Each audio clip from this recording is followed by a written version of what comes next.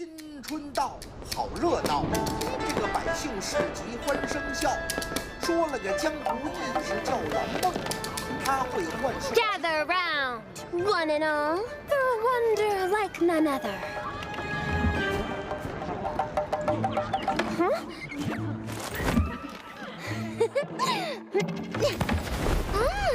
We have an audience. Behold my mystical talents, passed down for millennia. Watch closely now.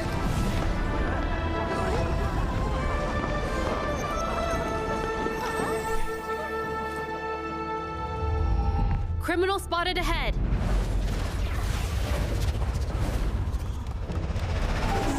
Me? Apologies, that's all for today. May we meet again?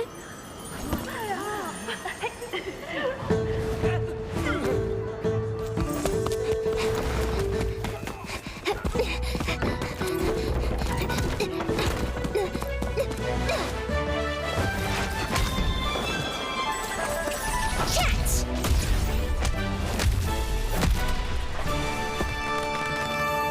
This'll be a breeze.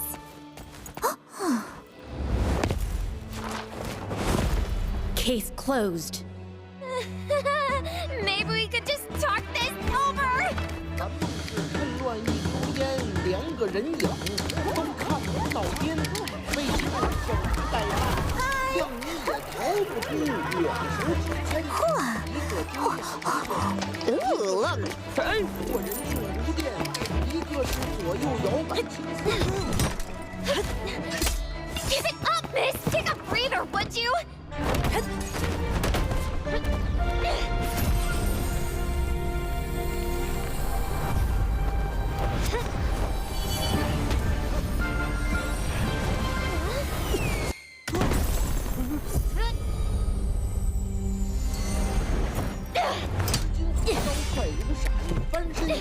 You're not paid enough for this! Just call it a day!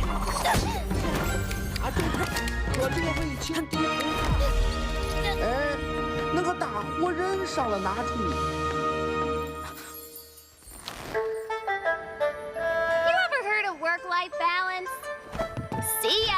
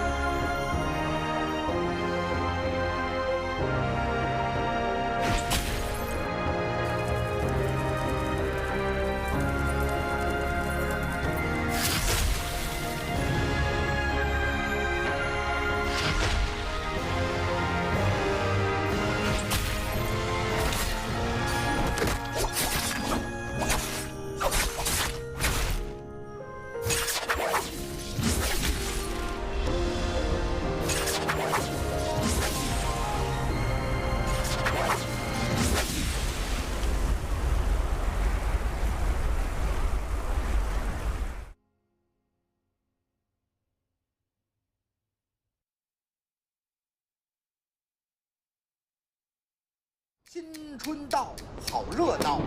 这个百姓市集欢声笑，说了个江湖义士叫蓝梦，他会幻术。Gather round, one and all, for a wonder like none other.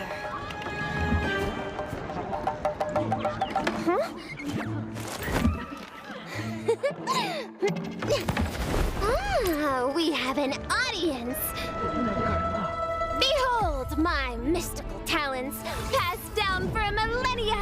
Watch closely now.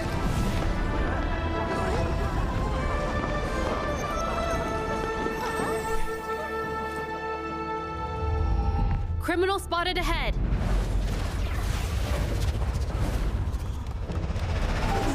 Me? Apologies, that's all for today. May we meet again?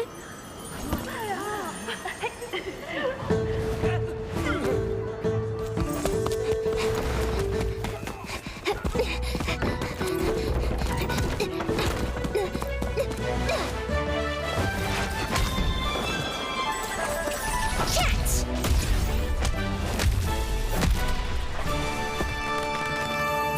This'll be a breeze.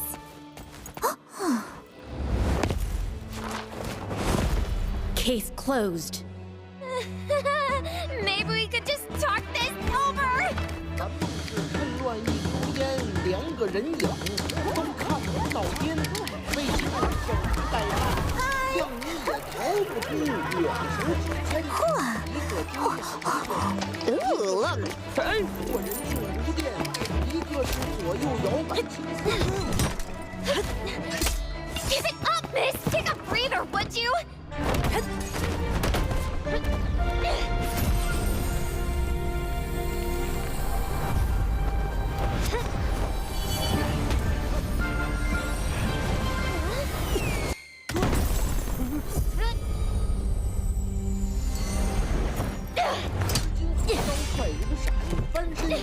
You're not paid enough for this! Just call it a day!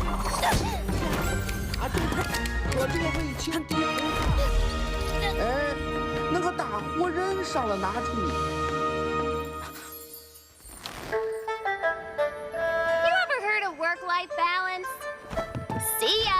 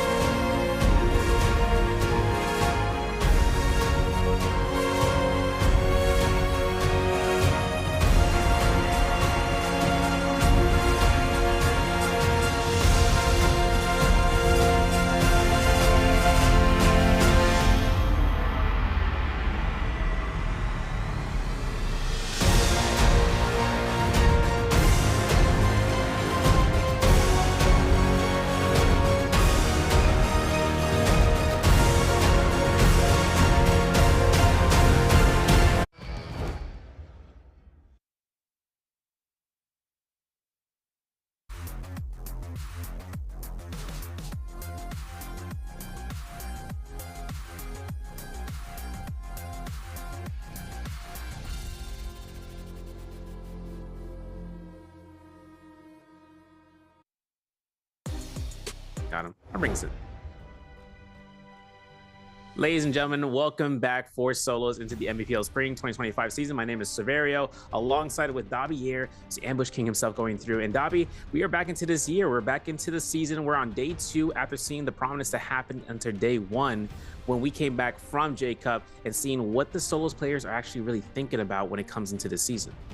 It definitely a little bit different for some of them, although, I mean, we don't have to talk too much about Mike, the GOAT himself here, who obviously is able to handle so much. But before we actually get into the depths of it, let's go back to make sure that the viewers know exactly what's going on. And y'all know exactly what to do. Make sure that your NARAKA BLADEPOINT is locked in to your Twitch, so that way you can get all of the Twitch drops while you're watching. So that way you can get some free loot just by watching the Nbpl. And also continue to stay tuned, so that way when we do our bi-weekly finals, we even have bigger things to be able to give out during the Twitch drop. So obviously, the more that you watch, the more that you earn. So, you know, I always just make sure not to forget that. But back to the rest of the pack here. I mean, currently, at least for the first, I mean, to be fair, the first day jitters, you know, kind of expected for some of these players, right? But to see, you know, some pop-offs, you know, expected to see Mike, obviously, to go getting game 2 and game 3's dub.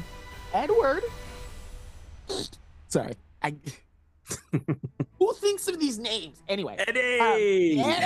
Who thinks of these names? Anyway, Edward in game 5 and 6, obviously, you know, really able to come in with some strong heat in the very first, very last few games, which I feel like we're starting to see something a little bit different from him. Obviously, I think a new phase possibly for him. I mean, obviously the new name change was obviously something that, you know, we couldn't necessarily, you know, not focus on. And then also Verse coming through with that surprising game 3 win, which was kind of a little surprising. Or sorry, game 4.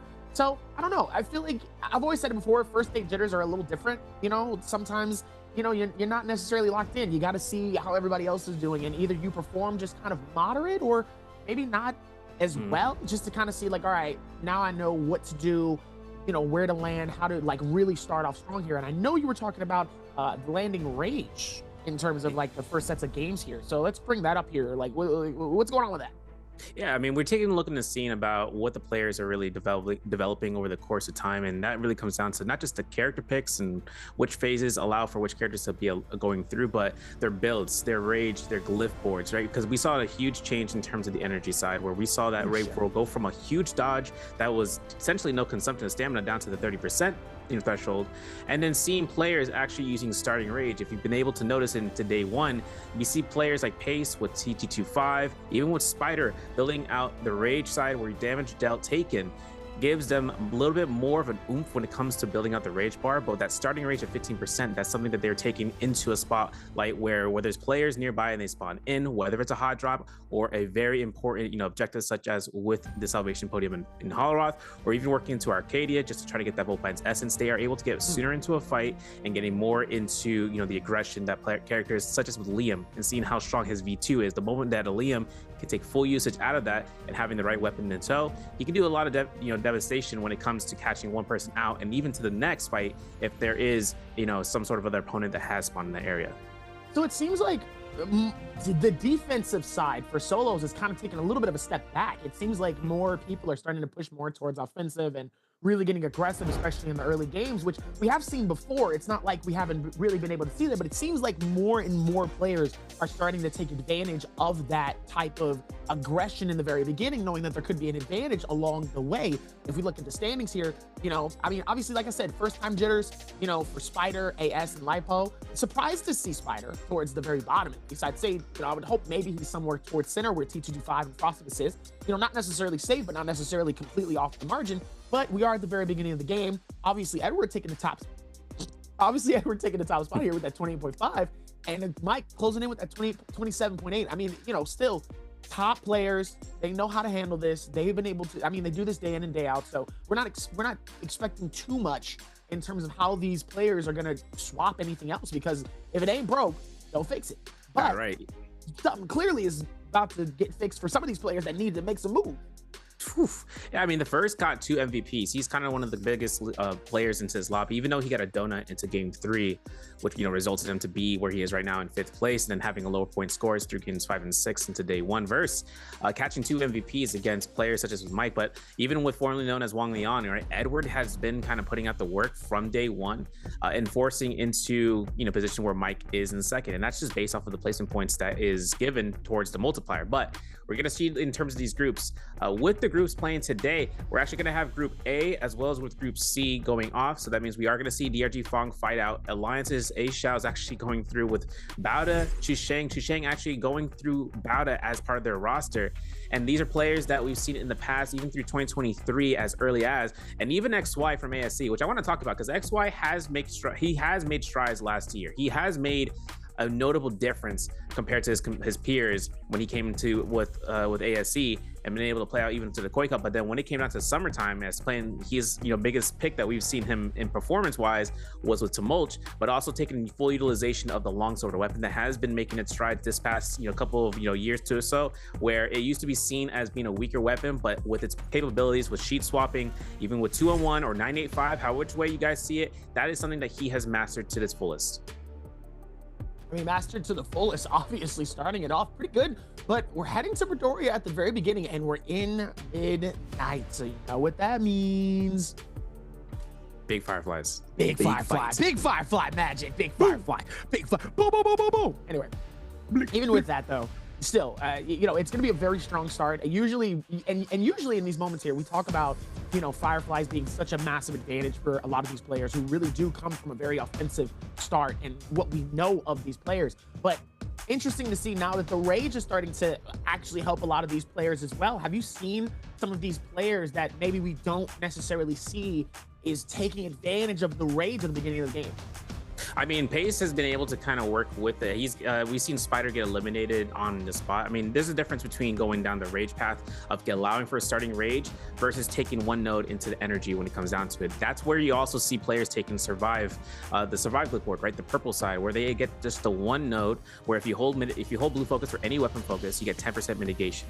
That's something that players use and utilize just because in the end game, when it comes towards having as much mitigation against opponents or even to poke fights, holding 1.9s, holding 1.2s, 1.5s, etc., when you're holding that, you're disallowing them to hit you for as much damage with that 25% base mitigation with blue focus, but then adding another 10% means that you're still earning damage to be dealt at a lesser value, but you're also building up just a little bit more rage, right? Things that happen into the decimeters of just being small, minuscule, an amount that doesn't really come out for consideration in the grand scheme of things. But for these guys, they saw the value coming out, I guess, during the off season and makes full work with it in terms of this season in 2025. Let's see. I mean, it's a new start, it's a new season, it's a brand new day, a good old morning. So let's see if any of these players are going to take advantage of it, especially off of the first strikes here. Some of these players have already gotten through their first days. So jitters, I feel like, start to slowly get away from some of these other ones. These are, it's a fresh start for the new year here. It's going to be their first game technically of the season. So, we're hoping for some pop-ups for some of these players, especially for seeing from CDY, some of the biggest fan favorite players of NARAKA BLADEPOINT, I would say of all time. Honest, outside of Mike and Spider, the usual rivalry we see from those two, the T225 who comes up being the third party, or should I say the third wheel? Sorry, the third wheel. I gotta say it. It's just unfortunate for T225. I saw the finals and how it looked. I was like, oh no, not again. It's just history repeats itself. The CT25 is like Swamp Izzo, every single one of his sound bites coming through here. It's a stock gunshot sound. Swamp Izzo. I hear him say that one more time. I'm gonna lose my mind. 300 times in the album, by the way. It's crazy though, taking into consideration what you mentioned, players that we saw in the past, players that comes through this year again. Panda Man, formerly known, is now CDY. He's making a chance again onto the grand stage, which is crazy to see. But also one of the four emperors being with DRG Fong, right? A gamer. dagger connoisseur, a superb player when it comes to disengagement, and seeing someone else coming through here who we can mention for all days, coming past, Chishang, who formerly from JDG, now into Baoda's unit as part of their roster, has himself locking himself in. If he can come back in terms of the season with a bang for his first day of playing today, this is whether or not he can go through with Midoriya with the Fireflies and just go off on it. There's a lot of things to think about too. Prosperous actually going into BBE's roster this year. This is his second day of playing. Formerly playing out here for last year under Alliance's roster, now under BBE with one of the Vietnamese teams. And he's pretty good in the set standing. I saw him place out in 7th place, and I'm like, I like that.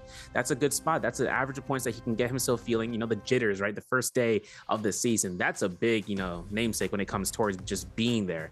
But for him to find his cool and having that, that's kind of sick to see. Be helpful for some of these in terms of, especially with Azhael, who, he's fresh on this. He's the new blood.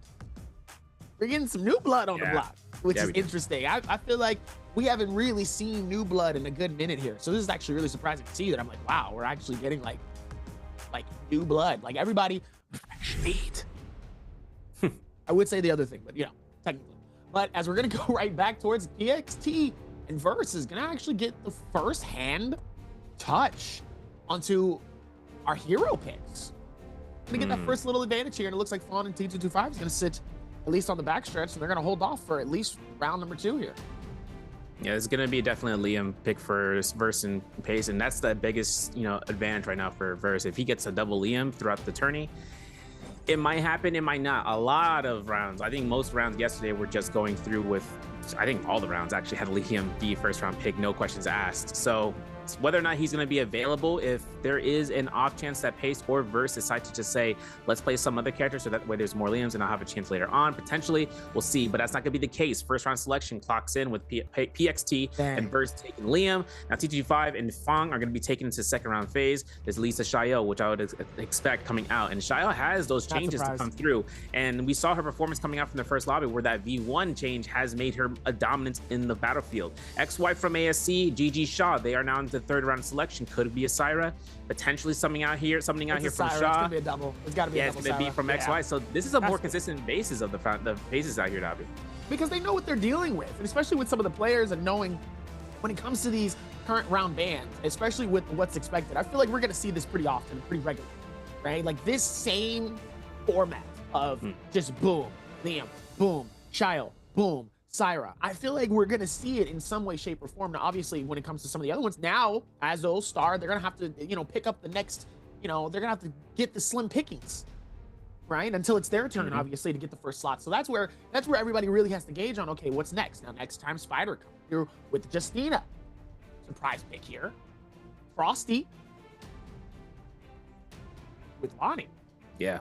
The crazy thing is seeing Lonnie, how great she was performing. It's just her mitigation and coming through. So Shine is going to be playing out the Temulch, and CDY going to play Akos. But I want to talk about the Lonnie real fast. So a lot of things came out during the offseason whether or not Lonnie had been a viable pick. But when they recently had to set up some buffs towards her where she is able to get more sustain, where her bounces are actually just able to be faster when it comes towards escaping. It's also the aspect that her ultimate doesn't consume rage for that first kick when she's able to cast it. When she throws that kick, that's a free rage. That's no cost to rage because it's a 60% starter initialize. When you start it up, it costs 60%. She can conserve 40% if she chooses. And in the Immortal War, right? If you pick up a Soul Bloom, initially it's 10% rage. Over the course of time, it activates up to 30%. So having Lonnie be one of the choice picks is definitely an option, especially if they're running V2, which we did see in game 1 with V1, but none of the players such as with Prosperous or Ashar are choosing that. The skills are going to be usually the basic ones, especially from Liam from F1 V2. So most for Chishang is going to be F1 V3, F2 V1 for Star as the Justinas, as well as with Spider, and Akos with the F2 under Panaman with that V2 variation. You're missing Balda choose with Tumulch for the F1 and the V3 for the first round pick, being one of the only players outside of CDY who's picking something that's outside of the realm of the players that we usually see for the first one, especially with CDY. We're going with our favorite, the Akos, the crazy tiger, as always. So it's gonna be interesting to see how those two are gonna kind of stack up, knowing the lobby is pretty meta. right now, being like the Right. off players of picking with everything else here, knowing, you know, Zuan is doing Syra, same with Sha, T225, going back at it with Shayo. And then here we go. My favorite. It's the weather season over in Padoria. You know, it's a nice little glide here. Nice sunny skies. Actually, it's midnight, so it's going to be very cold in the evening time as we're going to see SS and Pet Auda stand and get really close to Imperial camp here. Meanwhile, it's like, looks like we got GG Shaw and we got Spider getting nice and cozy inside of the Hall of Eternity here. As we do see some other players on the outside here. Looks like we see BBG and another player near Mercury River. And Skygaze Cove is going to be finding some other players as well here. So it's still a very vast matter in terms of where people are going to be landing here. But obviously, just like how you said before, the rage in terms of how they're going to start is going to dictate how the rest of these nights are going to go for some of these players here. And knowing how aggressive some of these players are, let's see if they're going to take advantage of it for the first 2 games of the night. Exactly. See GG Shaw with the purple armor already and having started Rage along with Spider, who went to the east side of Skygaze Cove over by Cinderfell. GG5 found themselves a blue weapon, blue armor as a Shayo with the combo breaker with F1. He also having, as I stated before, starting Rage is going to be where he's going to be rocking into. We can see Frostfist is opting to do that as well, and he is playing to that F1 V2 as Alani with a purple Hong Sword. He finds his way to try to lock this one in as he goes for the chase down. A lot of terrain now here to work around with, holding the blue focus, waiting for that check here. Gets one free throw and looking for a grapple towards it, and then whether or not T225 wants to use a combo breaker here, that's exactly what Frostfist is looking to invest for him. Whether or not T225 finds an armor swap, which he does, Frostfist still will not let up this chase. Not let up this chase indeed here, as it looks like he's going to be able to find a nice slash here from the fan. It looks like he's going to go right around. Nice little bit of some movement here. Going to try to see if maybe they can go for the F1. Maybe hold strong for the blue focus, but isn't able to. His Frostfist is going to try to see if maybe he can get a nice shield swap here. Unsuccessful in finding one. Try to see if he can keep that same energy right towards T225. Doesn't want to fall inside. Oh, and he falls inside of the hole here. As it looks like it does give Frosty a little bit of an opportunity to go for the quick reset here. It looks like we're going to continue right back towards where we started. Oh, the beautiful parry into the corner is able to complete the finish combo here towards it and is able to put T225 now close to the back. Now it's not looking good for him here. As T225 is able to find a great shield swap, and he has a nice move to get away from the blue focus slash for the katana. Frostfist is able to keep the same energy, is able to get him up top. Nice slash right towards the wall here, leaving him really stuck here, and it forces T225 to pop the ulti here to get a little bit more of a craze on the inside here, and now he goes back into the defense. He's gonna give him the opportunity here for it. Oh, and he catches him with the combo, says, come here, you're not going nowhere, and crushes the character just like his dreams and sends him right back to the resurrection.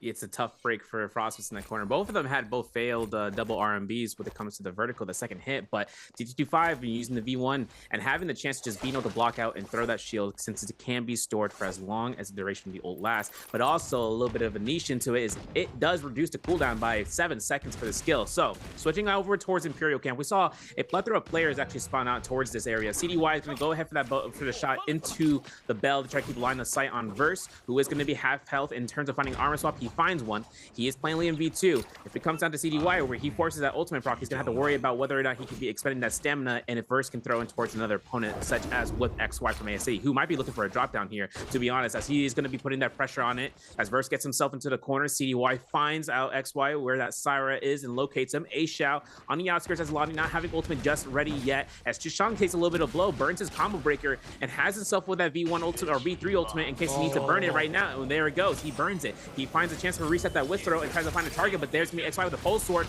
The Liam V2 does not catch, and CDY finds a kill against Bowden Chishang. Unfortunately, he got jumped. In the midst of all that, he got turned around.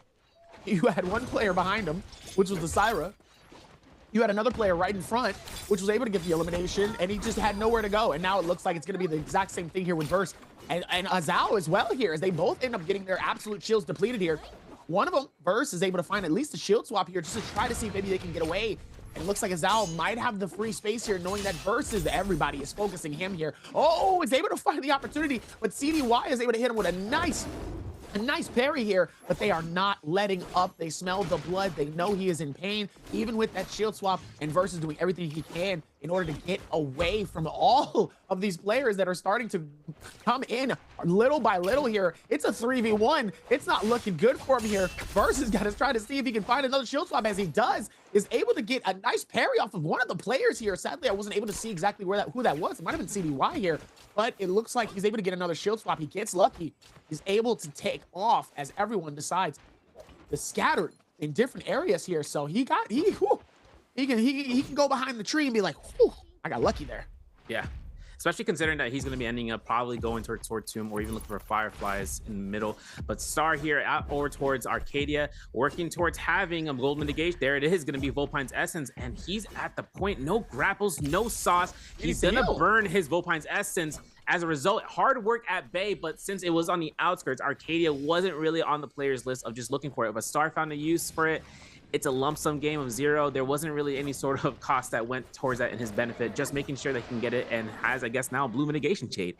It sucks, but it is going to be what it is for Star. He is going to be going ahead. Personal experience.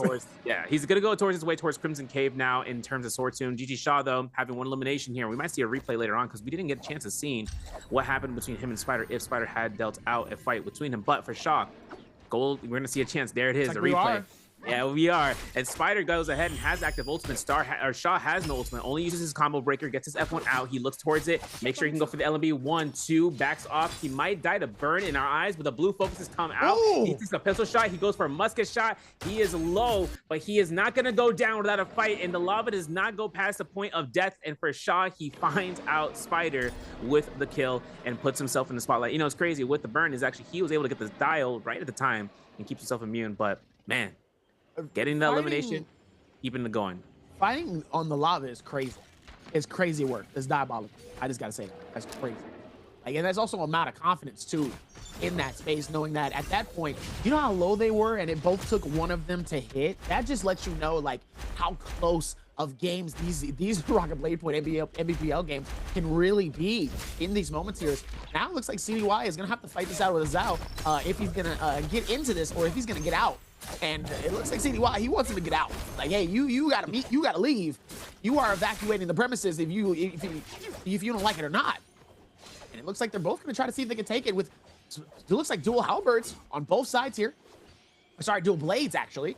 Both of them waiting with the blue focus, seeing which one is gonna actually strike here. Who's gonna actually take it? It looks like Azal is actually able to do it here. Now CDY, caught in a tough situation, actually throws. Azal steals it, and he says, that was nice. Gets a free kill and gets into the realm of Yang, ready to kick and keep moving. Yeah, you know, it's crazy too. He left that soul bloom in the background, so he can come back out of this with a loss and still have a chance within 2 minutes if the fight does end out as soon as possible. He is up against Tumulch, so it's gonna end up being whether or not he can catch him out after his F has been consumed, whether or not Tusheng can go for it. Blue focus on one side, comes right back in. Tusheng with that purple dagger goes in for some hits on the neutrals, goes for the horizontal, and the scare rush is set up. The blue focus comes around the corner, and as it comes out, the combo breaker off of Ashao is down. He has ultimate if he wants to kind of expend it, but he's kind of worked for a blue focus here. Goes for 2.0, goes for a clink, backs up here, goes for a swap again like he did earlier up against Pace, but then there's going to be the ultimate cast. It's going to be Ashao trying to keep himself aloof, and he has that free cost of, you know, for a free ball to be kicked towards the Shank. There it is. He finds he doesn't get the stagger to keep the extension towards the duration, and Ashao goes for the goalie stance, throws it, catches himself again for the forward dash, goes for a clink, dashes away, gets 300 sustain. He makes sure he can catch one LMB. There is a swap. That's all he needed. Goes for a 2-on-1, and that's going to be one chance for a scare rush. Goes for a clink again, throws the orb, and this might be a spotlight where the blue focuses come out, and a wild haymaker from Tusheng gets him the kill. Nice elimination towards that one here. Is able to keep that momentum and that pressure as much as possible here. Meanwhile, Fung is just getting absolutely blinded by the light here. And there's just no way for him to be able to get out of this here. He's trying to move himself as much as possible here, but there's no way for him to be able to get away or get out of it, as GG Shaw just absolutely blinds him with 1,000 beams of light right in his face, just fully just burning his eyes. Doesn't even give him a chance to know exactly what's happening. You won't be able to watch or see anyway because you're already out of the realm of Yang before the game even starts, which is unfortunate. As we look back here on the timer between Spider and PXT, not looking good for Spider here, as he does end up getting that parry, and unfortunately Spider now has to be able to retreat and get out of here as fast as possible. Dangerously low. 3.5 minutes left on the timer for the realm of Yang here. he is on the wrong side of the tracks here now, seeing the GG Shaw also, who already has the Vermilion Bird's Might. Not looking good for him here, but he's calm, he's stealthy. He's done this before, and it's not looking good for him as he's able to pop the... He almost gets caught on another combo here, but Spider able to give himself a little bit more time for him to be able to scale rush this out. Just taking his time little by little, just trying to scale it out. Maybe trying to see if maybe he can trick both of the players to start fighting each other here, as there's 4 hungry players ready. He almost was able to get out of the line of sight, but PXT was able to see him here, and now Spider still running, was able to find a great shield swap here. And even with this amount of rotation, he's still trying to find a way to not only escape, but maybe see if maybe he can just absolutely juggernaut the rest of the other players here, but it's not looking good here. These players are hungry, and they will... Oh, wait! I might have taken it back. PXT almost gets caught with a fight right in between one of them here, and it gives Spider a chance for him to heal up. Yeah, and even he has advanced heal, so if he finds blue armor later down the road, he'll be set, but even more than that, just making sure you can try to find resources alongside. Skygaze Cove is actually going to be one of the primary fight locations into this round. Fong has purple weapon as well as purple armor, as well as was FPX's star in the vicinity with a purple bow. But switching out over here, Alliance's A-Shao up against Shisheng. There's going to be an ult cast coming out to Shang as he's going to go ahead, catches one. There's still a combo breaker available for A-Shao. He's got to be very careful about the location. Here he goes in the right direction. He casts his ult to mitigate. He goes for staggers. He's trying to do exactly what we were trying to look for later on, but he couldn't go for that blue focus. He had ended up into the perimeter of the circle. And there's another catch here. It's going to be a lump sum. There it is, catching into one more ball to be kicked. If he can go for it, A-Shao could confirm this kill. A-Shao throws it. He catches it. R&B release, and there's going to be one chance for a goalie stance. He's not going to go ahead and throw the uppercut. The F1's burned out for Chishang, but if A-Shao can catch the grapple stagger, he would be a Gucci. And there's one LMB to the uppercut. There's the F1. There's going to be a chance here to hold that blue focus. A pistol shot to the next. He's got to hold on here for a little bit of heals. He's got to work around the fact that Chishang still has a Vermilion Burst Might active for the next 20 seconds. Whether or not he knows how long that's going to end up lasting, he has 90 seconds on the clock before his Rumying depletion kicks in. See if it's able to kick in, though. He definitely does not want that here. Knowing the time is against him, and it's not looking good for him. Those dual halberds are putting in work here. Is Bauda able to really shut down all of that amount of momentum that Azal is just trying to see here, going back on the defense, both of them pairing, both of them holding for the blue shield strike. Oh, is able to get a nice hit here, but he's dangerously low. Not looking good for him here. He's able to catch the carry, goes for the combo, is able to get a nice sweep. Can Azal actually turn this around? No! Dangerously low. Chaz is able to shut that down. He was so close, and it wasn't looking good. Can I speak on some? Can I speak on some? Yeah, speak your mind. So Lonnie has a medicine ball yo-yo. Listen. Am I the only one that sees that? She got the medicinal yo-yo, bros. I'm just saying. I mean, one thing is the one thing that's kind of crazy about it too is the fact that if it came down towards Alani having that goalie stance to be used, it's really kind of like an escape tactic, or you can use it offensively, right? There's two options. And A-Shao really wanted to rely. He wanted to rely on using that. Could he have gone for a 2-on-1? I don't know, because he had himself to go for the swap off of it, and then all of a sudden went towards goalie stance. And guess what? Chisheng still had F1 available to go off and avoid it at all costs. It's a high damaging skill, that cast for the goalie stance. The only thing that comes out of it is it spaces him away from his opponent, especially if that last location was a bit too far. But switching back over to the Skygaze Cove, Fong is trying to outpace Star in terms of his chase. He finds it. He's a blue focus, burns his combo breaker, and he's not out of the woodworks yet. We still see Verse going for those kill steal potential. There's a parry. There's a deferred combo breaker, and that might be a kill against Fong. One pistol shot, one something, and Star gets that kill with the RMB. There's no way Star just stumbled into that kill. I'm not gonna lie to you. That was not planned at all. Now, that one with Verts was very planned. That grapple, getting him out of the sky here, was a beautiful execution of getting that finish. But Star got lucky. I'm gonna be honest. That was such a lucky, he just happened to bump him with his shoulder, and he was able to complete the kill just like that. Now, meanwhile, back inside of the realm here, we got Wolves EXT fighting it out with Bauda. Is able to go for it. It looks like Bauda is able to take a second round inside of this realm of Yang here. They're able to hold strong here with the blue focus, trying to see who's going to take the advantage. Bauda sadly misses out on that one here as they both close in. Both of them with the blue focus, waiting to see who's going to strike or who's going to throw out the parry. Looks like they're still going to rotate this back and forth. There goes the parry. PXT was waiting for it here. Nice reset coming in from Shows here, but still losing a lot of shield here. Dangerously low, or at least halfway through here. Still has an advantage here, depending on if he's able to pop the ulti. And it looks like he is here. And it looks like PXT is going to do the exact same thing. Keeping that momentum there. Not going to get slowed down by the ulti. It looks like he's going to sit idly by and actually chill out of here. Oh, wow. PXT just sitting saying, come on, big boy, what's up? Meanwhile, oh, PXT almost gets caught up with the parry here, but it looks like Chilla sadly is not going to be able to take advantage of it. Both blue focuses trying to see who's going to strike first, and it looks like Bauda sadly gets hit by the parry of PXT here. Nice strikes able to come through here, but let's see if he can keep carrying that same momentum here. Both of them holding strong here, but it's not looking good for them. 20 seconds left on the clock. They both might lose this. It might be a chance here. The blue focus comes out, the soul break comes in, and there might be a chance for PXT to work out for a blue focus parry. There is a clink off of that soul break. He looks to mitigate a little bit. He goes for the blue focus. It is going to be that expense, 10-9 seconds, and now there's a chance here for PXT to get the blue focus again for the whole check, and there it is. 1.5 to confirm the kill, and PXT gets him second round with Yang. He puts Jishang that's mulch into a bind for the time. PXT though finds himself a gold weapon to be picked up here. Kind of curious in seeing what it is since he already had halberds. You know, with it, a gold armor, a gold jade of choice if it comes down in terms of what is available. It looks to be a melee resistance jade, so we're gonna have to see what he ends up picking up through here. Gets himself that White Tiger's Prowess, a known option here. TT25 from YZG actually picks himself up the win in his Romy Yang, and they're currently on the hunt down in terms of any foes around the field of play. Now, he is having a Hong Sword as his primary weapon, but he has able to pick up dual blades of gold rarity. 3 eliminations so far for TT25. Goes to the shop to try to pick up any of the items, such as a jade or a weapon.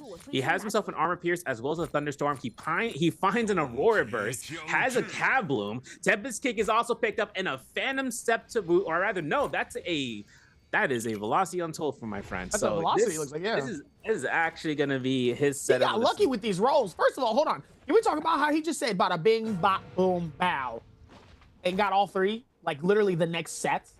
It's crazy, man. he's got like, the what is that luck? I don't know, bro. That doesn't listen, chat. I'm just gonna let you know that doesn't happen often. Where you just pick it and you get some of the best like soul jades like immediately off rip. Like what? That doesn't happen. Meanwhile, Yuan looks like he's going to get caught right in between a massive fight. It's not going to look good here unless he's able to get away, or at least maybe try to see if maybe he can find something here, but he is in no shape. Oh, wait, actually finds a purple. Never mind. I'll take it back. Now he just needs something better than a gray dagger. Yeah, that's what I'm saying. It's still an option, though, just for escape and movement. So if he ends up finding himself out here and switching out to another melee weapon, that's when he's forced to take a fight. And that's what PXT is looking for, especially after losing out that round. Question: what do you think is the better duels? Dual blades or dual halberds? Dual blades have a better opportunity to catching with the flop state, but halberds are a great mind read game, especially when you're trying to burn out for time with the holding those, like, you know, between the 1.1 to 1.9 and having that option. That's something that the halberds have extended range upon, especially for that horizontal range. But we're gonna see XY putting himself out here. Not gonna have a fun time, especially on this cliff side. Finds a nice parry off of this chance. There's PXT getting the full blunt force of it. F1 is burned out for this combo breaker, and he goes into offensive form, finds a dazzle, gets himself to a staff, but he gets caught in the under end of the staff blue, and now is forced to ult. That is unfortunate, folks. Meanwhile, Yuan able to take the ulti here. Tries to see if maybe he can find something potentially here, unless he's just like using it. Tries to see if he can find anybody. Really for the nice blinding light. The light. It looks like Yuan caught in between a fight between TG25 and PXT here. Both of them not really letting this go, except for PXT. PXT is really giving it the amount of energy here that he wants this fight. He wants the battle. Yuan sadly with still nothing better than a gray dagger.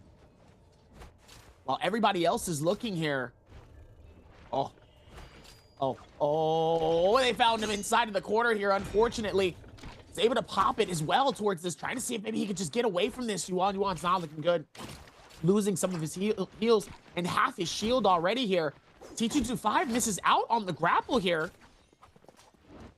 Yuan just trying to get a little bit of free space here. It's not looking good. I mean, these are very tight quarters, especially towards this ending circle. So in this situation here, like, what's the plan? What do you do in this situation here, knowing you have blue shield, you have gray dagger, you don't have anything in terms of decent loot here, and you got 4 players, massive damage on all pretenses and purposes, runs into PXT just trying to see if he can get away, and Yuan sadly has nothing to be able to show for it after he finally was able to get out of here, and sadly they're back to it. It's a dangerous game right now. PXT actually finds himself for a free blue focus, knowing the F is down, and catches elimination. As PXT gets himself 6 eliminations this game, he is the kill leader as a whole. And we still have 3 eliminations coming out from T225. Frostmas is just hanging out here, man. I'm okay with that. As Alani, he's gonna try to go for the placement and pick up some yoinks. And that point that you're making earlier, what could have XY had done earlier? It was really an attrition type, battle where it would have to been, how much can he kind of poke out what the opponents can't catch him, and forcing out fights between the 3. Now switching over to T225's Glyphboard, he's actually gonna, or his Jace, he's gonna have a Storm try to be picked up here. He's gonna find a dagger to be swapped out. He also has a Cyan Fang and an Alchemy on the standby, as well as having Assassin's Lunge be procured. So for PXT, having as well Pride's Fall into that Thunderstorm, it's going to be something where he can just catch somebody, especially with him being on Liam and capturing them out. But T225 here on the outskirts is just trying to kite through his Moonbane as a Spirit Well with Mystic Might. It's going to be appearing here in just a moment. Frostmas trying to space out, and T225 also looking around here. We're going to see this floating platform to be available with 2 gold troves, or 2 green troves, I should say, as well. So if anyone wants to try to see some loot out there, they can. But T225, right on the mark, is going to take the Spirit Well for his own stead. I mean, he does, especially with this massive Soul Jade he's got on his hands here. If anybody comes into this, it's not going to be good for anybody here. You might get sliced up like cheddar cheese. Meanwhile, PXT is able to get a nice parry right onto Frostovitz here, forcing Frostovitz to be able to run through the back off here. Still hasn't been able to get any of the rewards of the loot yet, as they're both trying to see if they can hold on strong here. Shaw getting absolutely sent back here as well towards this. It looks like now he's just trying to time it. As Shaw's trying to see if he can get some shots in towards PXT and T225 here. As T225 just decides, I'm just going to chill out. I don't need to be doing all that. I need to do none of that fighting. I'm here to get this, let me get this, and I'm gone. And just like that, he's able to get some nice loot, and now he's back in the action. Wolves PXT, usually, especially for this first game here, he's been the one putting everybody on the chopping block here, but now the tables have, how the turns have changed, how the turntables? Tables have turned in this situation. That's a joke, by the way. For PXT here, he's just struggling to try to see if he can find it here. As both of them, he's going to try to see if he can go for it. It looks like he might be able to pop off the offense here. Shaw ends up getting sent back as well here. T225 trying to see if he can find some range here. Shaw able to get a little bit of some heals off. PXT now back in the chopping block, just trying to run, getting as far away as possible here. Just going through so much of the scale rushing, not trying to get caught up by a bad combo by any of these players. Yeah, Stagger might be coming out here from Scare Rush to Scare Rush. PXT finds himself a little bit of space with counter grapple. It still has a little bit of time, but Frostmas is right behind the stead. He is going to be trying to just keep on kiting and tempt one heal. T225 finds the flank, gets a combo breaker offensively, using it in order to knock him back. And there's going to be a potential for a kill steal here. The horizontal dagger doesn't come out here from Shaw. 1 pistol shot, 1 musket shot. That's all that's needed to get him down. And for PXT, having to keep on kiting is still trying to attempt for a single heal, but into the zone. He dies to not giving any eliminations. Takes off the headset, thinks about what's going to happen next, because now we are in terms of the top 4 players into the lobby. Verse, T225, Frostmas, as well as taking a look and seeing whether or not Verse is able to get usage off of this Liam pick, because look, he's currently at 1 elimination. There is 3 different targets onto the board. If he can find out Frostmas, right, it's unfortunate for Frostmas, but that'll be up to 2, and Frostmas is right into the face of it. Here's going to be the hold R&B. There's going to be the 1-2, hold check, backs off, space out, velocity untold revealed here. Whether or not Verse is going to be able to go for the clink or just go for those 1.0 releases. Dangerous game here, as there is a huge distance in the height of this tower where they could be kicked out with a single blue focus into the zone. Not only the single blue focus here, but obviously, we do have this massive storm that's happening, that's slowly closing in here, as none of them really are trying to get caught from the outskirts here. As Frostovitz really wants to connect with this fight here, but it just seems like the other players is just not trying to do it. He wants to last to the very end of the circle here. I don't think anybody's really going to be diving into anything differently towards these final circles unless it actually gets to the very, very end here. It looks like T225 might get a little bit aggressive here on the Verse. Nice depletion all the way to send him all the way back outside of this, at least outside of the circle here. As T225 trying to see if he can conjure in. Oh my goodness, Verse losing so much damage, so much heal, so much shield here. Now it's not looking good for him here as he's trying to find the free time just for a quick shield. And all in this is he's able to pop a little bit of shield, and now Shaw, T225, and Verse trying to see if he can hold off here. And it looks like he's just gonna dive in. He gets flown from the outskirts here. It's like a mosquito absolutely about to get swatted out of the sky here. It's not looking good here. T225 just trying to find it, as Verse still able to succeed in finding a blue shield swap and is able to at least be able to just back off here for a split second here. Knowing that T225, he wants the smoke, he wants the action here, but he's not trying to give it to him because he knows If he really gets one good connection here, if he gets one good parry, one good shot, it's over for him. Exactly. And one thing too is that Shaw has armor pierce. So this HP being right below the threshold, if he gets one good landed shot, you know that Shaw's gonna be able to go for it. There's a parry, there's a combo breaker to be utilized, and Vert's gonna go ahead for the tap dodge, gets himself to the bottom of the cliff side, gets a nice scare rush with a storm strike from TT5. Is enough of a not a grief later on. I'm gonna cast the curse, but not a grief later on, but it causes him to go ahead and work it off right then and there for the stagger. For Versto, his biggest op right now is GG Shaw being that Syra, and considering that his F1 combo breaker can be denied with an offensive use, it could be a chance for that Syra to go right back into it. You can see TT5 look to try to burn out a chance for his combo breaker again. And the amount of time here, the amount of space that Verse can try to utilize, it's going to come down towards whether or not that armor will be picked up later on. Now listen, if we have a spot for TT5 to catch one R&B with his fan or even a horizontal, that would cause someone else in the distance to go for those shots, like just like right now with the pistol shots. And Verse, he's on that one elimination. He's got 64% on that rage. He's taking damage. He's falling slowly. He's taking a spotlight, just trying to go left and right. Finds an armor swap for a common one. He's quick with it, and he makes sure if he can get to the high ground, he can avoid the line of sight. But there's the parry another time. No combo breaker, one hit, and that's Frostwas getting the yoink of the century. He got so lucky. He got so lucky that he was in this game for that long, even towards that end here. Unfortunately, with the great shield swap, gets the parry, the combo comes in, gets the... To be honest with you, I thought Frostwas was actually going to steal that kill. And that was just because, like, just the last-minute musket is able to throw it down towards the very end. He's 1 HP, and boom, just like that, he's able to snipe it away from everybody else here. Now, as C225 has a little bit of a chopping block on himself as well here. He does have the shock value of the Soul Jades as well here. We're going to slowly close in here towards the finals. 45 seconds left for this final circle. And it looks like we're going to go airborne a little bit here for some fights. Looks like both of them going to take the advantage here. I'm going to be honest. I think T225 is looking real good. 3 kills up right now. If he gets at least one more in a second place here, he's probably going to be able to capture the dub here. As GG Shaw says, nah, forget all that. It's time to start blinding people. Yeah. It's time to start hitting them with heaven's grace. As he starts hum right to the face of Syra, trying to see if maybe he can get him outside of this circle here. And T225 now is on the chopping block here. Not looking good for him, as he's going to have to see if he can scale rush this out. But Frosty wants a bite. He wants a bite at T225 here. Oh! You saw that too, right? Of course, hidden Lotus, man, came out from the flesh. And one thing too is that was the reason Shaw wanted to make sure to proc. Oh, Frostbus catches a parry, but T225 had his combo breaker ready. He's at 60%. The Gregorian chant from GG Shaw is just making sure he keeps safe. There's going to be a 1-ball throw from Frostbus. Now he has to burn out the second one just at the right time to make sure he can catch T225 here, but GG Shaw's making this life a little bit difficult. There's going to be the chance here for free blue focus. Can the kill still be stolen? There it is, the goalie stance, and Frostbus gets elimination. 2 kills so far, finds the Soul Bloom, and goes ahead and keeps the extension. Now remember, this is a rage-based ultimate. He picks up that Soul Bloom. He's able to get another ball by this time and tries to keep the stagger going on for Shaw, and this is going to be the blue focus spam that might be coming out. There it is, a chance again and again. He gets the parry, he gets the lethal jab, and he confirms the kill with first place. Frostbus catches MVP, and those 3 eliminations given to him in that end game circle. That was a very patient game from Frostbus. Frostbus had a few moments where the odds were stacked against him. He had the low shield, he had the low heals, and he was able to at least get away for a quick second here, just so he can be able to pop some shields, and eventually he was able to throw that to another player. So then, during all that, he kind of goes, I wouldn't say on the defense, but he kind of stays away from the rest of the pack. He starts using musket shots, he starts to connect some of that damage, and he really starts to just slowly pat towards the back end of some of these players like T225, you know, like Wolves, like he was really able to come through towards that. So by the very end here, that confidence comes through. GG Shaw is already somewhat low, and then Frosty is able to take advantage of it. Clearly, this, you know, it's nice to see that the rookie is no longer a rookie. Always, bro. He's a big boy now. Yeah, even Pace too.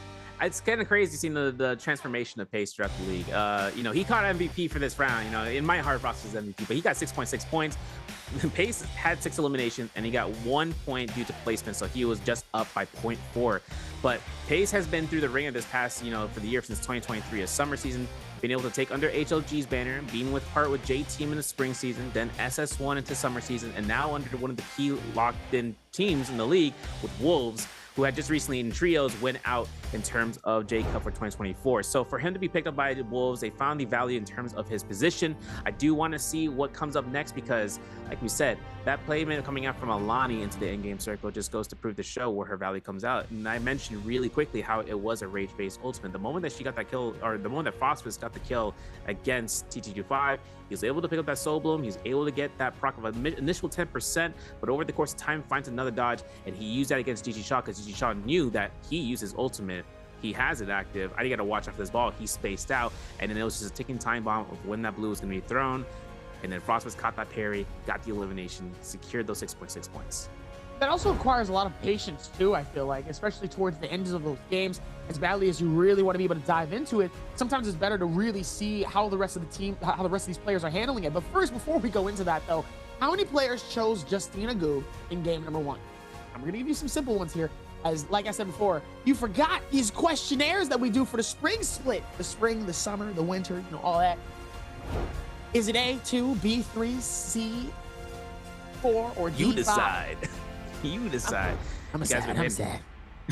You got to make sure you guys get a chance of here because A2, B3, C4, D5. We ain't blowing up out here, you know, but you really got him. Oh, you took a joke. Sorry. We had a chance here of seeing Justina's kind of work out with Spider, right? Though, right? He is Spider. He's playing Justina into that game, but he didn't have a chance of popping off like a lot of players were kind of hoping for. And you can see that in the scoreline, being one of the first eliminated, not taking any placement points into this game. So it's going to be a turnaround in terms of hoping to see that from the Hot Off in the next map. But our placement scores have it 7 kills in terms of Wolves of PXT. Now this year, currently known as, with stat 7 points, 6.6 for Phosphorus, TT5 for 4.5, 4 for Shaw, 3 for Chishang, Verse with a 2.5, 1.5 for both XY and Star, and 1 point for A Shao CDY, and a 0.5 for placement as Fong is able to take it through. And this is crazy seeing that the fact that both Fong and Spider didn't have a really great first game coming out from here. But we saw Fong, he was getting chased through Kingdom Come throughout Skygate's Go. Heavy, man. Heavy. They was not letting Frank go. Diabolical movement coming out and getting caught. And it was crazy because TT25 was, you know, one of the partitions for that, but you saw how TT25 was able to find flanks against other characters that were chasing. It's just that counter strategy that comes out, man. And just knowing where that building lineup comes through and just having the opportunity of choosing A to B and going down the B path and catching a blue focus, even to the extension that TT25 decided to use his combo breaker offensively to look for a knockback in order to confirm a kill early on. Are you tired of somebody and it's only game 2, it's only day 2. That part. It's only day 2 and they chase and fall. They want him out. Sadly, in the standings here, clearly not looking good for at least our day 2s for him. But obviously it's the first game. It's okay. 0.5. Hey, listen, at least it's not a donut. It's a half of a donut. You know, you ate one. You ate one side of the donut and it became a 5, you know, unfortunately. But some of the other players like Shaw also down. Not looking good there with those 4 points, but Star up top still. It was 22.5, and that 1.5 looking really good for him. But Wolves is able to put himself in a nice stature here with that 14.5 and 7 points for putting himself in 21.5. And T225 with that 4.5 here. So let's see where that goes. Frosty already starting off strong here with that 6.6. A good start for him. Very, very good start. So let's see. Hopefully, let's see him get a 2-peat today. I'd like to see him get at least 2 dubs. Be nice. Oh, definitely. I mean, actually catching MVPs is one thing, but getting this, you know, high enough points games like where it just comes out and you take full benefit, that's where it comes down, slow rolling it in, because it really comes down to catching the dubs into the weekly finals, right? So by week 1 finals and just making sure you can catch those points for the proposed and then having the opportunity of carrying that through. But I kind of want to see what's going to be our option here. We're going to have some match highlights brought to you by China Unicom as the replays realize that A Shao has that in him with the sheet swap, and Pace has Liam to showcase what he's got with this extension to the corner against Spider in the Realm of Yang, and catching the blue focus not going to probably be a problem so long as he's throwing another blue focus right back at you. Gotta watch out for those here as you're going to see PXT able to really focus with that blue and is able to capture him inside of the ball and throws him out. As that was the elimination onto Spider that got him out of that game here. Going back inside of the Realm of Yang here, PXT really did play super well today, at least for this first game. Like, he really held on for so long. I think his timing was really well spent, but also just like really reading a lot of these players here. But also he had some luck timing too. Seeing Yuan inside of that space as he was already dangerously low, rounds the corner, gets some nice hits there with the dual blades, and is able to get the successor out of that. And then is able to do the exact same repeat onto Shuz. Captures him inside of the ball, waits for the plan, throws out the blue, catches him, doesn't give him any more time for him to go through any of that movement here. And even with that, all the way through towards the very end here, he still was able to hold strong here as Frosted. I mean, really, like you said before, taking that advantage, waiting for the rage, letting that go, and then obviously taking full advantage of it here, knowing that Shaw was already on the wrong side of the tracks here with, you know, obviously him being lower shield and lower HP than Frosty. Yeah, and then obviously having the option to cancel just to have a combo breaker, worst case scenario, and just in case he can kind of, you know, break away from usage. MVP though, with the Liam, catching 6 eliminations, 22,000 damage, 7,000 healing, and his most prominent weapon being the fist blades in his hands, as well as the halberds. Halberds being gold rarity, but having the fist blades, you know, the mix up, no mix up. You know, you can throw the blues, you can hold them out, you can go for the dodges, and he ends up going and aims and, you know, going for the blue focus against Spider twice, once in the roaming, once outside the roaming, and knocked him out. Thunderstorm, he never really had a chance of using that, but that Storm Stride really came in the clutch, and having a prize fall on the standby. And if he was able to build up alchemy as the Jade comes through when he's picking up fruits, you know, he gets mitigation slowly but surely. That means it gives him another option, such as with the Cyan Fang, or even a Soul Shatter, an attack Jade and an HP Jade, which he can just, you know, rummage between the two. And he had a dagger to kind of look to use more for an escape, but if you can look for a horizontal, get to catch us around the corners and just go off by that end. Now, obviously, this is the case. First MVP for PXT. We take those. Always take those. But there is a chance for round 2 and seeing his flow get changed up. And coming out to round 2, I know whether or not, you know, PXT decides to work in terms of the phase pick selections. He got his Liam out of the game. Now he's into phase 6. So whether that he's going to be chasing out and using either a Temi, B a Justina, that we've seen in the phase pick selections, or even a Valda, which kind of is, you know, sifted in there. Valda doesn't really have as much play, at least in recent memory, in terms of the solos, because there's so many other options to try to go for the counter plays, especially Don't say that. Yeah, you know, I'm a cast. I like my Valda. Don't say that. I'm a cast a curse. If it comes out and he gets a Valda out there, I'll be like, okay, I stand corrected. Yeah, go ahead and cast the curse in my favor, because you know I like to see some of that. I love to see a Valda. I'm just saying, that's my favorite. But at the same time, I understand the fact that, you know, when it comes to the play style, and especially some of these combos and what some of these players are not only doing with some of these weapons, but what they're used to, especially with the Rage, especially with this new player with the Rage too as well. Like, yeah, now I'm starting to understand the benefits in terms of like why some people use them. Definitely way more of an advantage for the late game.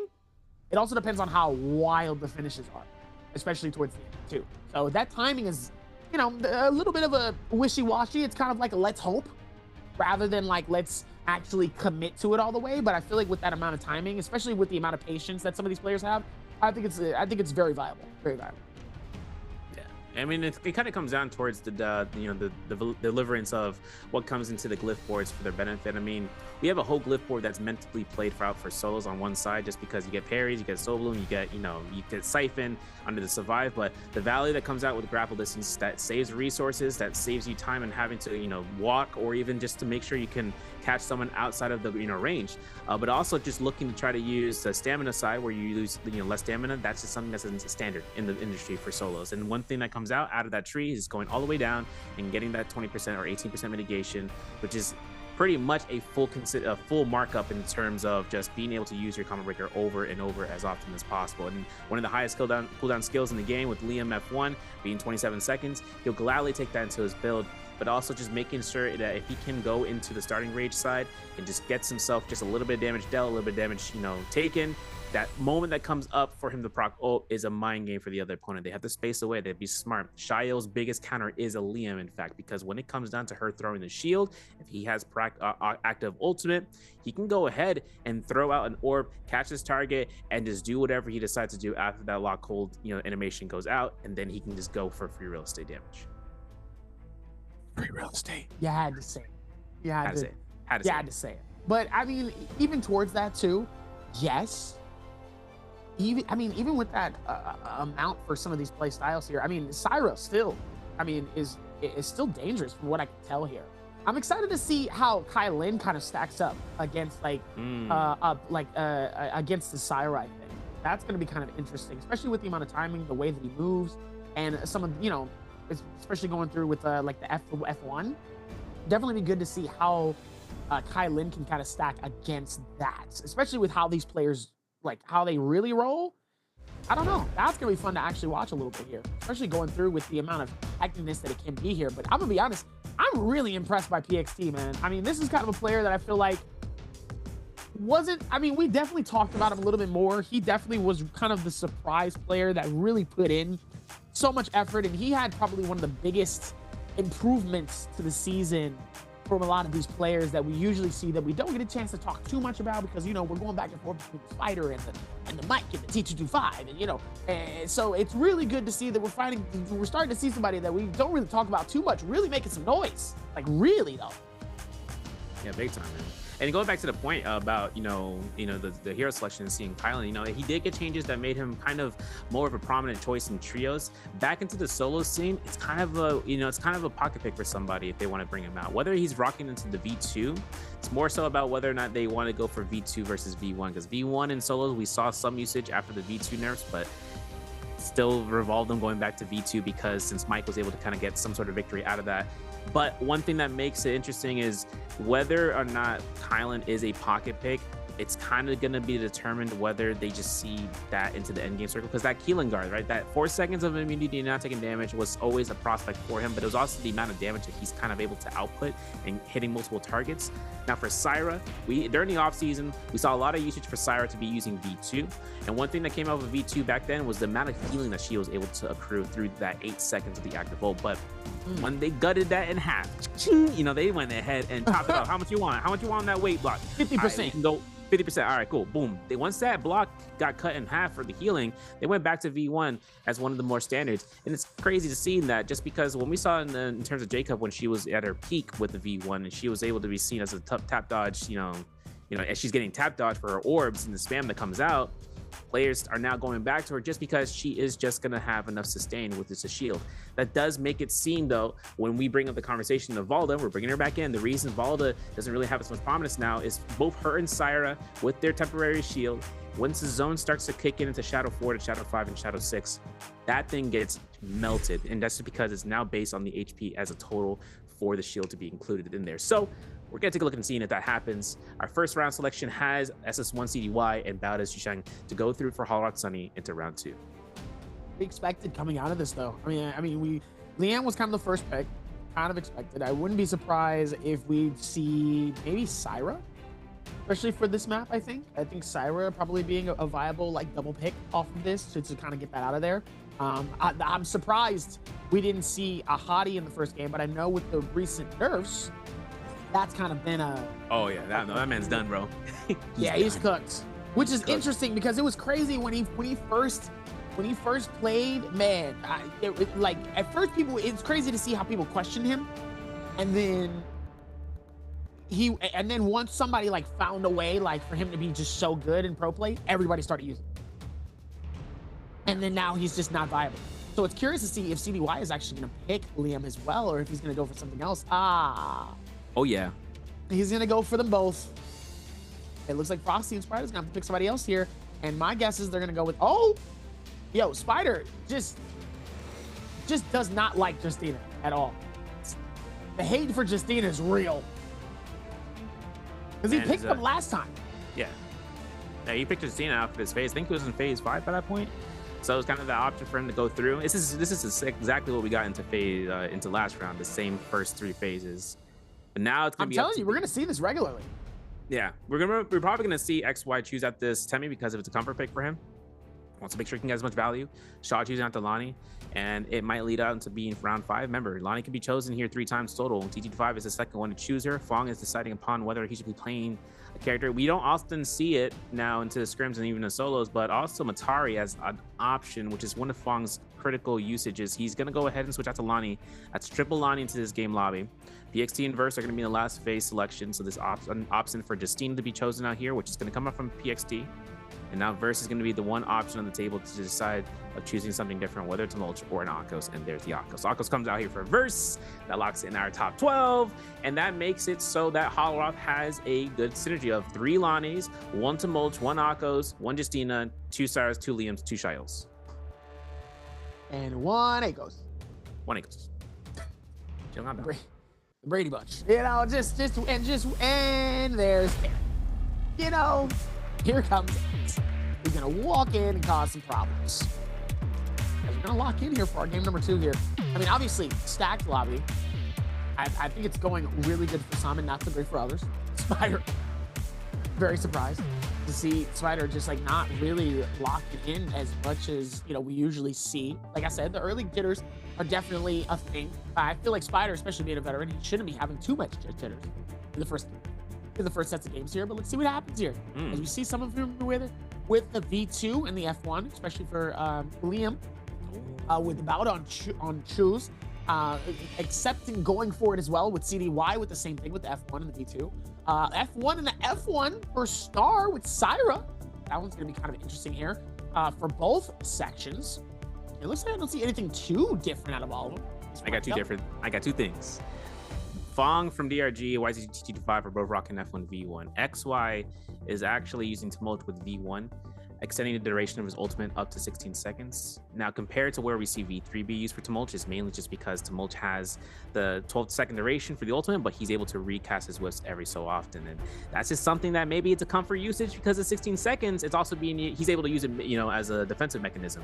But switching out to the maps lines, we're going to have a chance of seeing the Salvation Podium be a hot drop, City of Tang, as well as seeing the Eastern Wall with up to the barracks. This is going to be where, you know, if the pocketed fights start out, that's, you know, the builds are going to be made apparent with how fast they're able to get their ultimates and start those engagements pretty early on, Dobby.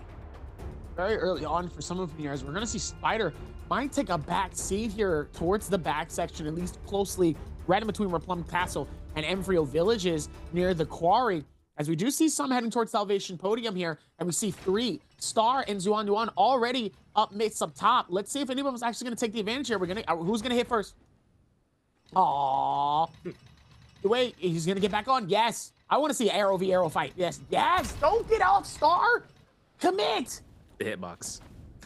I don't want to talk about that hitbox, bro. That hitbox is so that hitbox makes me sad every single time I see that. But he finds Nunny, he finds blue armor, and Tusheng wants to take the fight. He's looking for the using the dagger here for the crouch LMB, holds blue, goes for clink number 1, and backs off to the corner and forcing out that whisk throw. And there's a fan on the ground. That's a frame 1 swap, but he decides to back off since XY took enough distance, which gives more eluding time for Tusheng. Over towards, in terms of Frostwolf and Spider, near towards the quarry. This is going to be a 2-on-1 opportunity for deletion as Frostwolf gets caught. Spider finally gets his first elimination coming through here, blue armor, and is going to be building that up. Pace, though, is at 1 HP in a dream, and that pistol shot from Burst confirms it. Can he get that solo? And it won't be the case. It looks like Fong was able to find that sooner than anything, or by Grizzly Rise.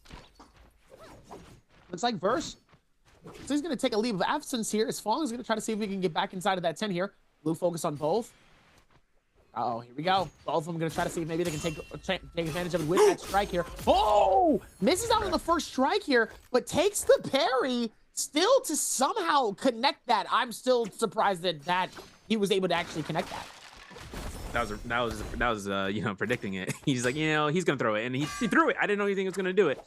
DG5 finds an armor swap here in the corner against Shaw and City of Tang. Ultimates are ready for both sides. There's a block extreme. LMB is confirmed. Looks for the combo breaker, sees it, looks for an LMB. This is gonna be 0 for 0 potentially here for DG5. He can get out of here. That is gonna be 1 RMB. There's the mitigation from the ultimate. This is V1, by the way, for the Lonnie. So DG5 uses it as an escape tactic. But look at the sustain that comes out. He tried to hit it off the corner and back off to the side. He sees that Fong teleported towards the ball in goalie stance, and now TT5 has only 1 ball left, and he's looking towards the inside as the bounce comes off, and Shaw takes a direct hit off of that. So this is going to be the chase down. The slide uppercut doesn't confirm here, but TT5, he's going to go for it again and sees towards the blue focus. F1 consume for the combo breaker, and obviously he's just trying to go for the flank here. He finds it. It looks like it might be a windowsill to be broken, and he's going to go ahead for a reset as Shaw is right around the corner, and that realized that TT5 needs to keep the chase going. I'm really surprised by that here, even with the ball like really being able to maneuver. But once he goes around that corner, goes in the building, throws his ball, and it ricochets off, that was disrespectful. I ain't gonna lie, that was a no-look pass, just like on some like that was just rude. He didn't have to do that. That was wild. Even with T225 here, to try to see if he can scale rush it out off of this. Try to see if he can find a decent shield swap here. He's gonna need something at least better than a gray. Hopefully he can try to see if he can find a blue here. He's going to take his time here. Fong is going to be able to go to the inside, but he doesn't have enough time here. And he captures the strike. On to Fong. Fong trying to see if maybe he can back off this. Looks like Fong decides to. He says he doesn't really want too much of the smoke here. Nice little bit of a strike here. This is going to be able to slide off. Keeps that momentum going here. GG Shaw might be going up for the follow-up. He has purple shield. He has blue nunchuck. So he does have decent loot, at least for a solid start here. Good fight. Possible decent damage. V2 really being very helpful here for this player here. And honestly, seeing it live here with Lonnie, this is like really fun to watch, honestly. Yeah, I saw that DRG Fong, and I was watching gameplay from another player point of view. I think it was from Mike, where he saw Fong using V1. And it was kind of getting in a conversation about how the usage of V1 is versus V2. Whether we saw when we see it in solos in the beginning of Lonnie's release, we're like, he's trolling. Frame one. Everyone thought, nah, he's trolling. But the one thing that comes out from V1 is that in instances of closed areas, you'd use that bounce to kind of confirm the hits, but it also gives a huge, massive amount of damage. Massive amount of hand damage that comes out. And it continuously bounces. Otherwise, you get as close as you can with the ball using your F2 or using the F skill within the ultimate for V1. And then if you catch the ball, you can rebound it towards your opponent again, and then you can just go ahead for some spam hits. And it also creates a nice point of where you are you're able to fly in an omnidirectional pattern, similar to Hadi, but in this case, where you're able to take those usages and as much as you can to try to space out or to close gap. But we are going to take a look and see an ASC's XY here. Gold Hong Sword earned from the Salvation Podium with the puzzle being cleared. He sees Verse, who has a purple Hong Sword and has himself with that V2 Akos to be going through. This is going to be a fun fight. This is Tumult versus Akos. Two counter pick options in the past, but now going up head to toe right here, where they would now be coming through and playing parallel to one another and making to ensure that they can play as much space over towards the east of the Plume Castle. But back to the city of Tong, we see GG Shaw here having that purple armor and just making sure he can work this out. And rocking that V2, as we saw earlier, is going to be something where whether or not we see if it's going to be either forced or used as a counter option. Now, would it be used as a counter option? Would you use it as a counter option if you were in the middle of the game? I mean, one thing that comes out is using it as an ultimate focus mitigation if it comes from a cast from another type of ultimate. Whether Shayo is an active usage and she has a block already procced and she has a chance of throwing the shield throw, activating the ult to counter it would then be just a read at the end of the day. If he can read that, that's where he's able to come through, burn another Shayo block, and just play around and play in tiptoes. See if we can keep that same momentum going here, as we will be able to get the first Realm of Yang Circle happening here. See who's going to take advantage of it, at least towards the inside. It looks like T225 is going to snag the first one here.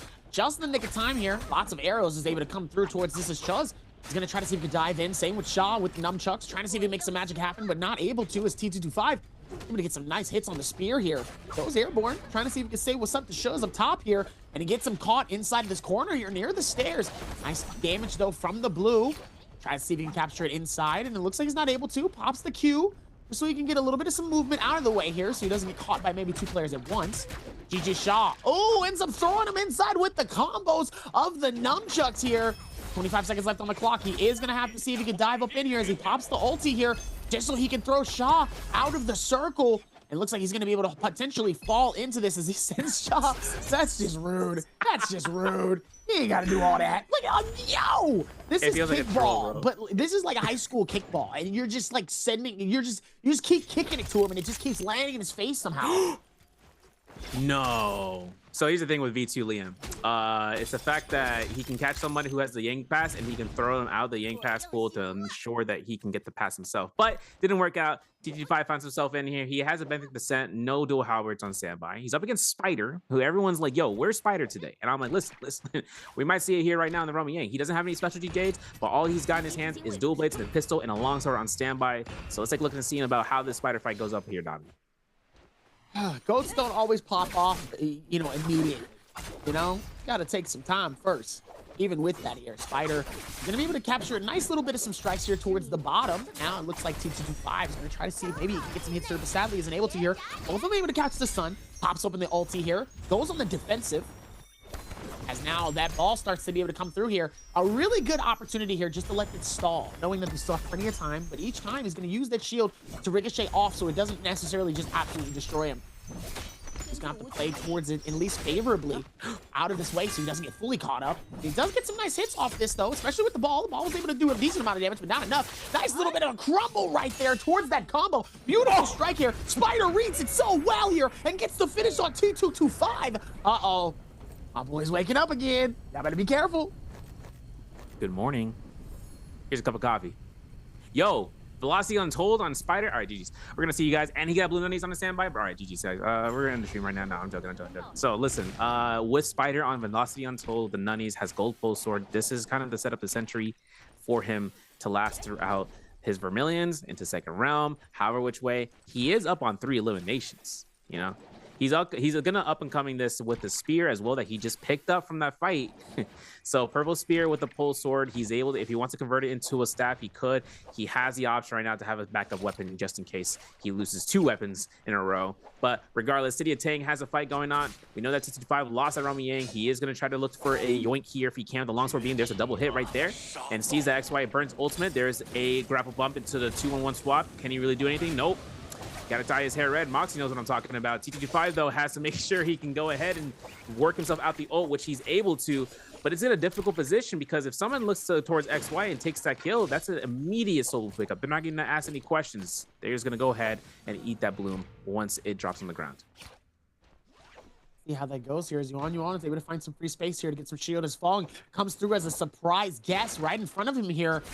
Looks like Yuan is going to be able to take the arm stretch here. Goes for the scale, just trying to see if he can get away as much as possible here, knowing that 2 are just dangling right off the sides here. Nice movement on both sides here, but sadly isn't able to do too much here as he's able to go right down towards the very bottom. It looks like the chase is going to continue on here as we see Spider on the outside. Oh my goodness. TDY just destroyed Spider, just out of nowhere. Obviously, having that Vermilion's Bird Might, you know, it's okay. You know, he was able to go through with the resurrection, keeps all of his loot and all of his weapons, but now Zuan is caught on the wrong side of the tracks here, knowing that he's got 3 people fully chasing him full speed. It's not looking good so far here. Even though he has decent shield, he has a blue fan, he has blue shield, just not. Oh, wow. No way, bro. Wait, there's no way he just did that. There's no way he just did that. There's no way he run the bell and then sat here and was like, not here. Swamp Izzo. I swear, man. There's no way. There's no way that everyone just like, yeah, he went this way. Okay, let's go. Like, all right, gang, let's go. Insane. No, Mystery Incorporated around there. They don't know what let's find out who the culprit is. Hubris. All right, listen. Everyone's gonna be walking away from this spot. XY is safety netted out of here.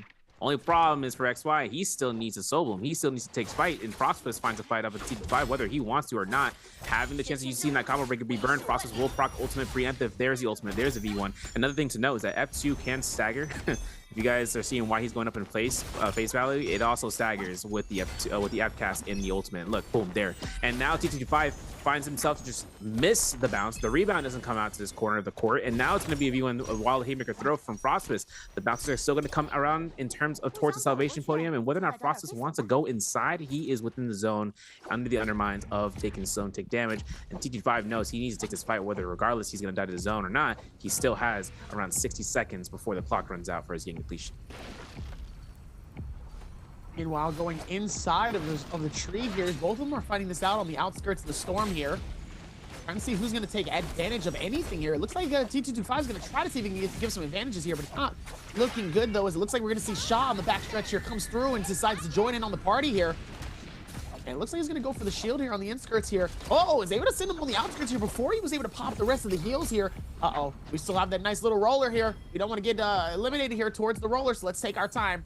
Let's not do anything too hasty. As T225 is going to go for the heals here. Frostfist is on the inside here. He still has some heals left, so he's got time. He's going to stall a little bit, give himself some time. Oh, yeah, he's got a decent amount of heals. He's not going to... He'll be all right. Yeah, the weakness escalation. That thing is going to melt, though. Yeah, he's going to have to make moves now. 15 grapples in the stead. GG Shaw's looking for him, and T225 still getting hunted by GG Shaw. So second round is going to be starting out here in just a moment for the players to wait for that Yang pass to be executed for. But there is Frostfist living. T225, he's out of the game because of that Yang depletion. There he goes. All that gear, all the stuff in his pockets, not going to be able to be noticed. It's going to be just left in the zone. But Frostfist, GG Shaw is looking around for him. There's heals to be heard and Frostfist to be seen. And GG Shaw is going to put the blinders on. Maybe looking back. Maybe just making sure he looks back here. He's going to get towards the Yang and making sure he can try to get in there. That preemptive ultimate from Versus to defend himself to get that Yang pass in active usage. It's going to force him into the fight. But it's going to be a fight between GG Shaw and Frostfist potentially. Otherwise, Yang 2 is in effect. See if they can keep that same momentum going as GG Shaw finds Frosty here. Frosty's still dangerously low. Doesn't think he has any heals left here, so this might be a free elimination here if he can get close here. CDY fighting this out with PXT inside of the realm of Yang here. CDY trying to see if he can find a nice little bit of a nice strike to be able to come through with it, but not able to here. He's able to pop the F just to be able to get a little bit of some stun action, just to try to get away. CDY just trying not to really engage in this fight here. He forces him to really go up here. Oh no, don't tell me he caught him with the juggle here. Oh, beautiful hit with the Justina. And it looks like he forces the pop from the ulti here. Almost misses him inside of it, catches him inside of the ball here, gives him a quick second here to pop at least one of the shields here. Goes for the combo. Beautiful strikes with the dual halberds here. Is he gonna do a nice little bit of some strike? Oh, Justina almost catching on the ice freeze, but not able to do it. Catches him again inside of the ball. Gives him time to go for the shield here. Whoa! Bruh. What just happened? We're in turnaround century right now. Everyone's griefing, but there's a combo breaker, and this is sap reveal from Pays to slap. I can, you know, everything that's happening in this Roman Yang fight is kind of breaking my mind right now. Because CDY, he captured it, he got caught by a TOD, and Pays still had a chance of being able to catch a stagger, but he did it too late, in which CDY activated ult, and now it's to the stage where we are right now. It's a blue focus, wild haymaker spam, and PXC, it's 1 RMB from death. There it is. There it is. He was like, yo, you should have died like 17 days ago. But CDY, what he did is he threw him up to look for a slight uppercut extensions to go for the infinite. Didn't occur, didn't catch it. He does find himself a Cloud Weaver and a Gold Staff, as well as, I believe, a Tai Chi Fantasy crew, which also is usage for a true uppercut into a sheet swap or even a 2-on-1 swap with the fan. Whether or not CDY wants to do that, it's up to him. But taking out Cloud Weaver, absolutely. That's an endgame Jade that we can see. Spider, though, 3 eliminations. We saw him get killed off by CDY earlier. Roman Yang depletion didn't take Roman Yang number 2. But it is going to be where Verse is going to be having the White Tiger's prowess as well. So he's going to be working around and clocking around the map and seeing what's up. Our kill spread comes out to this. CDY with 3 eliminations, as well as with Spider. 2 kills for Verse and Star. 1 kill for Aishao and Fong. But 0 points so far for Frostbus and GG Shaw. Both of them, one being a Shayo, the other being a Lani. And into this game, it's going to be up to, upset spaghetti moments if they get a yoink, and then that gives them a little bit of point advantage. But then again, that's all that it comes down towards. They can seek towards catching just 1 kill to the next. Now for Fang, problem is he is under the pretense of that Roman Yang for the next 4.5 minutes. So he's going to have to make sure that it works out if he decides to go to the city of Tang, because see, that might be where all the players are to his knowledge, when in fact it is. He's got a strike too. He really wants to here. Even though we got CDY with 3 eliminations and Spider with 3 eliminations. So Spider's making some noise. And so is CDY. Finally. 3 eliminations deep. He's in 4.5 and he's in the chopping block right now. Overall in 14th place here. So CDY still has some work to do here if he's going to see himself much higher past the red line here. If you guys are looking for the first time here for NARAKA BLADEPOINT, that red line is the elimination area. A place where you don't want to be. Oh, I thought you were going to say something. You look like you were going to say something. That's why I stopped. Now I'm just calculating stuff into the match, man. But yeah, that red line, no go zone, bro. If you're below that line, you are not making to the bi-weekly finals, which happens after 3 days of playing. And this is day 2. So some players are already on their second day of playing, such as PXT, Spider, TT25, Star, Frostbus, and Verse. They're all day 2 players right now currently. So this is the last chance, just making sure they can get as many points before day 3, crossing their fingers that if they're within that center line of 12th place, that they don't get crossed upon. So hoping to see that performance come out where, we don't want everyone to go into, I want this person to win over this person, but man, it's going to be a close fight when you know that there's a skill ceiling that has been marked, especially with past victories with other players, such as seen with Fong, who is getting chased the heck down. He is getting chased throughout this entire floor, but look at the disengagement. I talked to you about it. One of the 4 emperors, and he's using a dagger, which is the key weapon for disengagement. Look at this S tier plus gameplay, bro. I can't even talk about it, Davi. I can't. Why can't you? Because it's too good. It's too good. It's too good, bro. Way too good. And that's what it's like here inside of the realm of Yang, or in NARAKA BLADEPOINT just in general here. Still a lot of action happening here.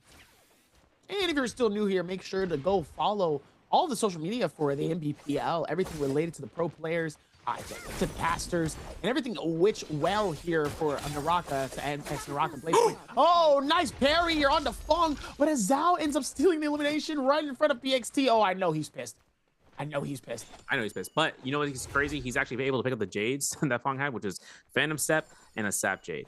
So that That's even thing, huger. yeah, that's even huger because that denies someone else from picking up that Sap Jade in case they catch a parry. Because it's a single hit, there's no reaction to it. You can't use your combo breaker until you get hit by anything for a stagger. But replay actually playing out here. This is the loss that Fong took into the Romy Yang, and he was up against Verse here. Oh man, there's a combo breaker being used here immediately up, and that read was going to come out from Verse to catch an LMB stagger. He burns his F skill with his F1 for the Akos, so he's able to catch that mitigation for the 8 seconds. But then he gets caught by a stagger. Oh, this is going to be it. Watch this. One. Oh, explosive armor. I denied that. And this is going to be Fong to the corner side. That explosive armor saves Fong's life. No, but we know the end value of this fight is a loss. So let's take a look at seeing what Fong can do to pick apart this by piece. Akko's ult preemptive once he gets caught by a stagger. This gives the Verse full offensive value. Combo breaker out. Fong looking to mitigate that time there. Sees the usage of the scare rush. Knows the proc ult here on V1 status as we saw. And this is the F2 stagger. But remember, this is going to be a V2 Akos versus holding very steadily in terms of when to use this. But with the ultimate being done now, it looked to be just a reset angle between both of these Davi, and there's a parry like that. That man is donezo. Is he though? Is he though? Potentially, with the amount of time that he has here. Never mind. Triple jump LMB, bro? Oh man. If you, Listen, you ain't seen nobody do a parry with the triple jump, you know, sometimes, you know, they might get, never mind. You tech? Maybe. Can't believe. Maybe. Just maybe. And, you know. You never know. I'm just saying, stranger things have happened inside of the realm of Yang, and other things too. It is, you know, it can be very, very hectic and very hasty. Wow. Burst, CDY. Star and Azael. Sha. EXT. Still a lot of momentum here inside of this, but less hecticness. So, Yeah. EXT really putting in some noise here with this first game here. And obviously that confidence really coming through in stride. How does he maintain what he already has right now? For pace, I mean, he's the Justina, man. And the Justina can be caught out very quickly. He can escape with 3 dashes, but after that, it's over. This Spirit Well is a Mystic Might, so for right now, he's going to be cutting around the corner of the circumference of this Yang shield and just making sure he can try to capture it or just catch some sort of poke here and there, for instance, someone who gets caught in a clink, right? Those little instances of just being caught into the frame of a clink, and he can go for a blue focus in the moment. But for PXT right now, Gold Hong Sword doesn't want to throw as many blues as you kind of hope for, and just hoping to see that if anyone gets caught out, whether a forced Liam ult comes through, he can look for the target that Liam wants to throw out with the orb and come out. In the distance, though, over by Cinnabar Valley, A-Shao is not having a good time. He's at 300 HP. He has Syra ult still active, which is another target in the game that you kind of want to work out and getting her out of the game, so long as she's able to work with another Syra just to make sure that they can survive. And that seems to be not to be the case. Syra ult is coming out here, and you can see how much the other Syra is not going to go worry for her. A-Shao is going to be left to the ringer, and potentially once his ultimate ends out, everyone will still clock in and making sure they can get rid of her from this game. Looks like Azal is having some fun here instead of making a fireworks show inside of a tent. I don't know if that's, you know, a fire hazard. You know, at least I don't think so. It might be. You'll have to get that checked out possibly. As Azal looks like he loses some shield here as well, and now he's about to get chased by the entirety of the lobby. Definitely not the space that you want to be in here when you're trying to just dive out as much as possible. Azal trying to blue scale as much as possible, just getting away from a little bit of everybody here. Almost cancels out so much of that movement when he gets away. He keeps maneuvering as much as possible here, but it's not looking good for him here as he tries to see if he comes back with the shield, but not going to be able to do it, as he does end up getting eliminated here as PXT is able to find his second elimination here inside of this. 24-point deep. CDY caught inside of a combo as well. Looks like he's going to go for the reshield here, but it looks like Star wants to try to see if he can keep some momentum going here. He wants some of that energy, but decides not to. Doesn't want to get caught up by the ball as he pops open and resets the... Oh no! CDY, don't do that. Oh no, that's not looking good for him. His Star ends up catching it with the combo, and now he finds a gold shield swap. Look at that time. That Spirit Well that he's holding on to that Spirit Well for the items on the ground until a certain amount of time it'll be available, but he doesn't swap immediately. He waits for until when he needs to use it as a reset, and he finds it, right? Now, Syra ult to be used from Star on a position where Star has no armor. Once he's at 8 seconds right now left to go through the ultimate, so Star, once he's trying to look for heals, he's also trying to keep a dazzle on this Liam. There it is, catches it, goes for level 2 light beam, catches it, boom, but his ultimate's on. He's keeping close to the wall in case he needs a scare rush. Now he goes straight into the heart of it. Rampage comes out, combo breaker utilized, and Star goes for a 1-2, no 3. Makes sure he can hold horizontal here for the dual blades as the target comes out with a free RMBs in the back. max round from Verse, somebody at least. And there's the F1 from it. There's going to be the blue focuses. The burn from the Blistering Edge comes out. Justina from this play from Spider as he yoinks the kill and has 2 eliminations, possibly up to 4 now, actually. And that's going to be where it comes down for Pace, having to not get any value off of that soul bloom. That's unfortunate here, because you want to make sure that you get every single piece of, you know, opportunity you can when it comes to like really having the opportunity to close in on some fights. But, you know, you definitely don't want somebody else to take advantage of that and really just finish it off as well here, because that's just not fun. That's not fun for you to get eliminated knowing that you really could have done a lot more. Yeah. Let's see here. Who do you think truly has the advantage here in the situation? Spider still hasn't procced ult. So that's kind of the idea of the lobby. And when it comes to the real brass tacks of the endgame circle, the Lonnies have full advantage of this. Akos can work out. We've seen this in the past where Akos can kind of work off of the action of throwing a V2, but there's not a lot of height in terms of this area, just a lot of spacing. Jade's though coming from CDY, going to be using Rampage, has that Cloud Reaver, but no Fist Blades in hand. Has himself to really just pace himself out here. Desperation onto Verse with a Roger's Grip, so he has a chance of losing the gold focus, so it won't matter. But a Blue Cannon with a Rupture Gale Burn. He has that Velocity Untold. He's got Purple Nunnies for Verse. This is big for the Akos, especially where he doesn't have to use his Combo Breaker to get out, or his F ability to get out of sticky situations as a soft Combo Breaker. But there's a Cloud Bloom onto Pace. We saw this coming from earlier. He also has Roger's Grip. He has Phantom Step. Overlord is going to be something in his pocket, so whether he's going to be switching out to that, we'll see. Blistering Edge, we saw from GG Shot earlier, Tempest Kick, and a Sap Jade. And a Sap Jade onto Alani here, even though he doesn't have as much to work with, and having it on a heavy weapon would be crucial.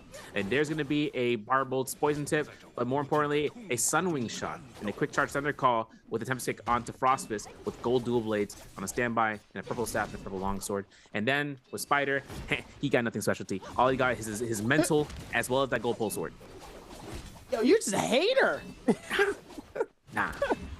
He's like, I'm just stating facts. No, that's just you sound like you're hating a little bit. That sounds like some hating. I'm just saying. What's the dictionary? Why are you hating? Right back towards it here at the top of the angle here. It looks like Frosty gonna take his time here with the musket, trying to see if he can get some connectivity at all here. A lot of people are gonna be able to hold strong. You did say some of the top players here really have an advantage here towards this, really able to keep it together here. But let's see who's gonna be able to hold strong towards the very end here. It looks like Shaw was able to successfully repair one of his weapons here. Looks like Spider's gonna be able to pop open his shield here. Might be some of the last shields that these guys will be able to take here. 50 seconds left on the clock for the final circle to close in here. It's a tight one. We got about 5 players in here, actually 6, I take it back. That's really gonna be able to have the opportunity here as PXT actually gets destroyed for some of his shield here. Let's see, he's gonna give the opportunity here. Oh no, CDY takes advantage of it here for that second, depletes him of all of his shield here. Now he's gonna, whoa! Sunwing Shot, man. Quick bullet velocity. You know, musket ball comes out quick, and Frosty gets that yoink, Frosty just steals it. Just yoinks it away from him, which is huge here. That's his first elimination. That's gonna be very helpful for him here going into this final circle here as the ulti starts to get popped here from Shop, knowing it's not looking good for him here. Dangerously low, has no shield, needs a little bit of heals potentially. He's gonna be able to pop it down here. Oh, but he does get popped by Frosty here. Now the question is, does Frosty take advantage of this here and captures the elimination here towards the final section here? He's dangerously low, but the shield is able to keep him alive just for a little while longer here. Oh, and Verse is able to come through and slap him with the spear and sends him on the outskirts here. Actually, the longsword, and sends him out of the circle here. Frosty is having an opportunity here to clutch it for 2, and sadly wasn't able to here, as he does end up stealing it away from him here. He is able to get the Soul Bloom. Let's see if he goes for the quick reset here. It looks like he's going to find another one on the outside, but it's not looking good. 2 golds versus the purple. Frosty on the outskirts here. Not looking good as 2 of them at least go airborne here. And Spider, way the heck up top here, doesn't want anything to do with what's going on in the bottom. He's going to try to see if he can hold strong for as long as possible. Sends Frosty, at least set it back down here. And he says, hey, listen, you can do all that, but you gonna stay down here because I want nothing to do with that amount of action here. And here we go. Outside of it, Spider ends up getting caught by the Tiger of the Akos. Akos able to see if he can make some magic happen here. What sends CD on the outskirts here. Spider gets a beautiful finish, and he captures at least 2 to 3 eliminations. Spider clutches up into game number 2 here. Spider feeling it out, ladies and gentlemen. That's a dangerous combo and a dangerous end for a dangerous guy. See, I wasn't hating. I was calculating. I didn't say anything bad. I just said. Nah, you was hating. He's got no shades, but he's got his mental. You said he has no. You said basically word for word, he's got no shot. He just got the purple armor and a good mindset. Now, what kind of? That's all you need, bro. Oh, see, you see how he changes it around? Gold Pole Sword has a great mindset. All right, now we're done. 2 seconds ago, he was not saying all that. I'm just letting you know. He was not saying all that. Stream knows, Capo. The thing that makes this interesting too is the fact that they targeted the right people, especially the Lonnies. Taking Lonnie out of the game where she was not going to be standing much longer, and they make sure they crack the ankles out. And the thing that kind of comes out is Akko's too. Having Verse, having that Hong sword, having the chance of just spamming it out, yoinking the kill. But then when Frost has got the Soul Bloom, right, that giving another target on the board that's playing a Shio as well, the 1000 heal to go right back into the circle with an ultimate that's, even though it's running, and just to build up another one, that's dangerous.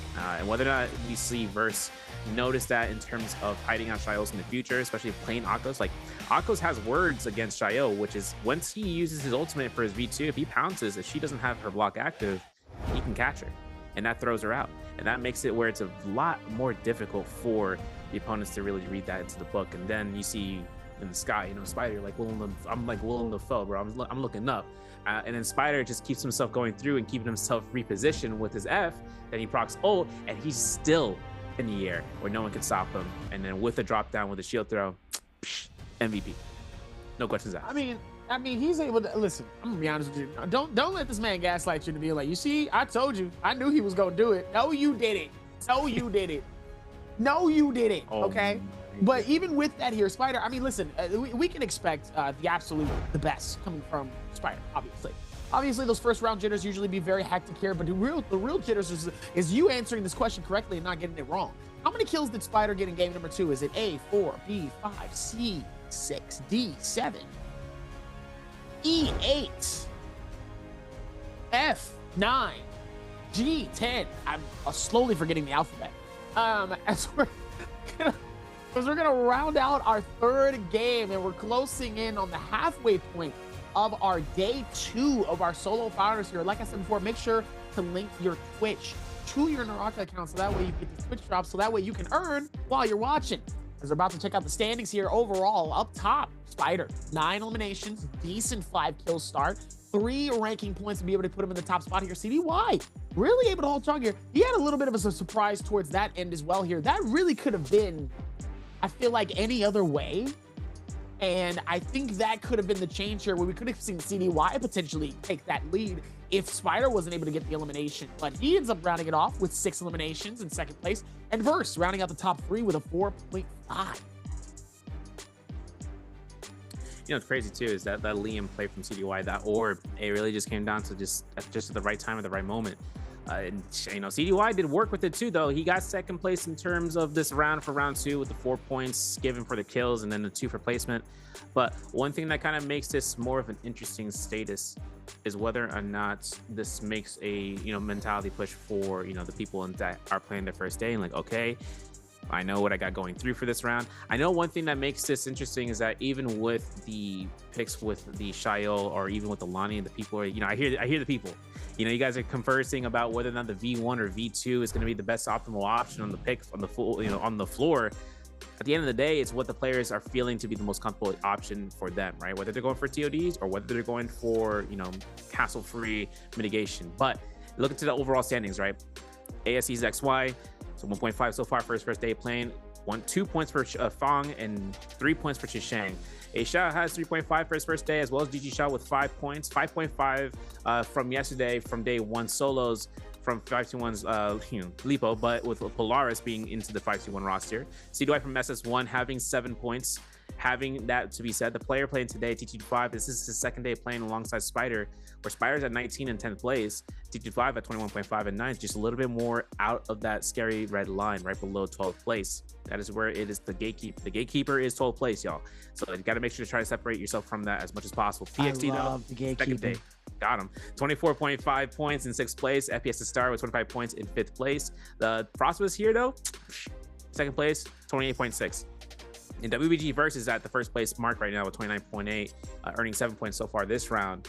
Where Frostbus is on the come up slowly, with this points gained, and he is behind by 1.2 points. 1.2 points is the difference between 1 kill and catching that multiplier. So for Frostbus beating out Verse, that's the necessary, regimen that has to be crossed, and then some, especially for the placement points. And this comes out to game 2 into Holoroth. Game 3 has ourselves to go into Morris Isle. I'm very prepared in seeing what Holoroth, you know, being gone for now with Morris Isle to show up next. But we're gonna take a look at the scene about Holoroth, these highlights and reels, brought to you by China Unicom. And that first initial strike here from Pong with that parry really kind of set it up here for this replay section here. As we see Spider fighting that with T225 inside of the Realm of Yang here with that beautiful grab here, the Soul Crusher. I'm calling it the Soul Crusher. I mean, it just crushes the soul when you gab it. And you're just like, I can't believe I got by that. CDY here, really playing a hectic game here, really putting Spider through its breaking point here. And looks like CDY almost gets caught up and ends up getting caught in the nice little whirlwind as well here. Check this out. PXT ends up getting sent towards so many different ways here. Nice little freeze towards that as well here. It looks like he's able to read him really well overall with that. He grabs him with the ball. He takes advantage of it. He still ends up going back for the reheal here. And then CDY ends up catching the elimination here. I mean, man himself was like, come on, lock in, lock in. And even towards that end here, Spider able to get the crush. Gets the finish, says, ugh, and shuts it down here for a decent dub and a decent set of eliminations here. I mean, well worth it, honestly, here. And fully expected coming from the man himself. Still a dynamite and an absolute player to still focus on. Don't leave him hanging, even though he's lost, you know, twice in the grand final. 13,000 damage. Spider, the first MVP, doesn't have a same amount of soul jades here. Bunch of attack soul jades, some damage reduction. And, you know, he didn't do too bad overall. Yeah, I mean, I would actually classify this as the glass cannon, right? 16% attack and not taking mitigation, or rather mitigation that may or may not have been available, but gold pole sword in hand. The scaling there is immense, but 4,200 damage. That's usually the peak that comes out. So it was really just going for kill strikes. The mitigation side really just comes from him having his combo raker and having his ultimate to kind of push out.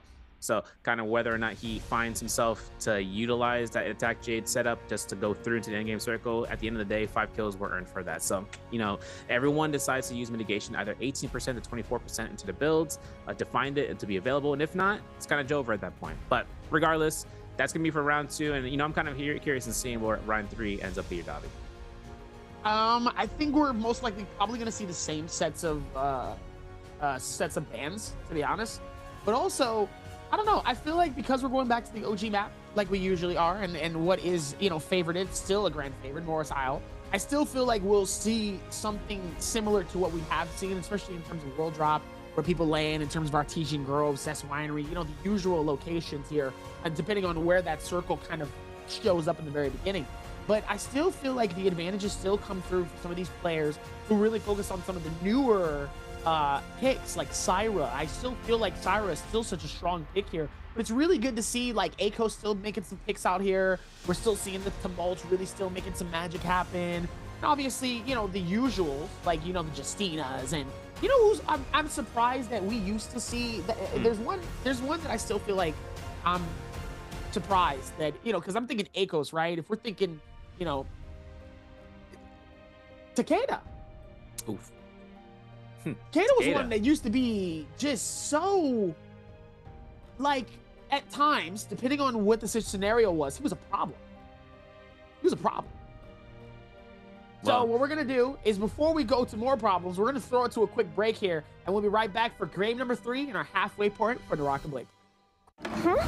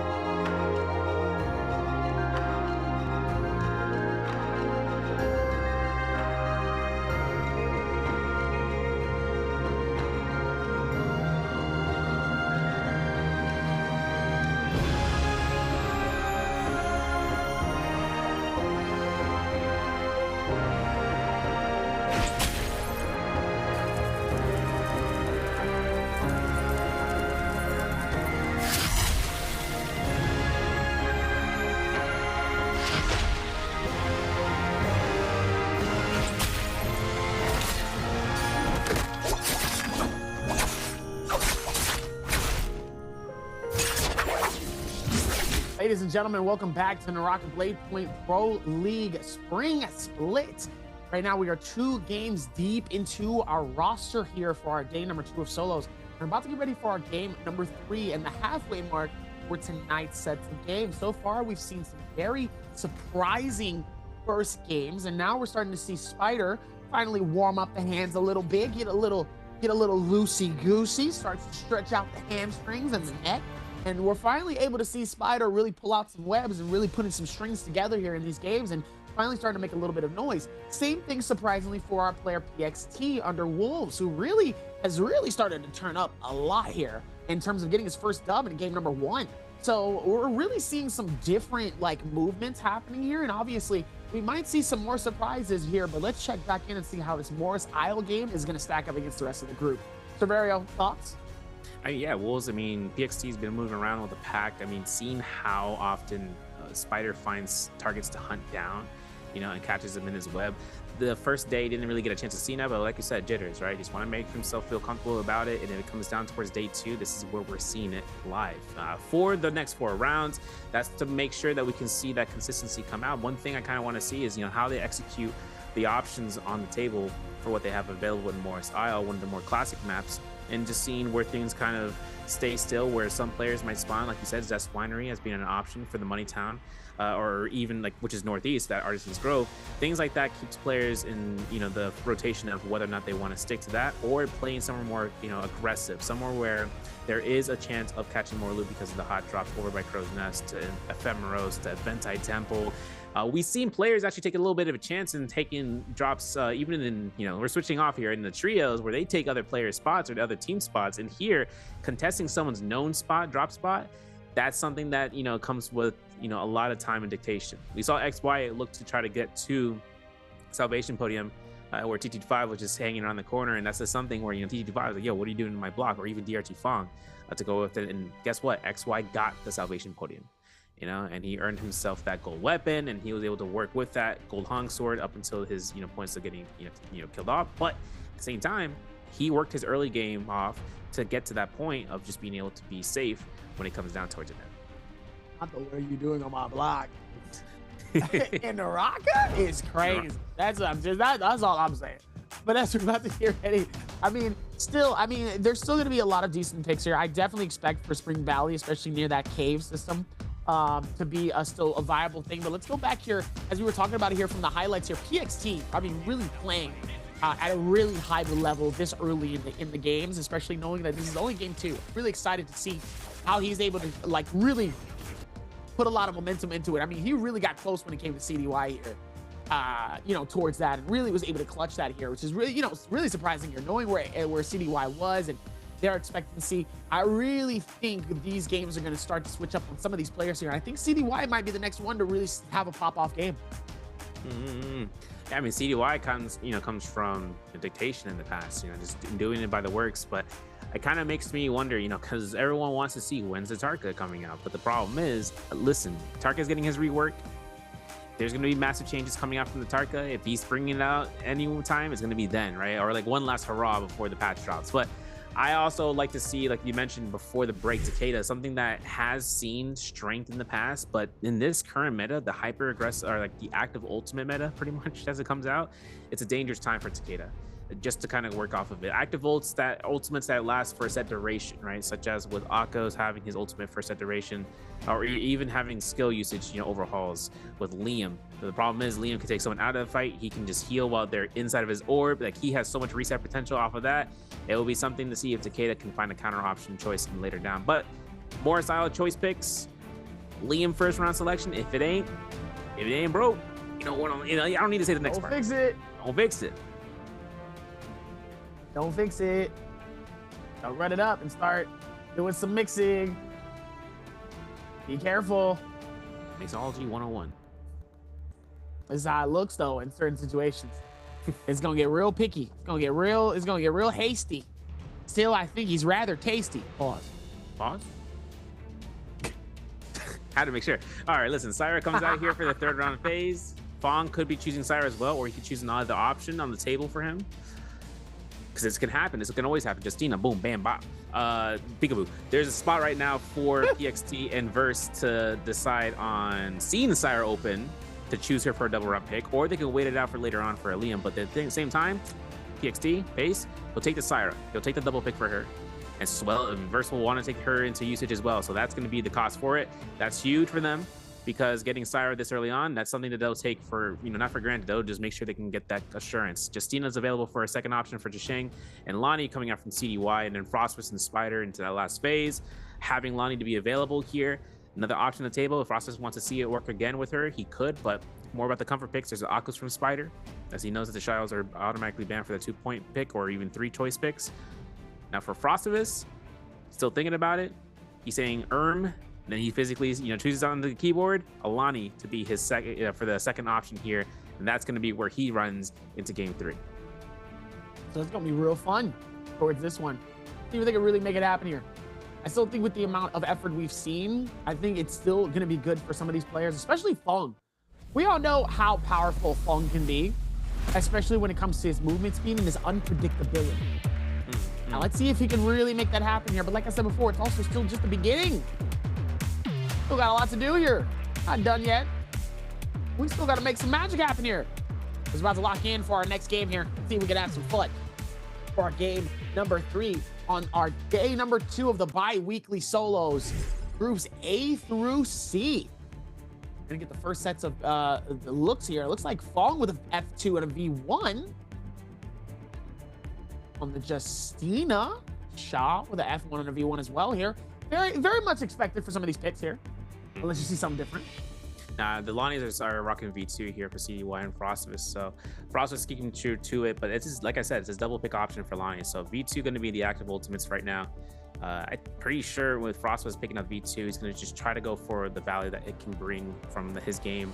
Back when he chose her inside of the, in terms of Pedora for round 1. So having her to be double picked early on, it works out, especially that was his best game so far today for round 1 with that 6.6 points.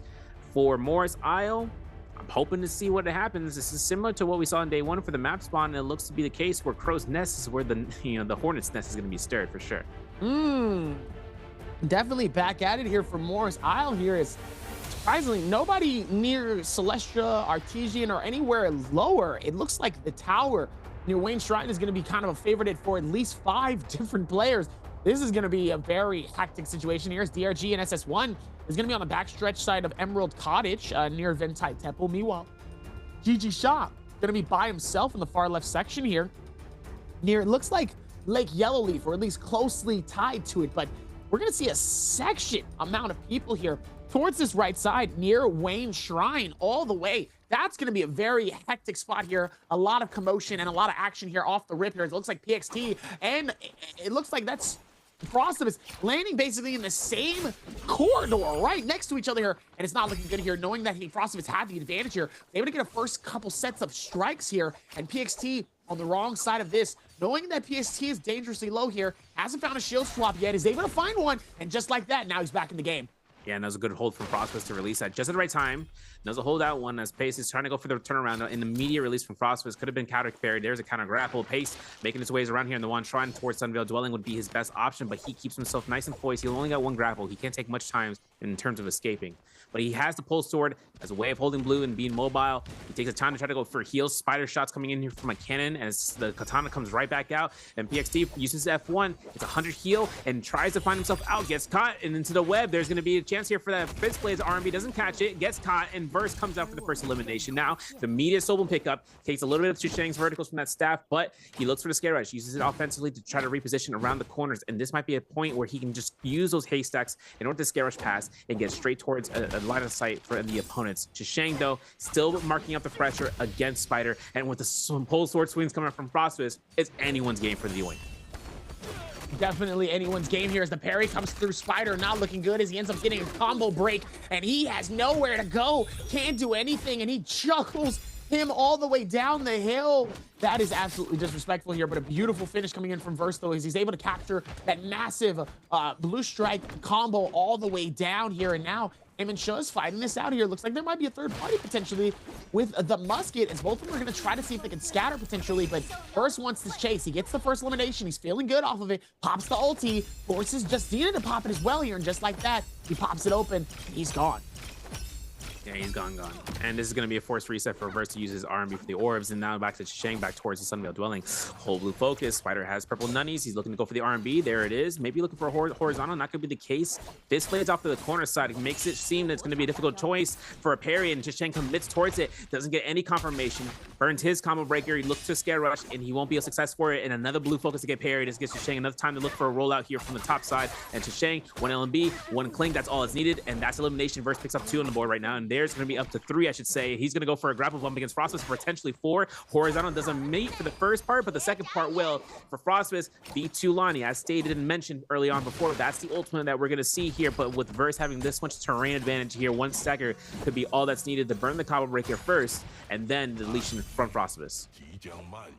Absolutely insane. What a marvelous finish here towards this here, as he's going to try to see if he can slide in a little bit more here. Frost is still able to be on the side stretch of this. Ooh, almost holds for that with the blue strike. Almost was able to connect off of it here, but sadly was just a couple of inches away from it here. Wasn't able to fully connect towards it. Looks like Verse is going to keep the same momentum going here. Trying to see if he can keep the same string of momentums happening here. As Frostivus trying to see if he can find it. Oh, nice strike towards this just to be able to capture it. But he is able to go for a nice little reset. Frostivus is able to continue to keep the same function as he's waiting for him to strike off the inside here with that blue focus, as he was able to connect it. Captures him with the juggle. Not looking good for Frostivus here as he's forced to come out, popping it on the double. And it looks like he's going to try to see if he can go back in again here. Second time's the charm, I guess. Is able to follow stride with that here. Doesn't get caught up on the next one. Almost hits him with the parry and is able to capture the finish. Frostivus able to really see all of that and still was able to come through with the dub. Exactly. And one thing too is that was an even fight on both ends. The clinks between the scare rushes, anticipating the scare rush and going for a neutral attack to clink it off and keep it in place.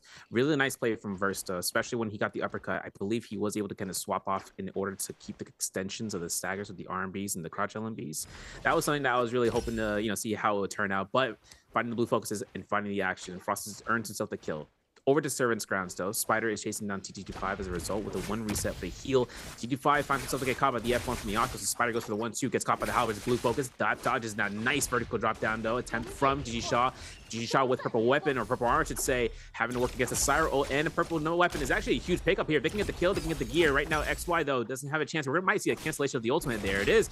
LMB uppercut, grapple bump, combo breaker use. XY finds the nunnies to go for the blue focus, doesn't catch any sort of stagger immunity, so he goes for ultimate instead and looks to burn 2 blocks. Gets V1. The cannon shots could come here for the Yoink. Combo breaker from TT25, and that's going to be a kill elimination for XY. Spider looking to try to catch LMBs after the ultimate has already exceeded all the blocks, but there was still one more shield thrower left for XY to deny this chase. And then with GG Shaw coming back to the mix, this will be a chance between whether or not anyone's going to pick up 1 elimination or just 2. Question is, let's see if they can really put it together here towards that. It looks like Spider taking his time here. He's able to get a little bit of some free time here. GG Shaw is able to do the exact same thing. Very surprising here, knowing that Shaw having that great shield swap, not giving him too much of an advantage here.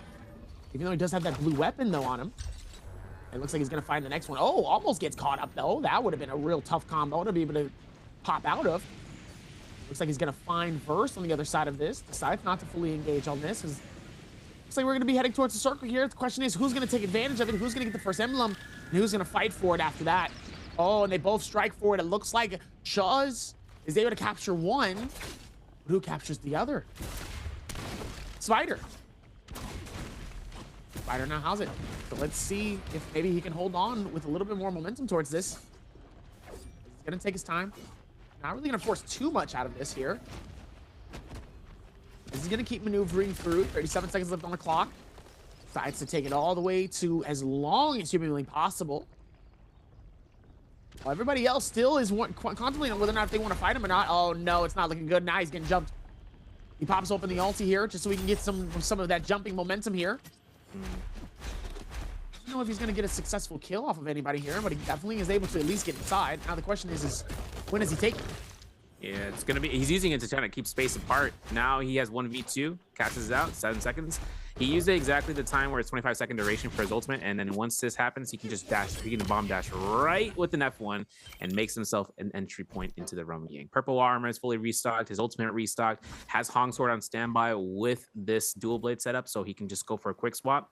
For Spider, that's the best case scenario. CDY though up against Shisheng, and then CDY has a purple weapon, purple halberds, and having that Lonnie V2 option on the table. So with that being said, here's a pistol shot coming out from the other side as CDY looks for a musket shot against Bao to Shisheng. Now Shisheng gets caught by the blue focus, burns his combo breaker. Now we're looking for a face on value from CDY for an uppercut. It doesn't get you because of the pillar, and with it, Shisheng could look for a scare rush here with the longsword as long as he can ensure that the combo breaker is burned out. CDY looks towards using horizontal, gets another uppercut, but there's going to be the blue focus. I didn't believe that might be an engraving from Shisheng. Gonna have to triple check that for the moment. There's going to be a chance for that V2. There's a knockback coming up from the cast from the Justina. CDY stands still here, has his orb back to his face. He gets caught. This might be a TOD right then and there, folks. There's going to be one uppercut to the grapple bump into an uppercut into 2-1 swap. There's the corner. Doesn't get it. Might be looking for a dash here. Light risk here with that orb coming out. And there's a blue focus for free. Into the kick again, and there's the TOD coming out. The combo breaker is initiated from Shisheng, and there's the goalie stance. When the click gets tap dodge, and then engraving reveal again. This is going to be the jump LMB, of course,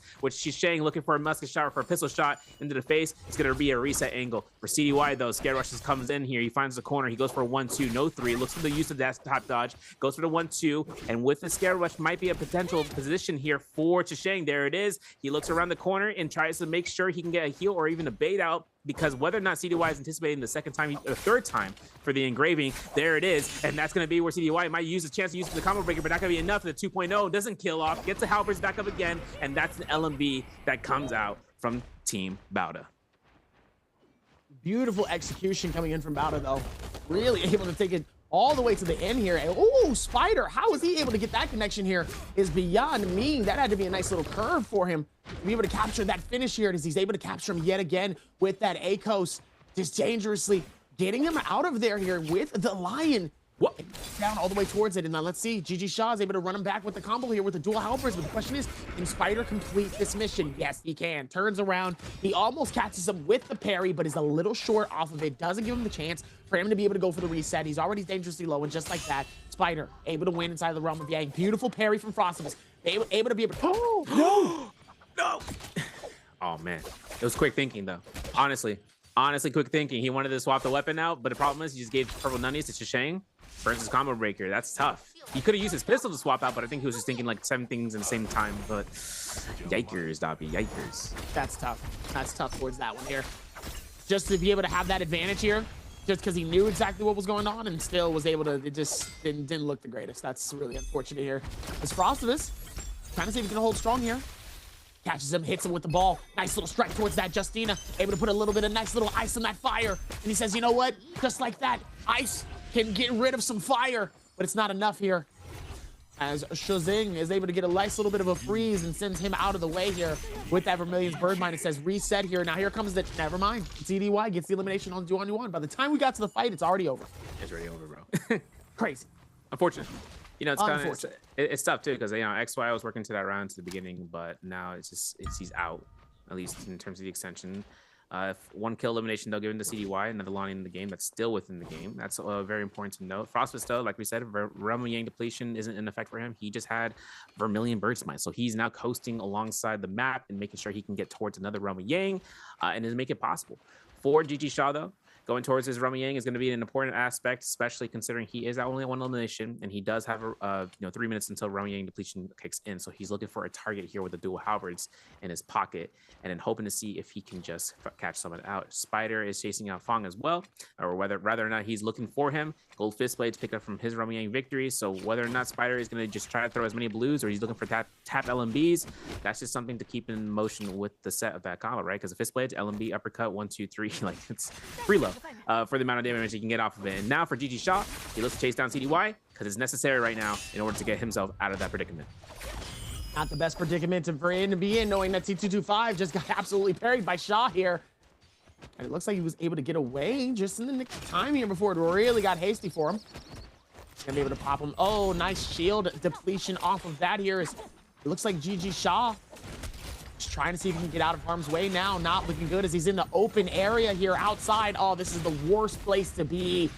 No chance, really. He finds a blue shield swap just in the nick of time. And now, even with that, he's still out a little bit too far in the open as so many pellets of cannon start to just absolutely go in. The fire tick starts to come through. They're trying to see if they can connect it. They want to get this elimination. He finds another shield just to be able to keep himself alive here as they're just absolutely pelting him with cannons. They are absolutely coming out of this. This is a 5v1. This is not fair. What is going on? They are bullying this man inside of this hut here. They want him gone. They want GG Shaw gone.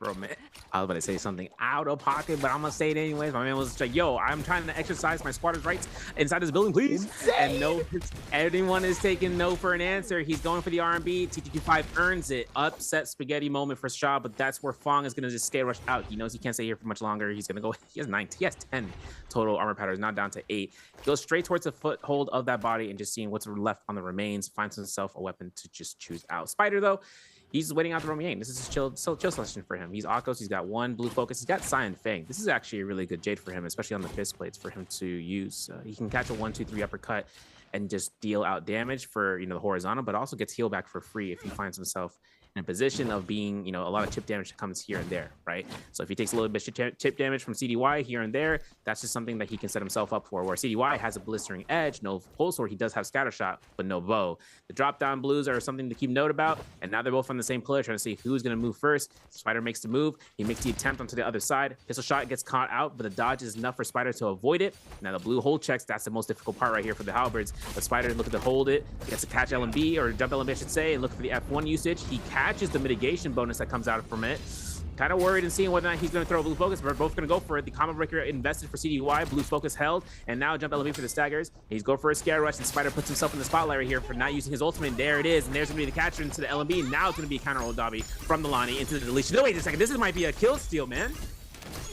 Oh, this is looking like a kill steal potentially here as he's able to get the nice juggle off, gets the finish towards this, and absolutely destroys him towards the very sector. That was absolutely insane. He didn't have to do all of that here. Star able to keep the same momentum going here, trying to see if maybe they can run it towards it. Catches him inside the ball, throws him nice and high up in the air here. Varus able to come through here. Nice little slash. Nice reset on both sides here. Stars able to capture him again inside with it. Dual Albert's able to put in so much amount of damage on Verse with that blue strike. Trying to take his time here with that. Ooh, nice little find. Looks like he's going to miss out on that one here. As Verse is going to try to see if he can back off, waiting for his opportunity here. Trying to see if he can find some time here to pop a shield here. 40 seconds left on the clock on both players. It looks like nothing is fully connecting. Oh, he tries to capture it with the parry. Goes for the stun just to be able to go for the reset. Doesn't want to capture him completely onto the combo. He's almost able to get the finish here. Goes airborne. Nice little strike towards this. Is not looking good for Star here. Oh, goes for the setup. Goes for the quick stop right beforehand and almost jukes him, and then still was able to capture the finish and get it done. Yo, Star was calm and composed, out of been out of slam the table. We didn't get caught by that blue focus, but that's okay. We still have a chance here. 4.5 minutes. Spider has 4 minutes right now. He's looking for Fong as a yoink, but TDY was doing the work on it, and he's going to try to race him out for it. And whether or not Fong finds an armor swap, he does actually. So he's able to get a full purple armor swap right now, gets a full heal. He's up and going. He's able to find himself his ultimate to be used just the right amount, but it's now up to him just to kite this cliffside by Eventai Temple. For Spider, it's a make or break right now for the elimination. Scare Rush comes out here, and we know that Fong's gonna get caught by one grapple from the next, and there's the F1. There's gives Spider a little bit more time here for some chips. There's gonna be a Scare Rush coming after CDY. We look for the spacing here to avoid the F2 knockback. Now for Spider, having the chance here to hold the LMB. There it is. Blue focus hold check might not come out to be released. He catches the stagger again. The staff moments coming in from Burst for a stanchion Sky Pillar mode is gonna be enough to kind of force disruption, and he also has jabbing. So that's a double Jade setup right now for the Syra, but the Star finds the elimination. Fang can't find the Soul Bloom fast enough. The stars are ready on the body, and Spider is just not gonna be able to go ahead and find the reset he wanted for that Yang depletion. He's got 3 minutes and 20 seconds before it is too late. See if they can figure that out here towards this reset. Spider able to put a decent amount of momentum in for a lot of different areas. His Verse is able to come through. See if he can be able to push in here on towards Spider. Spider with a lot of confidence here.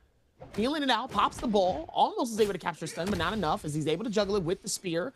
Nice little blue stretch to find it. Backs off for the stun coming in from the Akos. Spider able to try to find a nice little dodge. Almost catches him on the outside and ends up sending him all the way down the hill here. Beautiful combo here to connect on so many different levels. And here comes Verse with the eyesight blinder. He says, hey, guess what? You can't see. Can you see? No, you can't. You're blind. I got too many lies on you. I got so much lights. It's gonna blind your fibulas or whatever your iris is inside your eyes. Can't see nothing. You can't run. You can't see what you can't touch.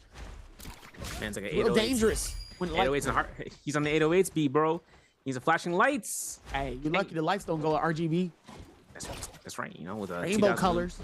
Temperature 1400. I'll stop. 15. V2 comes out here from Spider. Kill elimination against Verse. Unfortunate too, because like I said, you know, Verse is playing Siren at that point, but Spider just kept kiting around. There's nothing that could be done about it. And Spider, 2 eliminations. Yang depletion is gotten rid of.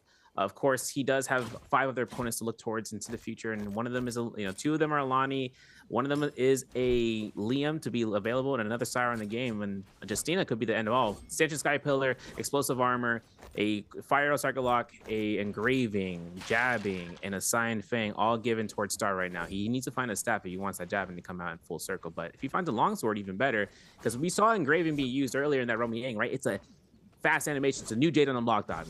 It's new Jade on the block. Previously, it was called Leaping Slash for the off season during the Witcher collab, but then it came back through, and now it's currently called Engraving. It's a single hit that comes down from blue focus from a jump RMB, a jump vertical for you controller players out there that really surprises your opponent because it's an animation that shouldn't be available normally, and that's just the case scenario. But also see in terms of Jades here, we're gonna see an actual play here for a dragon, or for not dragon like mine, but for a dragon war actually for CDY, which is going to be good for the end game zone. We saw him with the Blistering Edge earlier for the Jades, so for right then and there, that would be his play. But also there is going to be a chance for the Stanchion Sky Pillar on towards Spider, as he has it. He's got the Engraving, he's got the Sign Fang, he's got Sap Jade, he's got Phantom Step. So whether or not anyone is trying to catch him, and when he starts scare rushing and starts shifting, no one's going to be able to catch that grapple stagger that they're hoping for. Let's see if they can keep that same momentum. I mean, even with that there, still able to harbor it for what he can here. See Cho's going for the rotation as well towards this. Everybody's getting out of the Bane's breath. Doesn't want to get caught up by the Banes.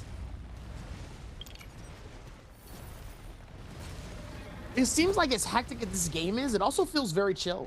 It doesn't seem as crazy as like the last few that we've had thus far.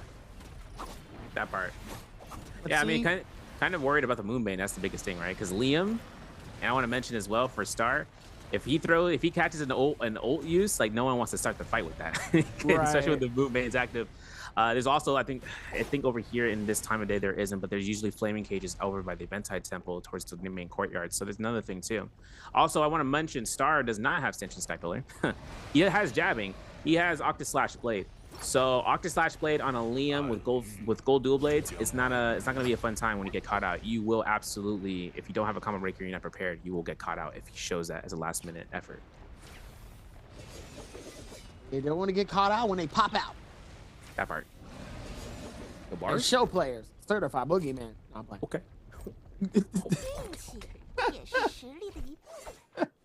Say Drake. I'm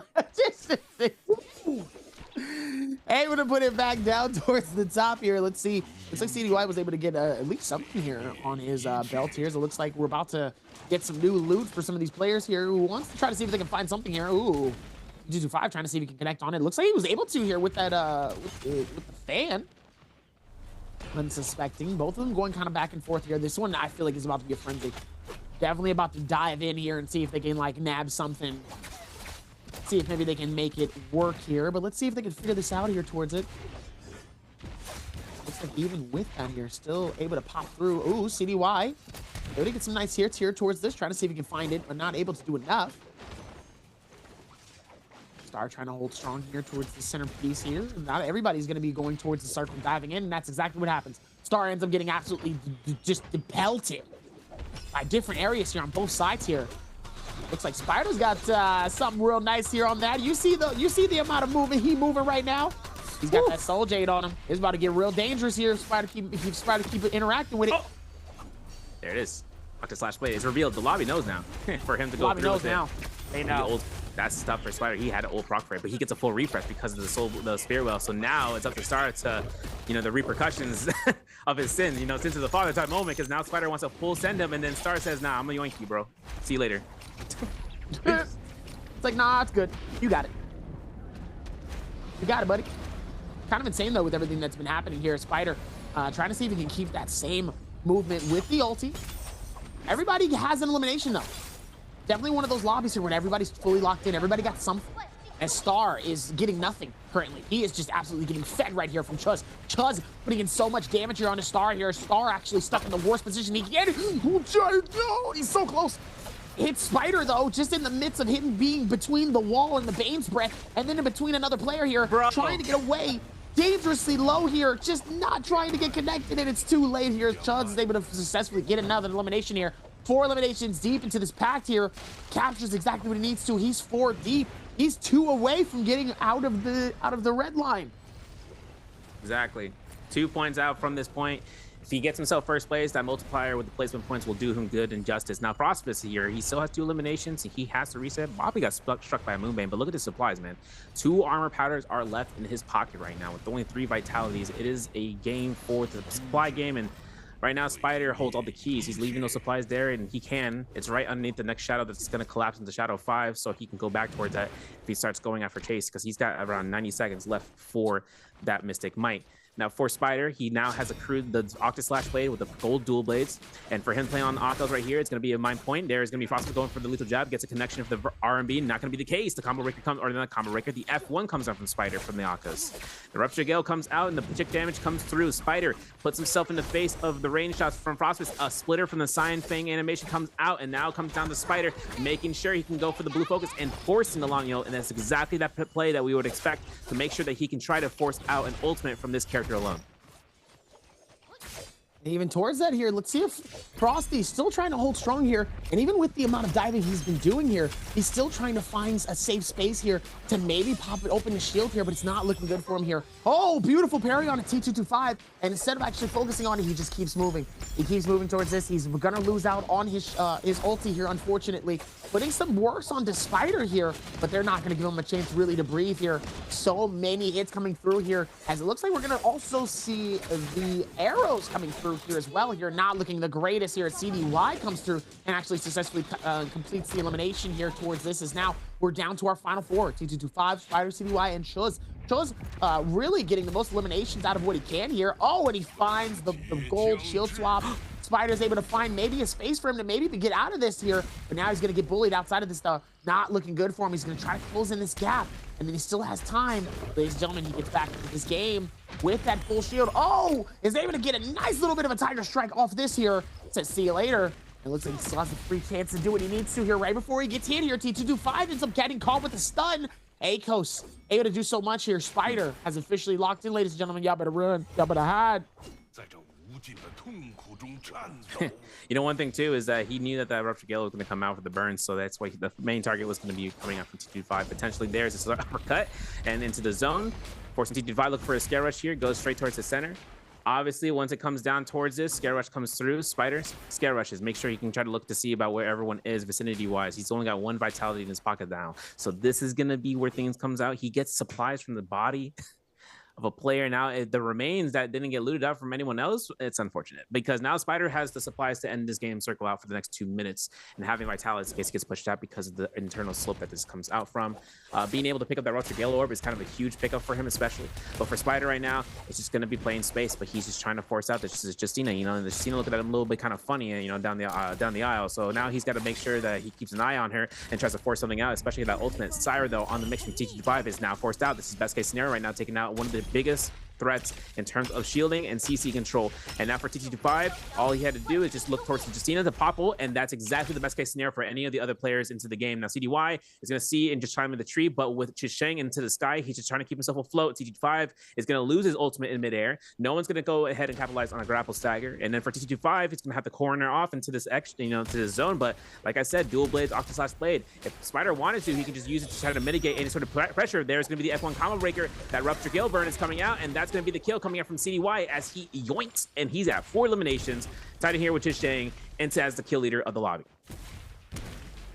Kill leader of the lobby. Actually, he's not the kill leader, knowing that he's still tied up here. He's still got another player here who's also tied up with those 4 eliminations here. So it looks like it's going to get real hasty to see who's really going to take it. And it looks like it could be both of them here deciding it out in a 1v1 here. This is what I would love to see. This is what I want to see. I want to see CDY and Chuz like fight this out here, although Spider is not going out without a fight here. He wants to settle the score. He wants to get some of these dubs he's been meaning to get. He's been meaning to close out this gap here little by little here. CDY is not going to give him any more free space as well towards this as he pops open, does a nice bit of surprise here with that blue LMB right towards it. As he's able to fast forward right up towards the inside here. Let's see if they can keep the same momentum. Spider able to pop him with the beautiful parry, and just like that, he's sending CDY out of harm's way here. Spider just absolutely gatekeeping the circle here, and this is probably one of the easiest circles I think Spider's ever been able to do. I was about to say, man, I was like, yo, this worked out exactly in his favor. Everything, especially not only to what he had available to him, the spacing that came out for him, and and worrying about who he can chase down at which point in time. We saw even in the last round into game 2 in the Hollow Rock how he was a Shayol, but he kept his wits about him and just spaced out just to make sure that all at the end of the day that he has survivability, where his opponents could have dealt considerable amount of damage, not just from damage dealt, but just from CC control, which Lonnie was able to bring to the table, but burning that out, getting her out of the game in terms of making sure she was anticipated rather than you trying to react. Try to predict. It's better to react, and that's exactly what he forced out from the Lonnie into that end game circle, where he knew she was going to have to pop ult. He knew that she was going to throw her her skill down in terms of just throwing the ball, and that gave him full opportunity to go for tap dodges and avoiding every single forced damage. Now, one thing to note is back-to-back points for this boy, back-to-back MVPs, and we're only on round 3. I did say it. I think he heard you. I think you said he has all these players with all these amazing soul jades, and he's got such powerful loot. He's got such a great play style, and then there's Spider with just a purple shield in him. And he said, oh, really? Oh, okay, bet. All right, bet. Run this. Watch this. See what happened. And he actually showed you what happened. It was like, hey, my bad. Sorry. I didn't know that's what we was getting into. And it comes down to his Romy Yang presence too, right? Like, remember how we saw him proc ult into that first round? Like, just having 3 or 4 targets outside and he proc ult, in other senses of the word, like, someone could have wanted to take control, but here is his benefit of using his ultimate, just keeping himself afloat and using the hops, using the tree, and using that one little building north, where he's able to hold off for his scare rush and just come back and forth, and then spacing out with his F and getting right into the Romy Yang. It's sight of behold, especially coming out from one of the goats coming into this game for solos, and then having him to play out Akos, having to play Akos of all people. Mike is like, excuse me, that's mine. Don't he's gonna be wanting to make sure if anything happens for his Akos gameplay that he makes a count into the Morris. He made it showcase into that round. I mean, and he was able to do it with style too. I think this one was definitely one of those ones where he didn't necessarily have to work too hard. I think it was more of just kind of keeping himself, kind of keeping his eye out on both players and really kind of bouncing back and forth until the moment when it really did strike. Especially knowing, like, once both of them fought and they were both, like, kind of in a space, that's when Spider was able to really take advantage of it for those moments here. And then once he got to the end here, I mean, he was able to send CDY packing like he was, like it was, FedEx. Like, pack him, ship him, kick the box, put some tape on it. See you later, buddy. Look at your ring camera, like, yo, did he just kick the box from 15 feet away, bro? What's going on there? Finished. Got to record it, sent to corporate. He's done. Like that type of energy. And that's pretty much how that went for that final game here. So it'd be interesting knowing where our standings are here. And like I said, it's our third and halfway battle here. As we're going to look at the standings, 7.8 for Spider here. 2 back-to-back games coming in from Spider. I'm smelling something very similar to what we've experienced with Mike in our first game 2 days ago here. So this will be interesting as the CDY tying it up with Chuz with 4 eliminations and a 6 points and a 5.5 for both players here, man. They're really able to hold strong here. Yeah, and it's also like to the point that, in the usage of the hero for CDY, right, using Alani, but also with Chisheng using Justina there, and Justina being a good option for him to just space out, especially when he had to use his ultimate as a lack of a better term, as an escape rather than using it, to kind of confirm. even though Chusheng went up against, the Dire Straits, especially in that Romy Yang fight. But our standings have him here at right beneath the gatekeeper line at 13th place with 8.5. GG Shaw at 6.5 and 14th place. With the players playing today, Fong is in 16th place with 5.5, 3.5 for A-Shot for Alliance, and XY, or ASE is XY. He's at 3.5 as well, but on the bottom of the floor. So right now, the call-up has to come up between today and tomorrow for him for day 3. But with the today players, CDY, 13 points, 11 plays overall. T225 with his second day playing at 24 points. And with Wolves' pace, or PXT, he's at 24.5, just a 0.1 difference between him and Arano's first day of playing. With the combined score, so it kind of safety netted for this. I mean, he had a phenomenal, game 1 for it. And then with Spider at 26.8, he's slowly making his rounds here. He's slowly getting his points to be what is known to be in catching finals. That's the qualification that he just started to mark up for. And Frost was at second place at 31.6. The gap has been increased for Verse, who has now 33.3 points with a difference of that nature. Even towards it here, where did Verse even come from? Bruh. Like, honestly, like we were so focused on some of these other players, and all of a sudden, Verse. As we get able to get back into it, let's check out these replays brought to you by China Unicom here. As we're able to see some of the nice strikes come through. I mean, look at this Verse. Look at this finish here from Verse. And the massive hit all the way down. I mean, he juggled him like how hip-hop players do, like 360 head spin. Like, just so antagonizing throughout the rest of the set here. As we see Juan also fighting T225 here with that amounts of defense as well towards this here. They're able to capture him towards this here and captures the grab and the finish. Something coming through here with the Halberds though, and CDY. Look at this, COD, bro. Look at this. This is something you can do with it. Look at this. Look at this. Look at this, bro. That is setting insane. him. He's gone. Like the moment that I saw the horizontal, I was like, all right, he's gonna open some. If there's no common breaker, it's done. It's over. And then with the kill that Frostbus was trying to attempt to get Chusheng one jump LMB, because that purple nunnies was Frostbus to begin with after you swapped it off, but still able to come back into the fight later on. We see how much GG Shaw was like, I'm getting focused out here, dog. All my ops are everyone in this room right now. And then the parry from Spider, Sap, tag dodge into the cannon shot, and then with it, an F1 to knock back. Look at that. Same mentality for this F1 is similar to how you can use Liam's F1. And I mentioned that about in the Padoria, where we were seeing at them at the high structure. If Frostbus was to get caught by F1 Liam, the verticality on that height ground would have been just, let alone the biggest, grievances health bar. But there's knockouts here in the field, and there's going to be Spider with his MVP. First one for or the second one, I should say, coming through here for the entirety of the spring split. And then this is going to be where you see his Jades. Ryzen, with a Sky Pillar, with Storm Strider, with Silent Fang, Sap, Ripple 7, Rupture Gale Orb.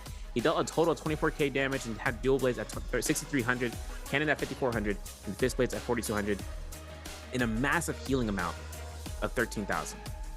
Quite incredible, to say the least. Absolutely insane with that finish here. I mean, Spider, he was able to put a lot of effort into it, Sadly, not enough during the finals. But you get what I mean, though, with just the amount of energy that he's had overall here. I mean, he's able to do so much, and we still got more to do overall here. But 24k damage, decent dual blades. He's got much better soul jades now. I mean, he's got to work. He's got to work. Yeah, they kind of came to the cycling of, with the Mortal War being very aware of your economy. Not only to what your supplies are, but also to what you can kind of purchase. Because you guys don't know, in a Mortal War, you are able to purchase out Jades that just randomly get selected through the match. And if you're good enough in terms of managing your gold and your Dark Tide coins, you can make your way to a shop, either buy an armor of gold rarity or even purple rarity at a certain point in the early game to make sure that you can just be at your steadfast moments into the Romy Yangs or even to the end game circle. But we're gonna have an interview coming up here for you guys and talk to one of the players. And right then and there, afterwards, we'll be right back with you guys later. Thank you, our two casters, and hi everyone, this is Eagle. I really want to miss you guys. Thank you, our two casters, and also our players standing here, and let him say hello to our audience. 来，先跟大家打招呼。Hello， 大家好，我是翻巴拉图的 Star。欢迎 Star 来到我们的赛后采访。Welcome, and long time no see. I would like to know so far we really rest a long time. So how's your feeling for like today we have the season and day 2 for the solo game? 先问一下，其实也是非常激动，已经阔别了这么长时间，Star 那么久没有上采访席了，怎么样？现在心情站在这边？开心的吗？挺开心的，会有点紧张吗？还好。为什么前采的时候跟我聊天聊这么多，到现在都突然没有声音了？你得问我才能有声音。Okay. So a little bit nervous, but it's okay because it's really familiar with the post-game interview. Okay, so we know that, before the post-game interview, and he just told me he's really angry in the game 3, and we would like to know together what happened. 那这边我们要讲讲，刚才预彩的时候啊，张新凯也是跟我说，真的太气了，这一把真的是气到最后，怎么回事啊？第3把到底发生了什么事情让你气到现在？就第一波回阳影的争夺，那个希拉帮护卫抢完之后就走不打了，然后第2次地脉抢夺，就是我本来是能稳稳的去站的，那希拉非要上来一直针对我，然后导致没站上，然后让老虎站了。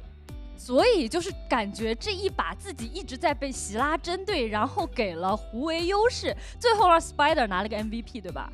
啊，原来是这么回事。So actually at the beginning of the game, because I want to enter to the realm of beyond, and the Sarah is fighting with me, and after the echoes just get, I think it's the spider, get the key to enter to the realm of beyond, and they just give up the fighting. And I think that's a wrong choice for everyone. And after that also, again, the Sarah is fighting with me, but not fight with the echoes. Actually it's spider, so that's why I think I'm really angry why spider can get MVP. 哇，这边其实讲完啊，我也是能感受到那股气氛，但是没有关系，我们也要化这个气氛为动力，好不好？那我们来看一下今天的题目是什么 ？Let's move on to next part. Answer for treasure. Okay, so you guys can see the question, and if you know the answer, please type them in the chat box. 那我们这边呢也是有一个有奖问答环节，焦新凯应该还记得，一会儿要用一个英文的 3, 2, 1，笑什么啊，在这边？就是问我拿了几个头啊？不是，是多少人选择？这我以为是看到要给大家送福利了，很开心。Okay, so the question today is how many players choose Liam Liu in the game 3？ 这道题呢是在刚才这把比赛当中第3把有多少人选择了留恋？特别想问一下焦新凯啊，那目前留恋呢，大家也是广受好评的，自己觉得留恋目前在单排当中的强度如何呢？强度就是比较克制一些英雄吧。比如说哪些英雄，给我们讲讲。比如说打卫星和冰女者什么的要好打一些。因为这2个英雄也是大家比较常选到，所以要去选一个比较克制他的英雄，是吗？能多给我们分析2句吗？这样显得我很尴尬。是克制留恋的吗？对，克制留恋的话就是胡为和希拉克制留恋。Okay. So in my opinion, I think Realm of Beyond counter a lot of like heroes like Justina and also Wei Qing, and also I think which hero can counter Lim Liu is that 刚才说克制的是胡为和希拉神庙 Echoes and 比 Syria 较克制的，是不是？Viria also can counter Lim Liu. Okay, I think our players prepared and let's start counting. 那应该这么开心，就准备给大家先发出这个福利，用英文做一个3、2、1倒计时，好吗？来 ，3, 2, 1 ，Screenshot. Okay, let's find out the correct answer. 周新凯自己知道正确答案是什么吗 ？A. Yeah, the correct answer is A. Okay, and let's talk about back to the latest game because we know at the end of the game it's really pity for you. At that time you used the fan and like 2 people are chasing you, but I would like to know how's the decision you make at that time. 那说到刚才这把比赛，其实我觉得最后那一波真的非常可惜，当时被2个人给集火了。但那一波的其实一个追击还是自己跑的，整个身法也是非常的流畅的。当时其实自己怎么做的选择去这样子去跑呢？那要被点了，肯定只能跑了。怎么去选择那个地形呢？而且我觉得就是有没有特意就是去练过一个短兵器的逃跑？地形因为就只有那处是高点嘛，然后短兵器其实跑路一般都是用短兵器，大家应该都练过。Okay, so in my opinion, because at that time 2 people are focused on me, so I want to go to the high position in the game. And for me, I think when escape, we always use the fan or dagger, and I think our player are all familiar with these weapons. 再次感谢焦新凯来到我们的赛后采访，也是非常期待接下来焦新凯的一个表现。今天状态也是在慢慢回暖啊。接下来3把有没有说法？接下来3把就说有。Okay. We have confidence and looking forward to the rest of the game. Thank you for today's interview, and we will take a break and be right back later.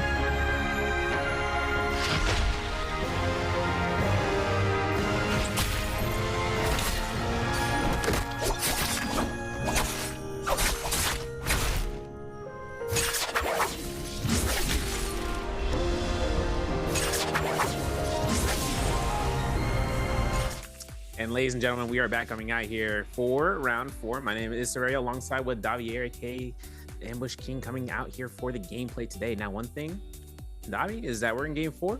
We're reaching right back into event side, or not to event side. We're entering into Pedoria.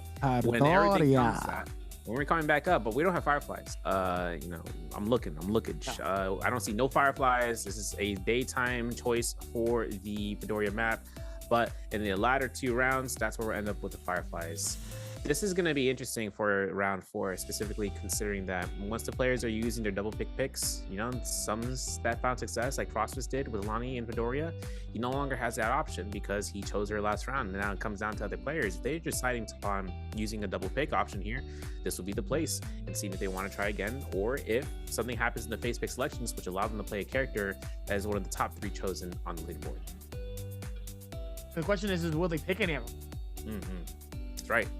And cover picks, you know, because like one thing is too is that if you see a Justina be used in the first round selection, that's a rare instance of something that doesn't really get often, but some players have done that in the past.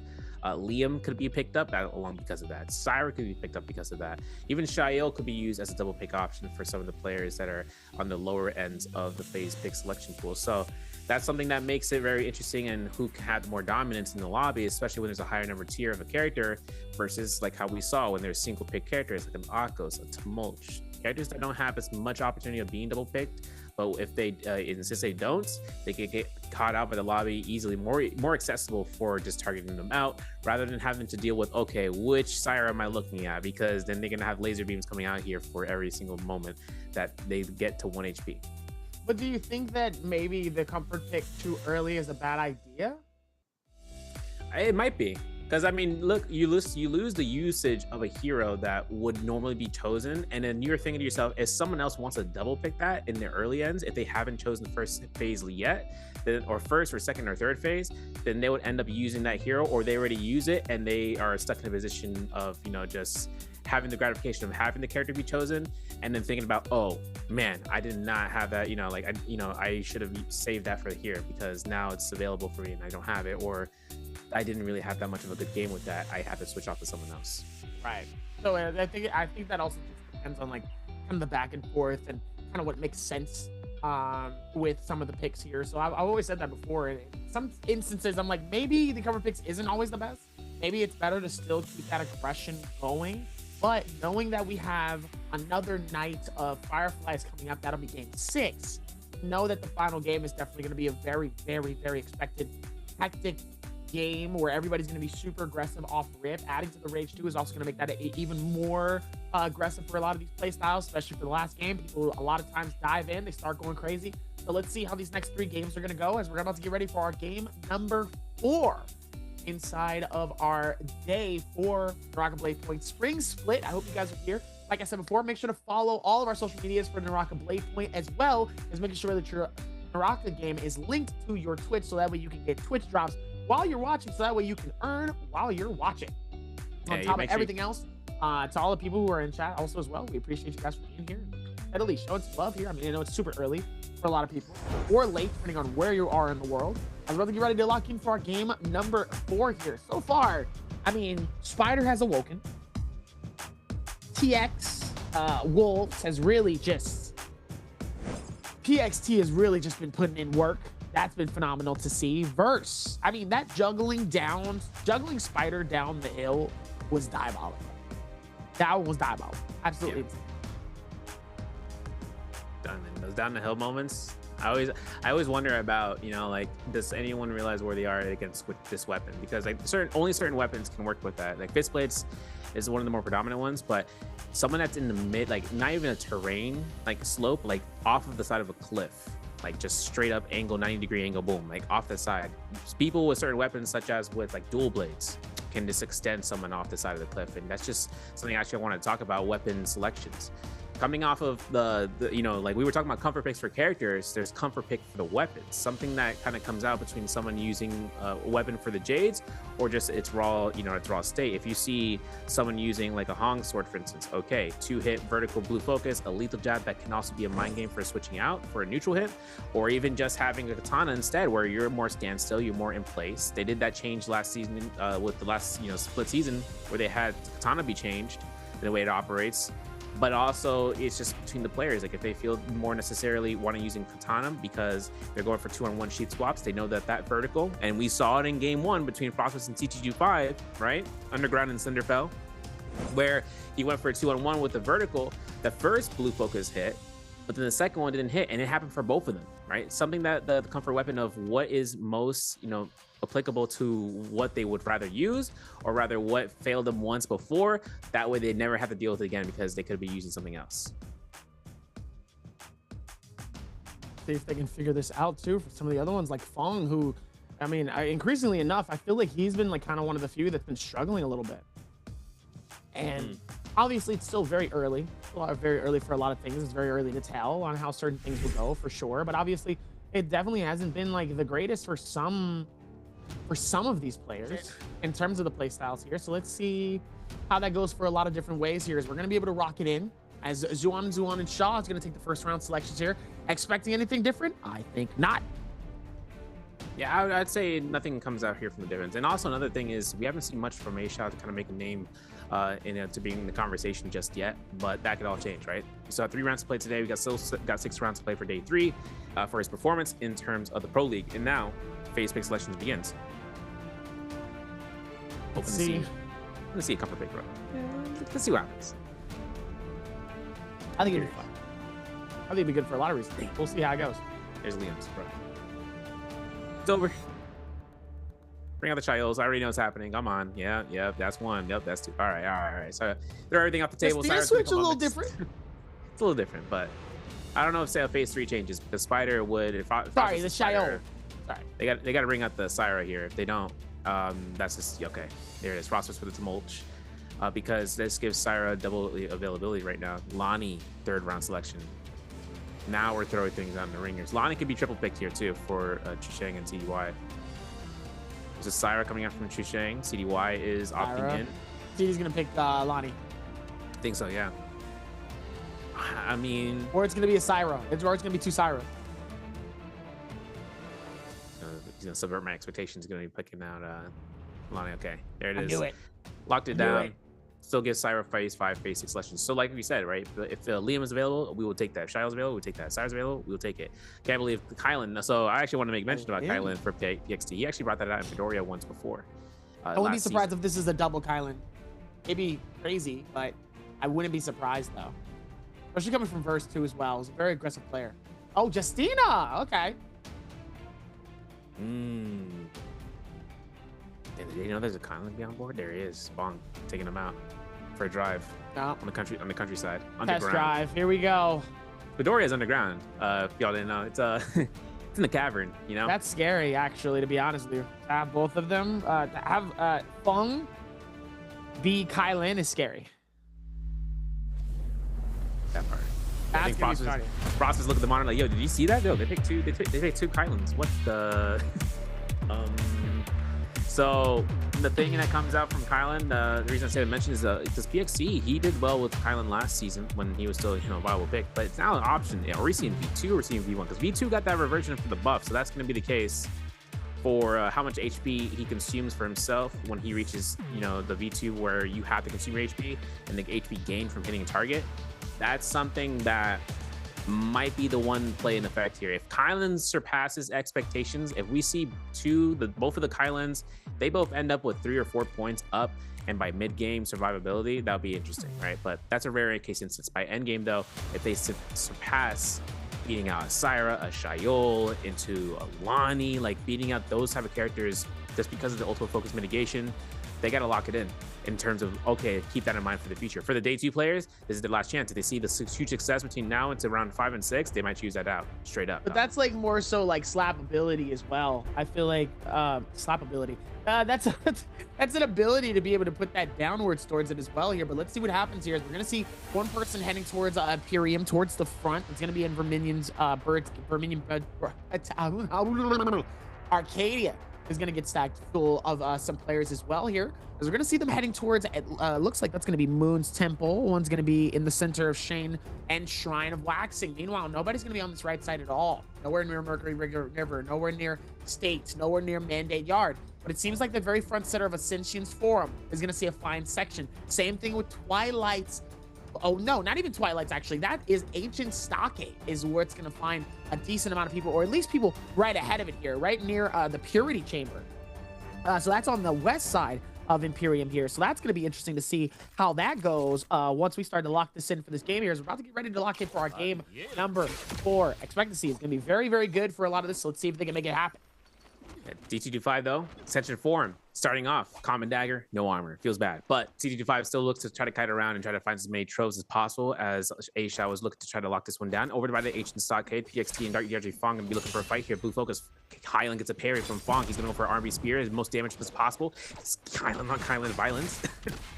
Actually kind of funny, but PXT has to worry about whether or not he should be holding that blue, and he will to try to disengage. Now for Spider, he decides to go straight towards PXT, who finds a miraculous armor swap of 100%, you know, filled out blue rarity. So now Spider has to just go play, you know, between both of these players, between both of these Kylans specifically in the sense, and just try to get something up upon them.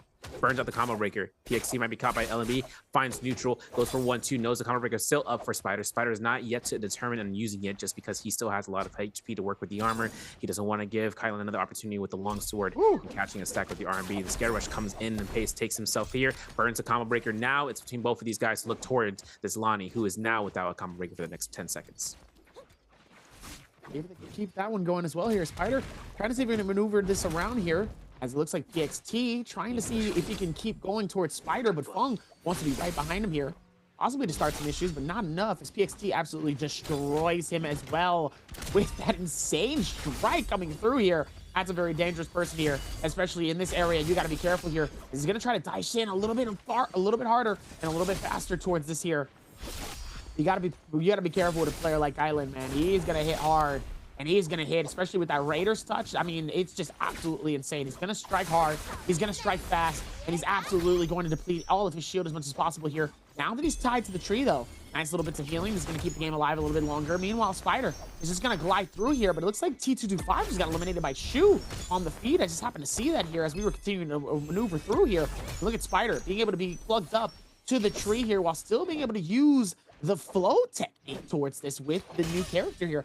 Absolutely really cool, though, obviously. Oh my goodness, ends up finding PXT towards the bottom. Beautiful retreat towards the parry, but sadly wasn't able to completely complete the kill here. And he might actually get lucky enough to get away, possibly. Oh, never mind. Nice. He's gonna get real close. Nice strike, gets that with a nice little pull out for the cannon, gets the finish here. Oh, wow. Nice hit towards this with Fung. He's going to continue this here. Can Spider complete the two-piece? He was able to capture him with this, but now he's capturing him on the outskirts here with Kylan. And, you know, Kylan, a very dangerous person in terms of when you're in the midst of fighting here, that blue becomes all of the aura that ends up coming all the way around, and Spider has nowhere to go, gets thrown out, and Fung catching that elimination as well here, getting himself a little bit higher and getting himself almost out of harm's way for the elimination. It was actually incredible from Fong to just go ahead and spam out, even burning his Keelan guard out of that ultimate. The safety net that gives Kylan the most impressive part about his kit is just not being able to consume any sort of his HP or losing HP for that matter. We're switching over to Arcadia, where XY from Team ASC has to burn ult. He got pressure between both Star from FPX and Frostfish from Team BBE to mulch play for Frostbus. He is earning himself for using V3 for the ultimate. And something mentioned earlier is that Spider is using V1 for that Lonnie ultimate, so that's something to keep you guys in the engagement about like V2 V1. Now for GG Shaw over by the Mercury on top of the Mercury River, south of the ancient Sakehead. You can see Chishang with that purple dagger against a purple fan from GG Shaw. This is going to be a huge play here for the ultimate preemptive. There is the Sire ultimate, and Chishang will keep it going, but there's going to be Orb. It's going to capture. It may not do as much damage to his direct health bar, but it will space time out. And for Spider, he is in the midst of this, takes a full blue vertical focus. He takes one other one, and now Chishang is still focusing Shaw. You know Shaw's like, bro, look at that target over there. That's a low health target, but it doesn't matter. Chishang will still look towards that, and Spider gonna be on the upkeep on the outskirts, just making sure he can reset his armor and looking potentially for a yoink onto GG Shaw, because at the end of the day, he knows that both of these ultimates are down to both of these opponents, and that in the case scenario is that he could just go in and try to chip out. GG Shaw still has his kiting potential here, gets caught with the jump LMB as GG Shaw makes sure he can go through a clink against Spider for Chishang, and for Team Bowden making sure he can cheat about GG Shaw's demise here with one hit off of the pistol shot or even just for a clink. And looking into Imperium, this is going to be where if they get a kill here, they can start building up that, the space to get into the Emperor's room and getting that right longsword, which we've seen very few far times in the Nbpl scene. See if they can figure that out here. With everything else, they're trying to figure that out towards the momentum. Still able to work through certain areas here, but let's see with Azal, T225 fighting this out. Pops the stun a little bit too far here. As Azal's gonna follow this up here. It hits him with a bow, at least on one of the kills occasions. Isn't able to really track too much here. This is gonna be a nice little chase here so far with everything else, and it looks like the Moonbane charms are being used by everybody here. We're gonna get 3 Moonbane spaces here in a second. About to get real hasty here. The gods are getting called on 3 times. He's getting annoyed. He's gonna start hanging up on people. Yeah, one Moonbane gets casted out, most likely to protect the Rumi Yang circle. We've seen it actually from OA's Edward into day 1, which was kind of the setup for just making sure you can confirm there's only 2 Moonbanes to be usable. After that, the game says, all right, we're just gonna RNG this one. And for this play here for Star, we saw this from Verse, but for Star to do it, this is funny.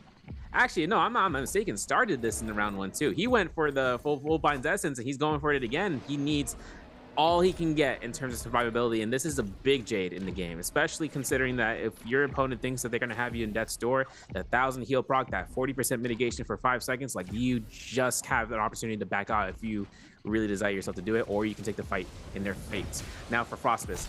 Oh my goodness, don't tell me we see a chance here for the Shael to delete a Temi, but this is going to be the play right here. Shield throw comes out. Frostbus takes the first hit. Double R&B catches. Oh my goodness. Oh my goodness. Into the Meteor shield throw. 1 R&B, another shield block. That means it's going to be a free throw right here. Frostbus catches the tap dodge, goes for extension, CZF1. There's another shield throw potentially in his back of his head, but Frostbus is too worried about it, but the Zone is going to say otherwise. And with Frostbus at 1 HP, it looks to be a tied position between both of them. And for Star, he's just going to go straight towards the Sword Tomb because right now, Roman Yang #1 goes in effect, and we don't even know what Frostmus is. I saw him over by Heaven's Watch.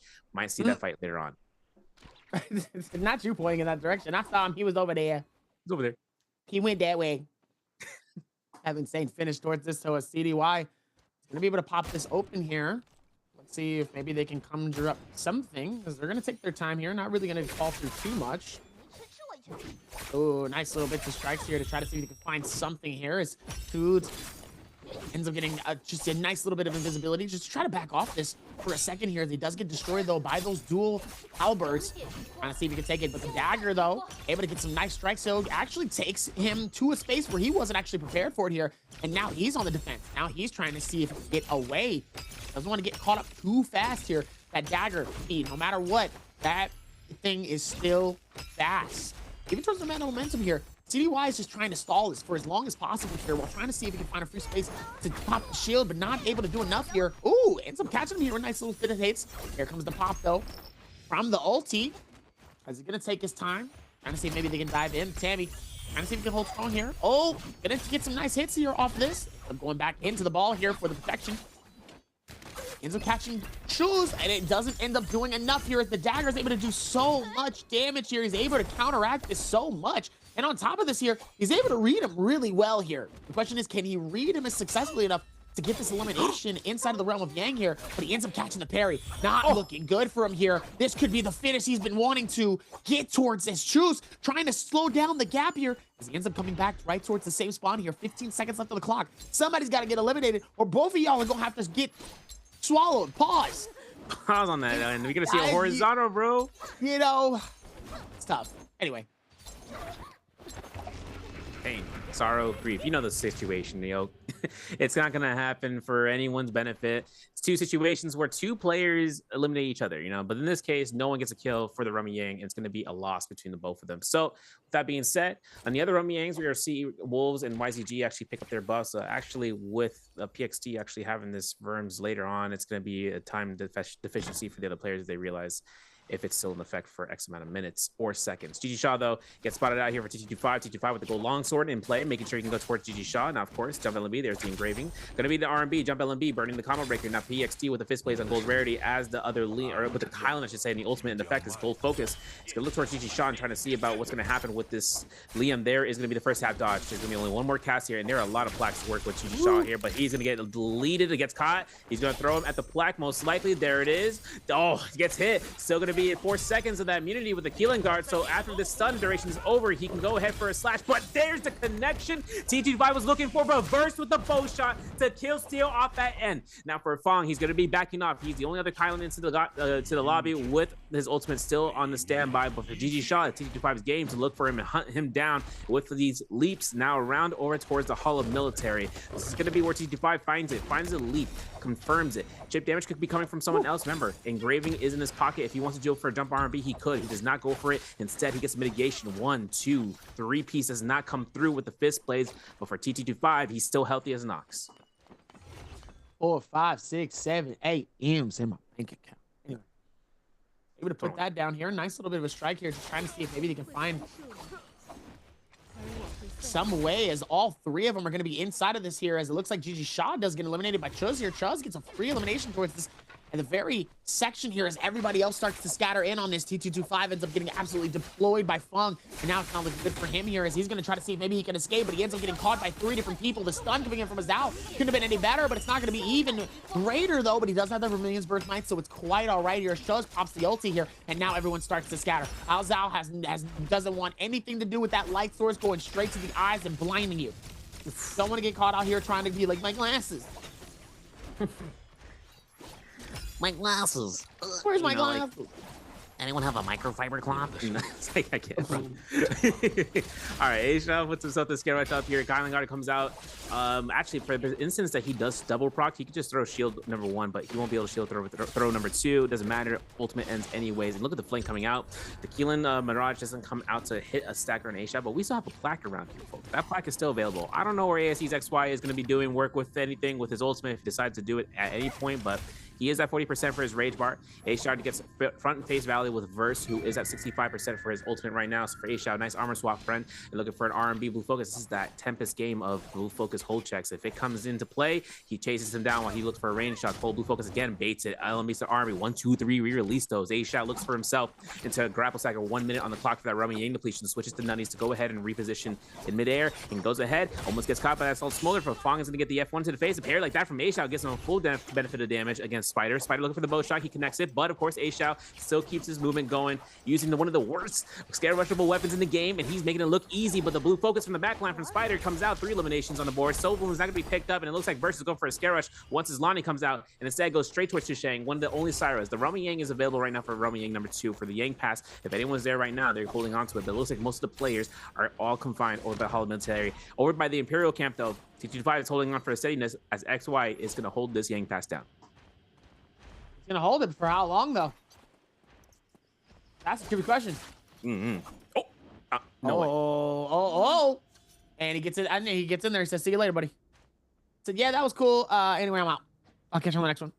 You have fun figuring out what you got to do for all the other stuff that has nothing to do with me." Anyway, back towards the top of the order here as one of them ends up going airborne. Let's see what happens here as he gets some decent strikes off the beginning. Looks like PXT trying to see if he can time it. Nice stun coming through from T225 here. He's able to catch a decent blue LMB combo here towards this, trying to see if he can collect it with the longsword here, but he absolutely ends up destroying him. PXT been dangerously low, goes through for the stun really quickly here, and now Kylan is now on the defense. He has to get out of here dangerously. Just can't be able to conjure up through this here, and now here comes the ulti. Trying to see if he can find a decent bit of colliding here, but PXT struggling to try to find exactly what he needs here. And now here comes the Tiger, really able to come through here and clutch it all the way, but it looks like both of them are gonna go for a slight reset, which would be really helpful for the both of them. Nice stun to be able to connect as well. It looks like he's gonna go for it. Oh, Tiger almost connects, but not fully here. I'm curious what happened with that where he wasn't able to here. I wish we could see a replay on that one.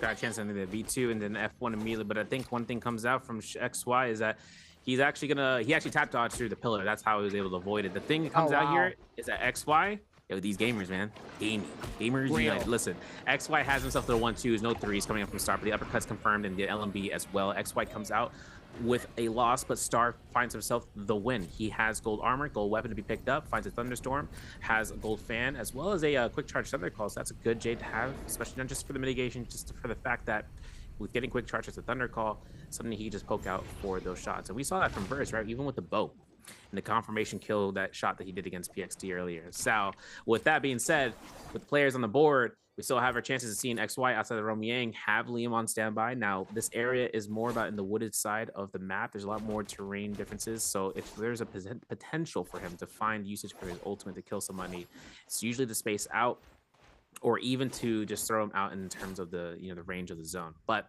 Ballista's in the check zone of this area, so that's a high ground position that he can use, especially for kill shots, and try to rush it down as soon as possible. It's up to him to say, Sword Tomb, 3 opponents, TT5, Battle Shishang, as well as BBE's Frostbus on the standby. Frostbus definitely. Is he on standby or is he on hang by? I'm just saying, like, I don't think he's really standing currently here. C225 is trying to catch him inside of this corner here.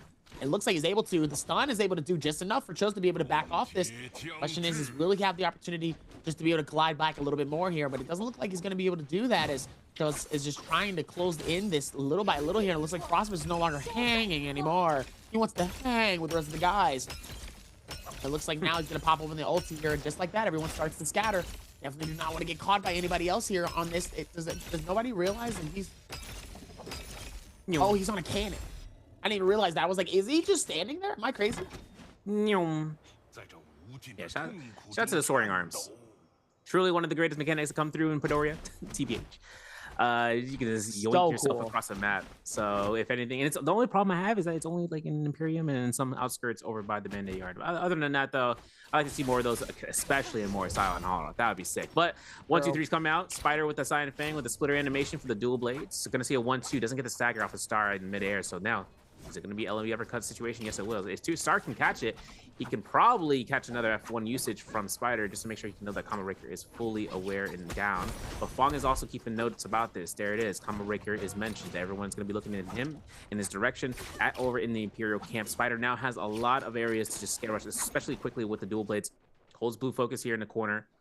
All the players are around here under 3 minutes right now between XY and PXT for that Rummy Yang depletion to get rid of it. And then we're going to see a fight, though. Frostbite up against PXT in the matter of the instance. And this is a slope right now. Frostbite V3 F1 for the Tumulch.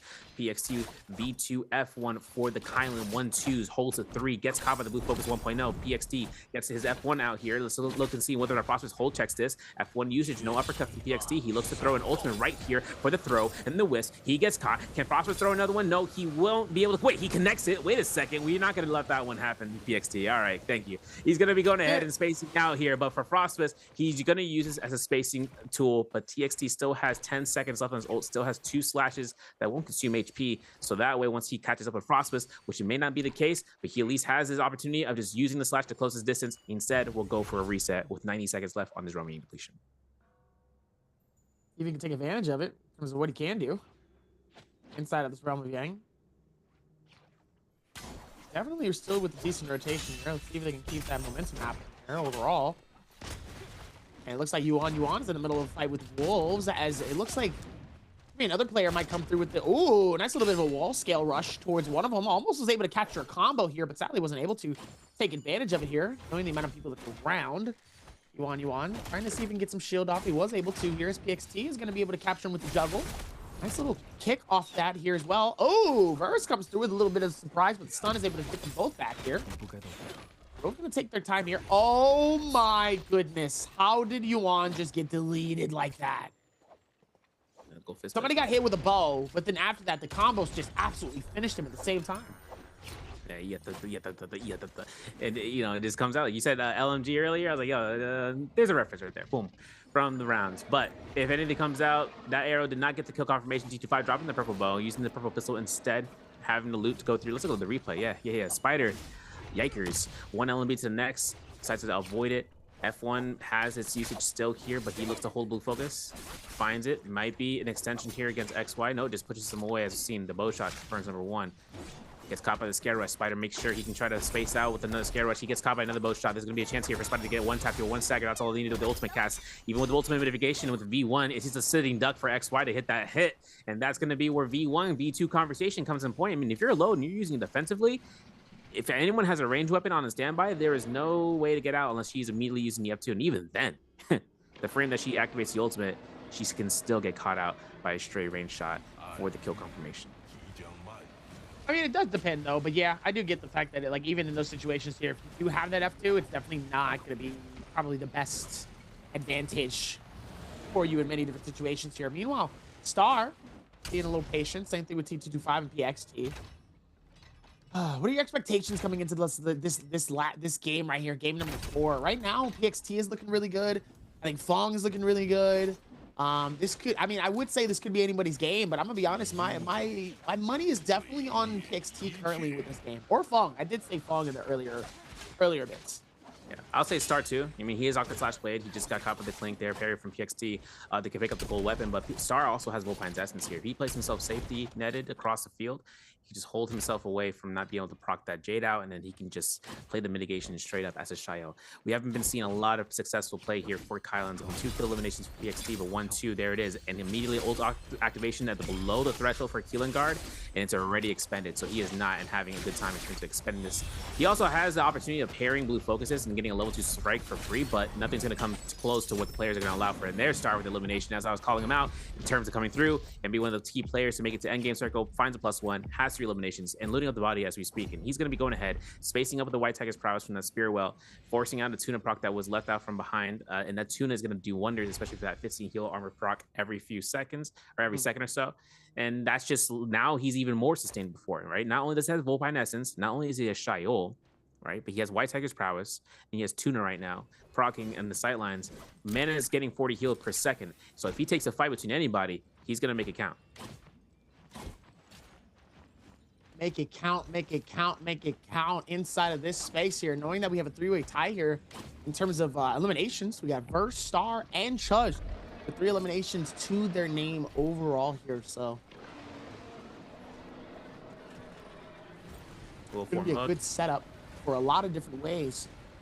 He's got a stacked little bit of everything. Purples, Verse has got a decent set of purple shield. That was such a random drive-by. That was so random. Yeah, we're gonna see an Aurora Burst and a Blistering Edge picked up for TT25. For previous reverse, he actually on a Justina has Martial Art Willform Hook, has a Sap Jade on a standby as well with an engraving. Doesn't have a longsword, but that Sap Jade will do works here if he sees a Wild Haymaker blue and he drops right in for it. And using it as a Justina too with Martial Art Willform Hook, that's sustained. If he catches that hit, he's able to proc it off. He'll be able to get a little bit of healing back. As for Fong, Starfalls, Quick Charge Thundercall, Salt Smolder, Engraving, an Alchemy, has 2 long swords, has a lot of daggers and short-handed weapons on the book, but he gets spotted out. Frostbus wants to take full priority listing here. Chase down comes out here, Dobby, and I don't know whether or not Fong is going to be the only Kylan to go out here in this moment. See if they can take that advantage for something here.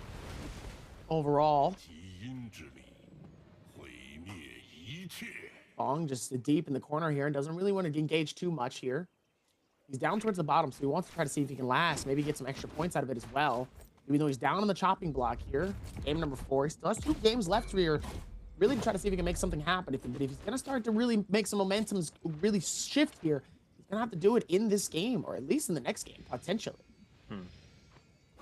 Frost is going to go, and he's going to take a nice little bit of some praying. Pop open a heal. Build up on that aura that everybody wants to have on social media. The real aura is here in this game, though. Man. I plead the 5th. I'm not going to say it. I'm pleading the 5th. Go ahead and say it. Go ahead and say it. I'm not going to say it. Go ahead. We're not going to say it. Bad. We're over across the world. Anyway, good evening, good afternoon, and good morning, ladies and gentlemen. We're out here for the NARAKA BLADEPOINT. He's giving aura, as Dobby has just said. Real. As DRG Fong is in the corner, he is not giving aura. Platonically, he is in the corner. With everything with his ultimate being on standby, this is really a placement angle for him. And TT25 holding his spot, Aurora Burst, like we mentioned from earlier, is something that Jade that he can just hold the corner off, and we've seen this before and time again. And Verse as well, playing Justina. Target prize selection, survive. That's the only thing coming out here. If one person wants to get caught out here, they would have been already next to somebody and just starting, some actions here. Star and Chishang are definitely one of those. So Star is smart enough to not to take this as much as possible. Even though he has mitigation to come out here for the tuna, he's going to try to go with the pelt shots against Chishang because that's the Syra. No one likes the Syra in the endgame circle. They want to go for her, try to make sure they can space out. Star forces her out in the open for anyone else to try to look for some point. There's going to be Fong, and remember, look, boom, Star out, boom. Not even a trouble. And that's going to force Shang to try to go for it. He's like, no, you ain't going out anywhere. But then that's it. Shang is now in full view of the whole lobby, and everyone sees his Syra and decides to take any shots that they can against her. Even Fong saw that coming through and making sure he was one of the first ones to allow that. And now out of his spotlight, he's just burning down resources for a Syra in the game, which is big. But this is the individual lobby. There is no one playing the same character of another. Everyone is on their own. It is just onto the cycle of how these guys are coming off on each other. Now let's see if they can take advantage of it too overall, especially with the amount of spacing that it really has so far here, knowing that, in the next circle here, there's not going to be enough space and there's still a lot of players left. There's not enough room for everybody. Somebody's got to go. Meanwhile, Fong getting sniped out of here with some bow shots. It's actually connecting. It looks like they're all keeping an eye out on Fong here, who's still down below. As Chuz is in a fight with him, sends him on the outskirts of the circle. Oh, no. Yeah. Oh, no. That circle actually clears him. He pops the ulti here. He's going to have to make some magic happen here if he's going to have to do something here. He forces a little bit of some snipe hits here, and he causes the circle to create some momentum for everyone else here. Now everyone starts to scatter. He's causing some problems. My goodness, he's putting in the work on Chuz. He wants to give him at least a little bit of something here towards the very end of this circle. And just like that, Frost steals the elimination. Beautiful parry in between that here throughout all of the chaoticness. Fung trying to disrupt the lobby, and ladies and gentlemen, he does just that. Everybody was trying to keep a little bit of civility, but I take it back as Frost was able to get a second elimination into this game. Yo, this is huge for Frosty here. That was insane. Yeah, the yoinks in the parry in between. Star actually getting caught and surprised by it. 4 kills for Frostbus, though. he's throwing his whiz, and he didn't even have to use ultimate here. He's just chilling out. He's got himself to keep a heal off here. No one's going to disrupt it. He still has his F1 coming back up, having to repair the bow. This is going to be coming out to the last 45 seconds, folks. This Verse has himself with the ultimate still to be ready for the Justina, has jabbing, has the, he's just spinning around here and there. He also has Halberd, so this could be a play right then and there for just smacking somebody out into the zone. For this, though, TG5 with Blistering Edge into the Akko's play could also push someone out in the zone with him alongside them, but he still gets a little bit of healing with it for the pounces. But his F1 will be in play there. There it is. Frostless uses F as a result of it. Knockback for the pounce. For the ultimate cast in midair, looks for a knockback. Doesn't happen. The Tumult Circle might be the best play in a moment right now because Frostless has this in the bag. The Shio ultimate's out as well, but the staggers into the zone, gets V2'd out by it, and looks like the health bar in the position of Frostless benefit. Wait a sec, he might be the last one to survive here. Everyone's taking all these hits. Frostless gets caught into a surprise hold with that full pines, but it doesn't matter, and he comes out with the lead with the MVP for Team BBE. First one for this season. He signs out here. All love and glory. What a beautiful finish by Frosty. Feeling it, and it really does. It was able to like really hold strong here towards that final circle. Like he really watched out for all of the momentum, knowing that there were so much things that were going to be happening at the same time. He played that very, very well, and he did a fantastic job, really able to read so many different things towards that ending and just shuts it down exactly the way that he needed it to. Well done by Frosty. Yeah, crazy. XMe's looking at him like, that's a reference for all y'all. This could be a chance right now for Frostbus to catch that, super seed lead. He took him to the day 1, now into day 2. Guaranteeing his gameplay into finals for this week, right? And that's great. That's good feeling going through here. I know a lot of people are here supporting the boy. I mean, playing out here for the NA, and the C server is now under BBE for the Vietnamese. And then having a chance just going up against his peers again and again this year, just to see what it goes through. And that circle was not an easy circle to end up. We saw what happened with Star. Star made it difficult for Chisheng, for Bao Chisheng, just the Syra to be available to be locked in and loaded and getting eliminated and not having any sort of worry about the repercussions because he still had Vulpine's Essence, he still had Tuna, he still had those things rocking in the back of his head and just keeping the survivability. But one thing that kind of makes it known is just seeing where that position of that zone was, where the endgame circle allowed into the cliff sides. And we see how the second Roman Yang depletion gamers were going towards the Imperial camp, which is available, forcing the fights that happened for the people who are low health to try to escape through Imperial camp, and just allowed any outliers to look in and lock in from the outside looking in with bow shots, with any ranged weapons that are possible in their inventory, just to catch them off those strikes. And even further back, we saw what happened in terms of the Hollow Military, right? After the first Roman Yang, when we see PXT, who still had, who was a Kylan with an active Vermilion's Bird's Mind, he still made it a play to use his ultimate in a sense, still got caught, and then got kill stolen by Verse with the bow shots. And we see even still XY try to use his Pokeballs. He missed the first one, but he used the second one to use it exactly where he should have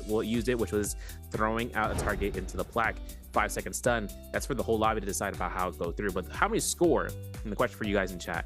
Sure, you guys are in the, I know you guys in the YouTube chat, but make sure you guys go to the Twitch chat for the answer here. How many scores did BBE Frostbus get in total? Was it A 34.6, B 35.6, C 37, or D 41.8? That's going to be his overall score combined for the first game, for game day 1 and day 2 combined. So that's going to be what Frostbus has in total. Make sure you guys put the answer in chat if you're keeping track onto the scoreboard. But like I said, MVP coming through for Frostbus, playing out the Tumult inside of Fedoria. That's going to be a choice pick for one of the single characters in his roster. I think the single pick has been pretty solid for him overall here, and obviously Frosty getting a dub off of this is really good. Knowing we still have 2 more here, I mean, currently it's still a few people's game overall outside of Spider, who has 2. So now it's like, okay, let's see where this momentum lies. He's already in the top 3. So that confidence is already going to continue to move forward, knowing that he still has 2 more left. Now, on top of that, for some of the other ones, one person did end up getting, I think, at least what I could tell from the standings, he might have just been able to get himself out of elimination perspective, as we took out 10.2 coming in from Frosty. Our first insane for Frosty. First with 4 eliminations and 5.5 eliminations, and Star rounding it out with 3 eliminations alongside Chuz with 5 points and 4 points. A lot of expectancy so far for this one. Overall, looks really good. Yeah, even score, even balanced sheet, Everyone's playing in a balanced state. I just, one player I still am looking out for is Alliance's Aishao. I just want to see where he can kind of succeed off. Even towards XY, I mean, he was playing Liam into that game. he had the opportunity to kind of make it in terms of the standings. He's still at the bottom, but not at the very bottom as of right now. He is currently in 16th with 6 points. But Xiao, he is at 4.5 in 18th playing out today. And with GG Shaw, for his first day of playing, 6.5, 7.5 for DRG Fong into a 14th place. It's going to be where the, we got to make sure when the day 2 gamers for the second day of playing, the day 3, that we can catch as much points for that to come out of here. And AS is one of those players on the bottom of the board at 10 kills. But Bada Shang, 12.5 in 12th place. CDY with 13 points in 11th. Wu Fong not playing today, but 24 points to him. 24.4 in for Arano, who's at 9th. And that 8th, PXT with 27 points with day 2 playing. 27.5 for T25 from YZG. And then coming out here for the top 6, right? Players who are just not going to have any sort of issues, at least for right now, with 27.8. Mike with OA's Edward at 28.5, 30.3 combined for day 1 and day 2 for Spider. Star at 33 points in 3rd place, 38.8 for WBG Verse. BB's Frostbus taking the lead, 41.8, actually surpassing Verse for the first time for today and allowing for him to keep his momentum with that MVP from game number 4. But we still have a chance of seeing, some moments here and there from that round. I mean, Midoriya is this is the last time we're going to see Midoriya be played out. And this was the only time that we saw Midoriya, or no Fireflies the last time. We have Fireflies to come into game 5, game 6, something that allows a lot of precedence for rage builders or rage gamers to just go in and go hard without any sort of problems of losing out on ultimate usage. Like I said, hyper ultimates versus ultimate users, right? If you're rage retention based or you're rage based. And if anything comes out for characters like Lonnie, who has a lot of value with that V2, we saw Spider try to work her out with V1 against the Kylands in the Ancient Stockade. They didn't really have that much of opportunity. Now, so players like the buildings may not be the best benefit for her, but with these clips and highlights brought to you by China Unicom, we're gonna take a look and see about these moments from the start off. We see with Verse, because Shang with the Ascension form, first parry, first kill in the game. I mean, it was a very strong one too. Like you really was able to know like what was happening here towards that final, and really was able to shut it down and do a fantastic job with it. As we see T225 up top here, really able to do so many counters with GG Shaw and able to capture the elimination. This is the one that was inside that I think we kind of saw. That we almost missed actually. Ends up getting juggled though by Azio, and both of them just absolutely juggling him like a tennis ball inside of a racket field. Meanwhile, T225 back again with the Tiger, just putting in so much work here. I mean, GXT was definitely feeling it for sure over time here. And here we go, back at it again with that nice little juggle here. Listen, this is the one where he gets absolutely deleted. He's in the middle of fighting this, right? Backs off this. Yuan trying to fight him. Now it's just boom, 2 strikes, done, finished. Even he's like, what? Oh, he's lost. He's buffet inside of all that. Absolutely nuts towards that finish here. He didn't even know. Didn't even think about it. You're like, well, GG's. And this is it's crazy too. It's the end of the game and the end same circle. It all comes down to where that circle was. And I'm glad I was like, that was a good circle, because that's exactly what happened. It was a great circle. Forcing a cut through the center of the shadow, collapsing, forces everyone to want to try to get back in, but they get caught by the storm. They are slowed down. They're in animation, and that's a free throw, whisk throw for Frostbus. And this is going to be his MVP stats coming out here, having switched Dazzle and Soothing Moon on the roster. But he had 11k damage, 4,000 from it from a fan, 3,700 from a staff, 1,300 from his nunnies. Mainly prominence in using melee weapons as a result.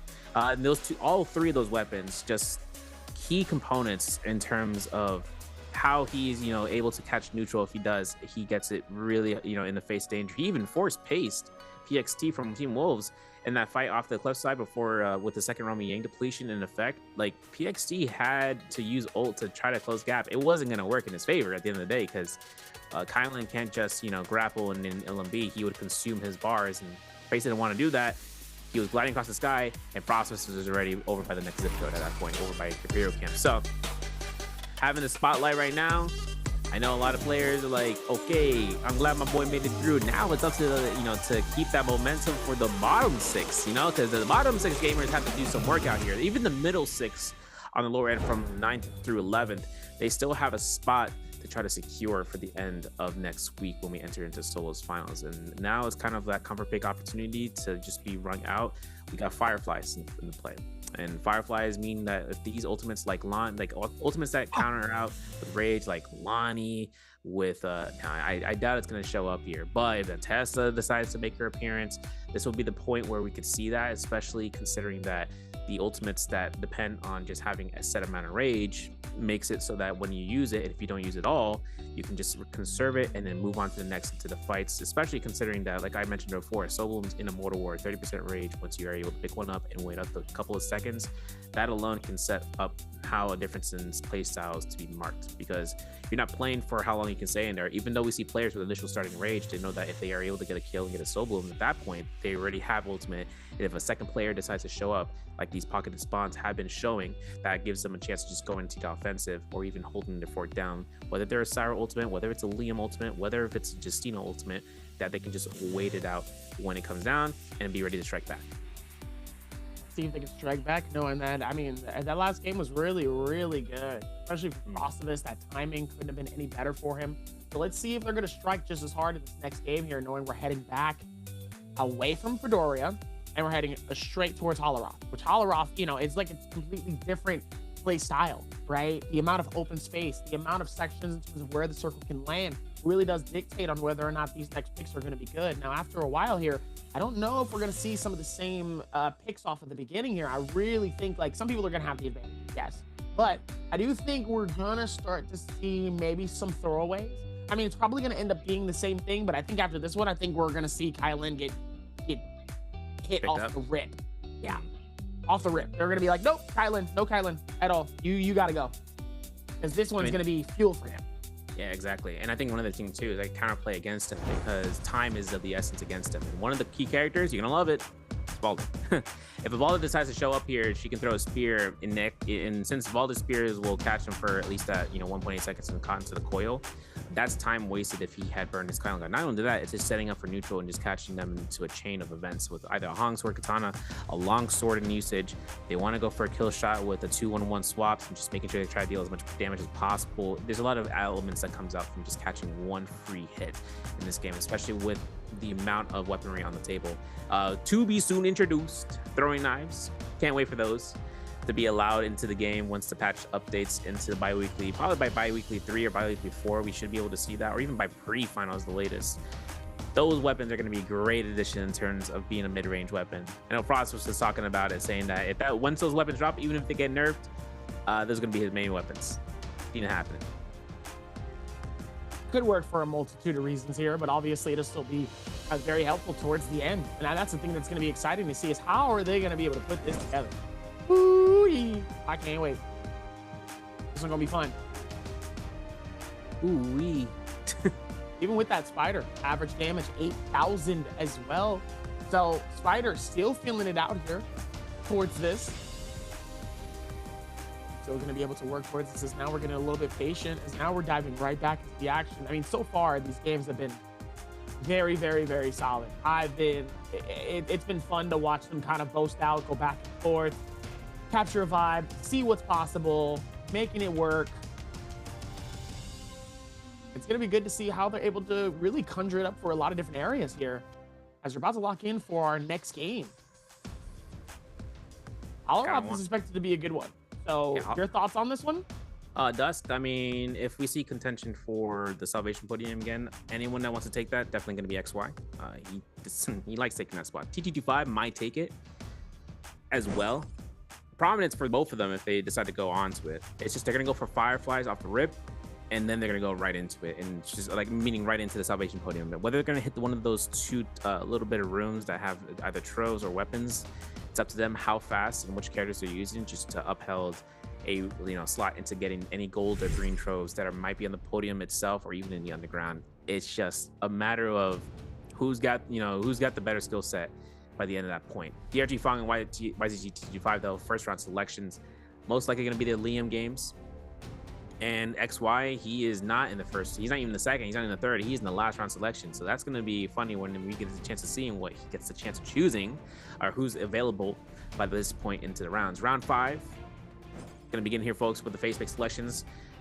Want to see if we get any sort of outlier choice picks, because I know a lot of players, like, if there's any chance of seeing out of choice picks, I mean, Valda could be a choice. Tumult definitely is going to be the options on the table. August is an option on the table. But more importantly, Anyone else, if that Takeda shows up, I'm gonna be excited.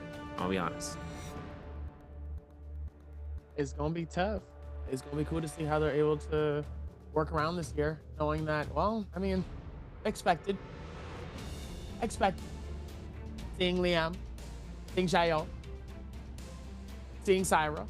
Question is CDY also gonna pick Syra too, or are they gonna pick Lonnie? Nice. Wow. Nice. It's gonna be tough. Okay.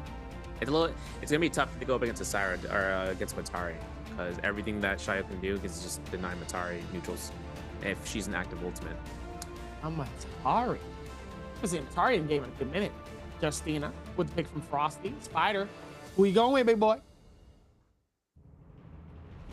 Mulch coming through here, really kind of holding it strong for the OGs.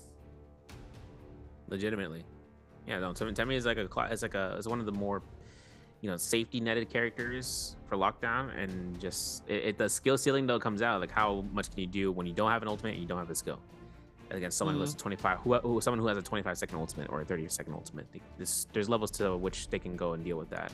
A-Shot though with his Justina, it's gonna be a double pick there, and a Syra as well, so that gives Tumulch a full opportunity to be picked up here by XY, which is double pick, and then GG Shaw for his Lonnie from the lobby, which means that there's only going to be one Matari here. I don't know how many players are going to be understanding that Matari is going to be with anyone else, but CDY is going to be by his lonesome when that change comes through, and it's those moments of either Roma Yang victories or first round fights.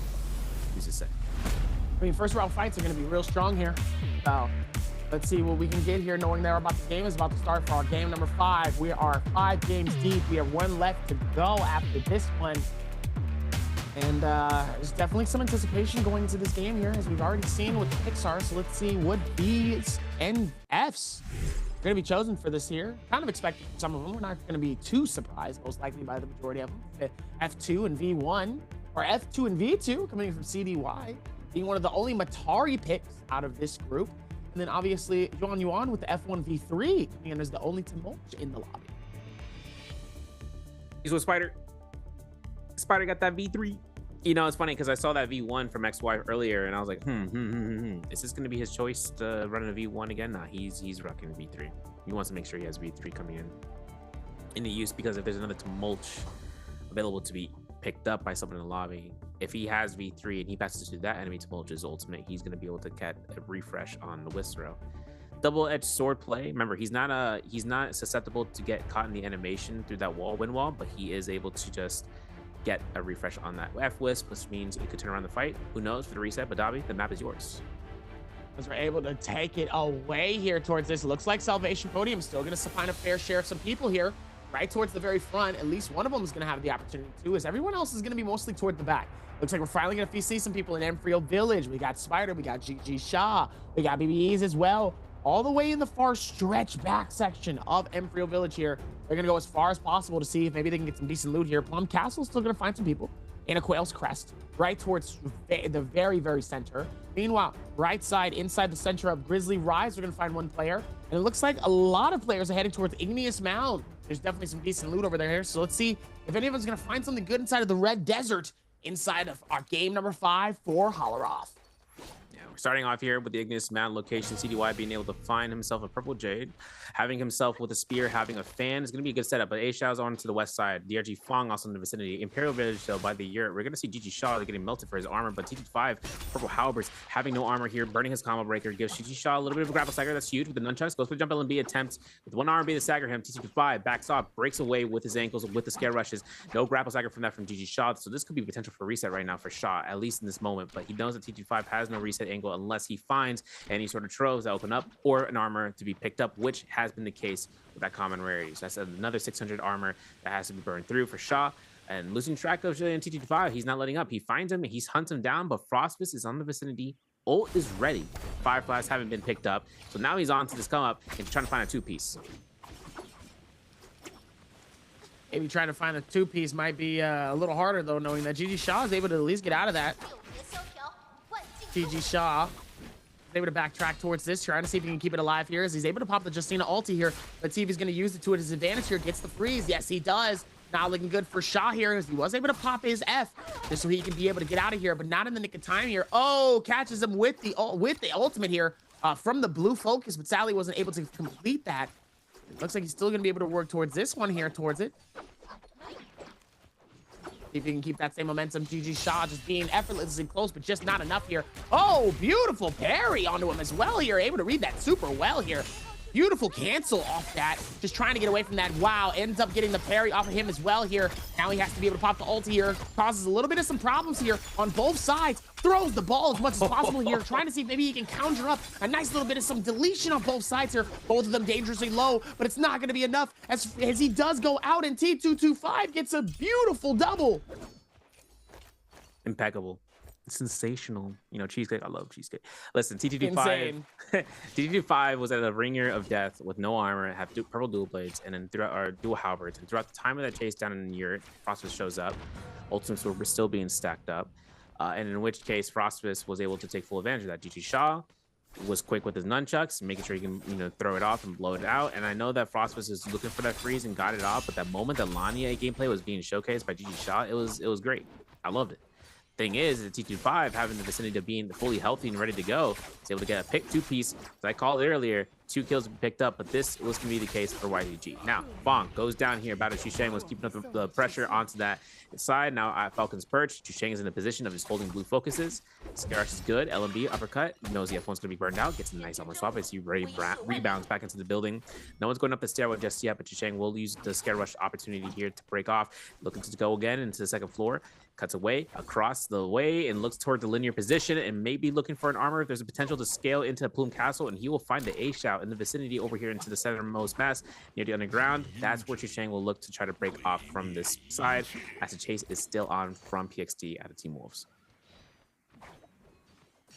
Still able to run around towards it here, trying to see if maybe they can keep the same effort up effortlessly over this here. Nice little bits of strikes, trying to see if he can capture it, but he is able to capture a beautiful combo. Spider able to do so much damage here. Able to get a nice shot off with the musket, trying to see if maybe he can conjure it up just a little bit harder here. He ends up going for a nice little switch with the F key, trying to see if he can move it towards it. Question is, can he successfully get the strike off the end here? But it looks like he's not able to here. Star is able to pop open not only the shield, but also gets the ulti overall. Spider decides to back off, just realizes it's probably not worth it. Unless, of course, he's waiting for it to deplete, as he does here with the amount of time here. Now he has no way of really being able to capture the finish here. And it looks like he's going to be able to commit to the fight here overall. Trying to see if he can capture it with it. Goes for the grapple. Trying to see if he can close in on it. Waits for the cancellation. Holds for the blue. Trying to see if maybe they can feed towards it. Not going to be able to do enough. Stun doesn't connect as well. Star just trying to see if he can get out of harm's way here, but Spider is just keeping the momentum. It takes one parry, it takes one finish, and he's able to do just that. Yeah, taking out himself with the victory at the Salvation Podium, and then picking up a +1 right there, meaning that he has his gold Hong Sword just to make it happen through the Romiang. And it was a great ultimate from both sides, especially Spider using it to try to attempt to lock in that Syra. But since it's rain, like I said, once he was at a downward slope, a little bit more time, and Syra was going to still have a chance of popping that ult. But regardless, Romiang depletion, or not Romiang depletion, but once you enter Romiang, you get a 100% refill in your rage bar. So we'll have to see whether or not Syra will come back for the run back. But for Spider, +1, chilling out here. XY to Mulch. He's by himself over by the Ballista Tower northwest of the quarry. But for XY right now, blue staff, blue armor, 4-6 ratio for his health, for his healing berries, his armor powder rate, you know, and he's not gonna have a problem. At least until if someone decides to want to run up on his, you know, on his circle and to try to take the Yang completion to collect, or rather the Yang pass for himself. But switching out over to A-Shao here against Spider. Spider throws a Blitz throw. A-Shao gets caught. What? Burns his F2 as a result, and now there's a chance here. He had purple armor, now he has no armor, and now gives Spider more reason to take this chase because of how low this Justina is right now. Absolutely low, not looking good for him as he's able to capture him inside the corner here. Gotta be a little careful here towards this, trying to see if maybe he can complete it off of another section here.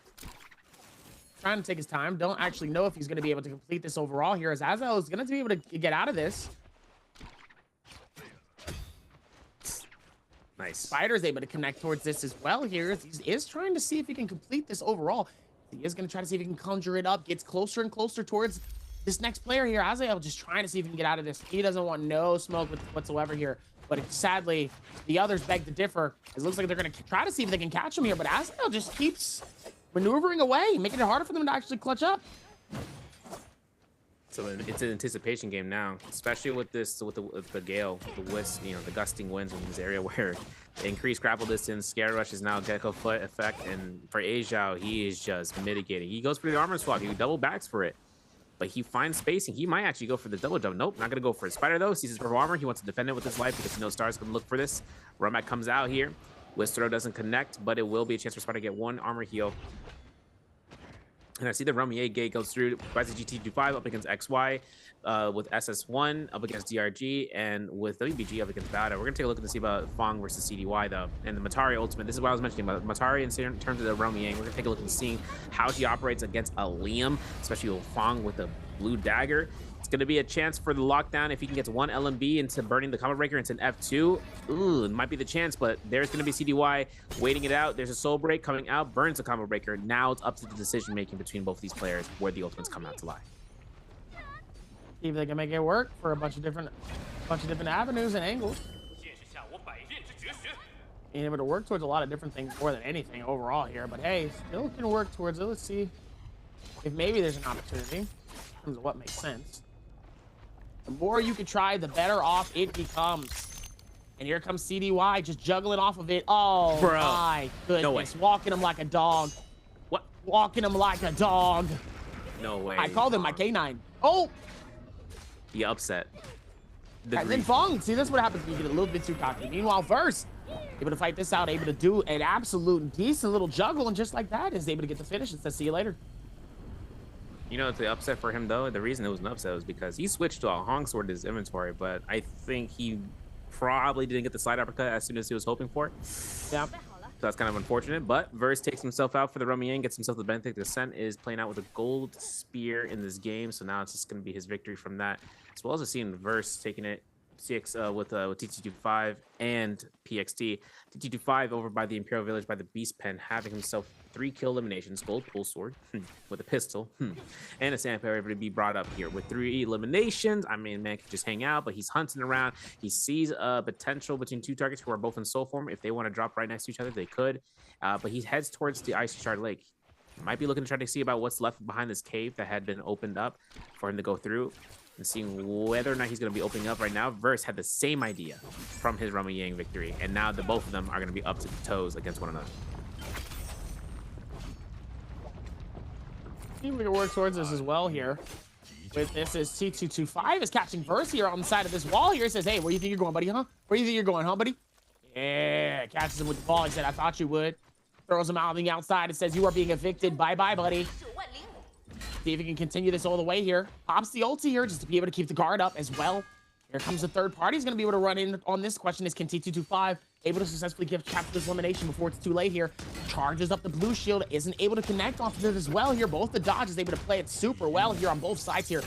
T225 just trying to help make this work, but Verse is on the defense, and the defense is working sadly here. As CDY comes through with the third party. Oh my goodness, both of them getting grabbed towards that off the final stretch. Oh my goodness, he gets absolutely deleted. T225 now has to maneuver to get out of this as much as possible. Not looking good for him inside of this as he's just trying to maneuver, keeping it alive. No shield swap available. That's going to be helpful for him inside of this circle, and it's not good as Chuz captures a free elimination on T225 here. And now Chuz back on the back stretch here, never letting him out of his sight here. He's just going to keep lining him by the light. Chuz takes a second just like that. And just like that, he is 2 eliminations deep into this game. He's 4 overall in total. That part. Verse still keeping the action going and gets a parry. Nicely done, but the V2 comes after the Liam, and there's DRG getting the elimination. Sobloom is picked up as well. He's out of himself from the roaming depletion, and his first kill has been accrued. But for Shishang, this is difficult because right now Shishang doesn't have an ultimate, and he is stuck inside this building. He has 60%. Gets caught by Blue's focus number 1 out of what seems to be Spider, and that's going to be elimination. Sobloom picked up for Fong. He is able to get that up. F1 comes out, anticipated catching the LMB. Might be a 2-on-1 angle. Not going to be the case. There's going to be a fan coming up from Frostfist. Frostfist is like, hey, what's up with this action? And looks towards and trying to find a target to lock down, which most likely will be Fong, and the ultimate's about to come up for Fong. So whether or not they realize that he is going to have that ready to go, again, we're going to have to take a look and see. Spider, though, caught out here. No combo breaker. Ultimate is going to be casted out. Throws his whisk right into the doorway. Says the zone is starting to close in from this cave, and Frost is going to get a reset. Spider just has 16 grapples to make it work, but with Fong on the outskirts, he is going to look for anyone outside of that cave to try to start a battle with, especially with his ultimate being ready and the zone being so close, and the opportunity, if there is any ice cones on those trees, because like I said, those also effectively give Liam so much more value, because they're essentially flags they can send their target. XY though caught by A Shao, grapple extension, a little bit a little bit greedy there for it, but then again, XY finds himself an armor swap, 1 RMB, 1-2, backs off, does it again, gets caught by the ult, has to get knocked back. V2 enhanced dash means you can't throw any blue focuses. Oh man, can't believe I witnessed it. Unfortunate. A Shao gets that freeze, goes for a meter dump, and that is going to be the kill confirmation for A Shao, and gets himself that solo, 2 kills on the board so far for Alliance. On the come up for this round, especially after his days of playing. If they can keep that same momentum running here, as he still has 30 seconds left on the clock here, but it's not going to be really helpful here if he really just decides he just needs to go. Let's see if they can still make that momentum happen here, as he is able to take himself almost outside of the circle here. Obviously not going to be able to do enough of this. CDY and PXT going to be able to throw him on the outskirts here, and he says, go on, get my time. My time to shine. Thank you. See you later. Goes to the portal. Bye-bye. Bye-bye. Have a great time. Prosperous. Have a great time. Yeah, twin shot. Double twin shot. Dang. And a soothing boon. Well, he's gonna have to build that up. He's got himself with 2 mitigation jades and the HP jades, so that's what's been working off. And he's using longsword, so that really is going to be one of the best weapons for Justina, especially for a TOD to be set up. CDY though gets his spirit well claimed, purple armor, gets himself knocked back. There's a silence with this ghastly mist. And now, don't tell me Frostmas gets a free realm like this. Not in the league. Ain't no way. PXT is taking the fight. It is a Matar. Oh goodness, Justina versus a Shayo. We're gonna see a jab, or actually an engraving, as well as with a twin shot. So that's gonna be what Pace has on standby, and he is maxing out on mitigation, making sure he can get as much as possible. Both try to start this fight off. 1 RMB to the next, goes for Stanchion, goes for LMB. 1-2, doesn't want to go ahead for any further investment. That is a jabbing, not an engraving. My fault, folks. And that's going to be PXD showing it out for Prosperous to burn his combo breaker. For the Scare Rush, though, no captured stagger on the end for a hit confirmation for Pace. He's going to go for the sky. Parry was good. Looking for the longsword, steals it out of his pocket, and then goes ahead, drop LMBs, gets ahead on to making sure he can go for an RMB hold check. Gets a full proc value for the ultimate, and now it's up to PXT on when he wants to throw out his ultimate. It ain't going to be needed as he catches the RB in the corner. Ooh. Able to dive towards that as well here. Time to be able to rotate towards this with the next circle, as the Realm of Yang is still able to keep going here. Nice little bit of a shielding coming in from Verse here. Going back on the defense here. Intense Verse and T225. Trying to dive it down just a little bit easier here, as now they're both trying to hold strong here. Beautiful parry coming through the connector here, but T225 is able to pick it up and then goes right back to the nice reset here for the parry. Yet again, not able to do enough, but Verse was able to come through with that combo, gets the strike, gets the finish, and says, see you later. Good try. Yeah, another gold weapon, and he picks up a blistering edge as a result. So this is going to be a huge value for Verse right now. And for the action of having that Hong Sword as well, for just getting himself in the LMB's range and just catching a neutral, that's good. He also has a Thunderstorm pick up from that Romy Yang. So with that being said, I mean, he's good to go. He sees the fight to his left, though. PXT up against TG5, 1 set RMB to the next. There's a combo breaker burned out for this Shayo. So now it's up to TG5 with the martial art will form hook, whether he's going to be using it to kill confirmation or even just to go firm as much healing if he needs to sustain out. For TG5, he has to turn around because he knows Verse, and Verse knows him, and he knew that he just lost to him. So this Romy Yang fight is going to be a, it's going to be a fight for it. LMB to the RMB, TG5 getting take chip damage, burning out ultimate now for those fusion orbs. He's looking to try to go for an RMB. He confirms it. Now Verse gets thrown out. Gets a little bit more spacing, but all the lobby has heard his call, and T25 is now going to be hunted down into the thicket of it. And that's not even just that. CDY and Spider on the southern end are actually right there to see all this unfolding, so they'll make sure they can have a chance of spotting him through. But obviously right now, Dobby, if anything comes out towards this, I know T25 has his spotlight for being what people say the top 3, but right now the whole lobby is looking at him in the limelight for getting a kill stolen or a yoink in the end of the game. Honestly, that's the worst place that you want to be in here, where everyone turns to you and now all of a sudden they want some payback from you. That's the last place that you want to be here inside of the realm with everything that's going on here. Obviously, it can be very, very hectic, but also just be like, hey, like, maybe like let's not get caught up like that, you know? That can be really, really tough for a lot of different reasons. But let's see if they can make that same similar situation happen here. Is he going to be able to dive in towards this as well? Let's see. As Frostivus is going to have to maneuver and get himself out of the circle here. And this is a very similar situation to what we saw from earlier. I think it was game 2, I think. So it looks like he's going to go back into this. Looks like he wants to fight this out too as well. See if he can work with it. Doesn't want to get caught up as well. Gotta be careful. Frostivus is able to pop the shield here. Not too much collision on a lot of different players here. They're trying not to connect too much as he pops open the Frost just to maybe deter this a little bit. Pops open. Ooh. Tries to save the hit with the pistol, but not able to connect anything here, really. Gives him a free space here to pop the shield. And now he's going to dive back into this fight. Let's see if there's anything that's going on here. C225 in verse. Was able to fight that out for a split second here. And then he was able to get out of harm's way just in the nick of time. Still a lot of players here, but it feels like they're fighting it like it's, you know, they're maneuvering like as if it's the last circle. Looks like birds flocking in the winter. And 9.5 minutes making it works. There's the Realm Eating Depletionist going after the kill against C225 as he is himself. Nice V2 proc coming out, or rather the imprint, and there is the guaranteed freeze. Oh, the clink. I can't believe Spider's going for the double clink. Another parry comes out here for Frostbus. Cody get the Soul Bloom. The knockback comes out, and CDY is going to grief him out. No Soul Bloom given to him. And now it's going to be a spotlight for CDY to look forward to escape here as Frostbus, not 100 seconds on the clock right now.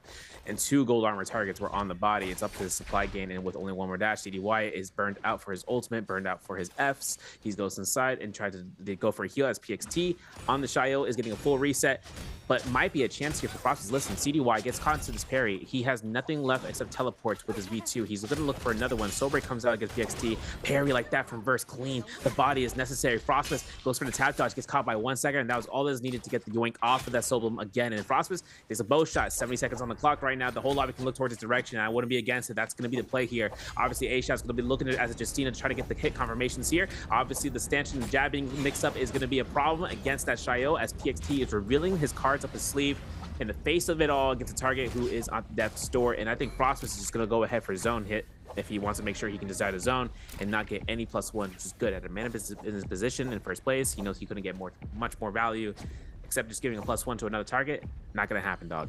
He'll just go ahead and let this one play out. But that does leave Verse with 4 eliminations as one of the kill leaders in the game. Spider with 3, and with A-Shao as well as with Pace with 2 eliminations. DRG Fong with 1 elimination, and DRG Fong also having a chance right now. It's just making the Liam game work out. See if they can keep that same momentum running into the next areas here. Still gotta work towards some of the other ones here. Is Fong taking his time. Still has that 1 elimination on the board, 9.5. He still has a chance here. I think like 1 or 2 solid eliminations with a top 3 finish, and he's at least out of it, you know, in terms of, well, he's actually focused on CDY actually currently, even though he's eliminated in this game here. Wolves getting caught between a 2v3 here. Almost pops up. He does pop over the ulti though. Goes on the defensive a little bit here. Pops up in the shield. I think everybody else starts to at least hesitate on wanting to fight that and attack that. Probably the smartest move.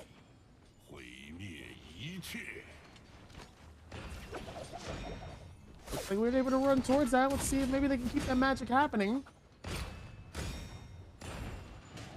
Spider able to take that magic and be able to rotate with that one. Does a really good job with that. Let's see if they can work towards it as well here. Spider able to hold strong here towards this. Oh, he's gonna be able to get some nice strikes here on the PXT. Doesn't need to do anything too hectic. Doesn't need to do anything too crazy. His Verse is going to be able to catch it. Oh, no. Now you might get 2-pieced here. You definitely do not want to get eliminated off this. You're trying to get some decent loot here. It's not worth it, Spider. Top 3 currently. 34.3 when it comes to Spider. So he knows he's got a shot here. He just doesn't want to throw it away just for some simple loot. Ooh, I almost thought that was a parry, actually, between Fong and Verse. It looks like he's going to hit some shots here with the musket. There's an opportunity for anything else here, but it doesn't look like it so far here. He still has to take his time here. Dude, problematic zone right now, bro. Oh very problematic. 2 R&Bs in the face. I couldn't believe it. Couldn't believe it. A Xiao on the come up this round. Like this, love to see it, right? I don't pray on anyone's downfall in the Nbpl season.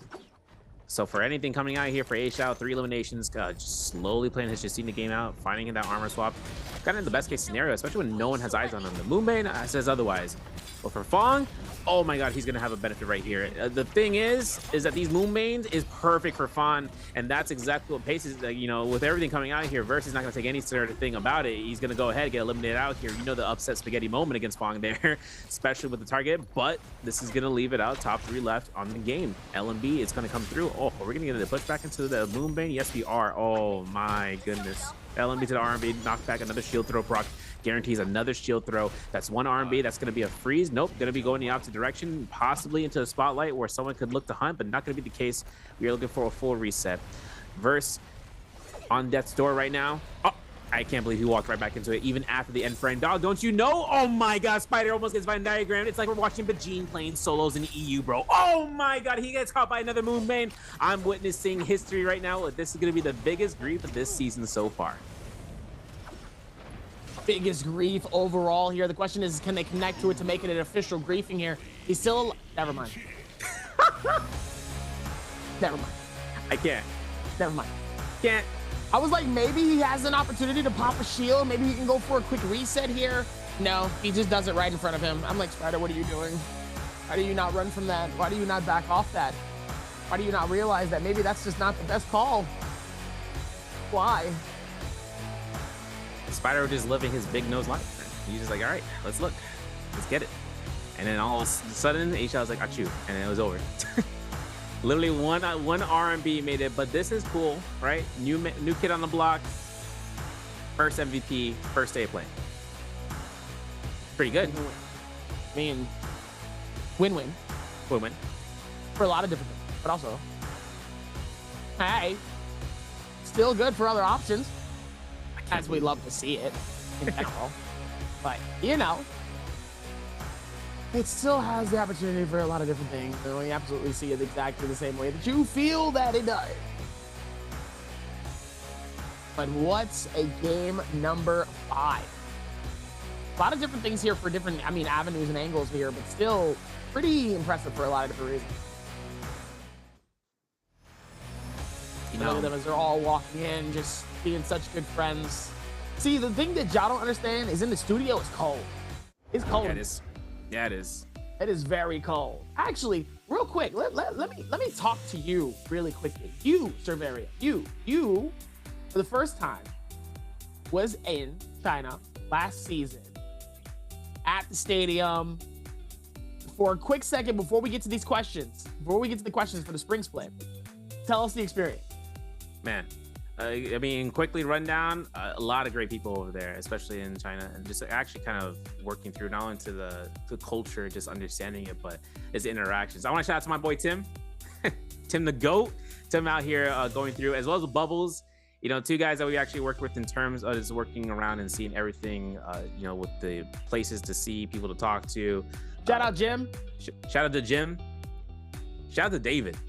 Well, you know, the whole gang was actually out there for, you know, production, but also with the players and be able to interact not only to NAU, but also with, you know, Frostbus as well, you know, and the players that kind of worked through and seen around. This is the spring split question, though. How many kills did Bao Chu Sheng get in the game 5? A2, B3, C4, or D5?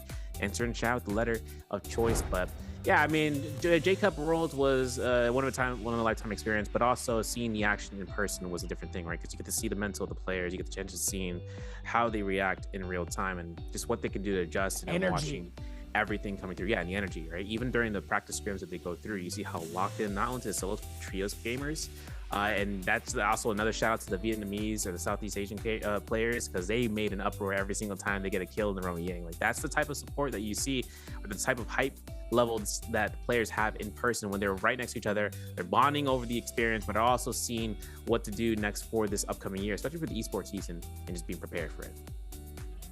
I'm glad you had fun. Did production ever get you into eating spicy stuff? Of course, always. We ate fish, bro. That was picante. Yeah, they when I was out there, they definitely made sure that I was not leaving without trying something spicy that was going That was gonna mess me up. Thinky Tofu. Duncan Yeah, remembers Thinky no, Tofu. they tried. They got me to do it all. I wasn't ready for it. I was like, I'm not here for that. Lillian was like, we don't care. Eat it. As we look back at the top of the order, 7.8 as how with the game score, Verse with 6.5, and Spider with a 5-game score. Leading out the top 3 here. I mean, Spider and Verse doing their thing, but Azile, first time in the top spot here. Good luck. Good looks. That's what I'm saying, man. 7.8 though is you know, the 4 kill, 3 placement point, and the multiplier to come through. It's like the staple now. It used to be where you get 10 kills, you get 17 points, but now it's down to 15. But you know, this is also another normality of a high point game. It comes out to where Verse was knocked out of 3rd place, but 6.5 just given for his 5 kills alone. Nothing to scoff at. Standings though put Ace out to 13th place, right underneath gatekeeper position. Fong not having a baller first day, but 10 points so far. He still has 6-7 rounds to play, 1 round left for today. And JL's AS at 10 eliminations from his game first day of playing.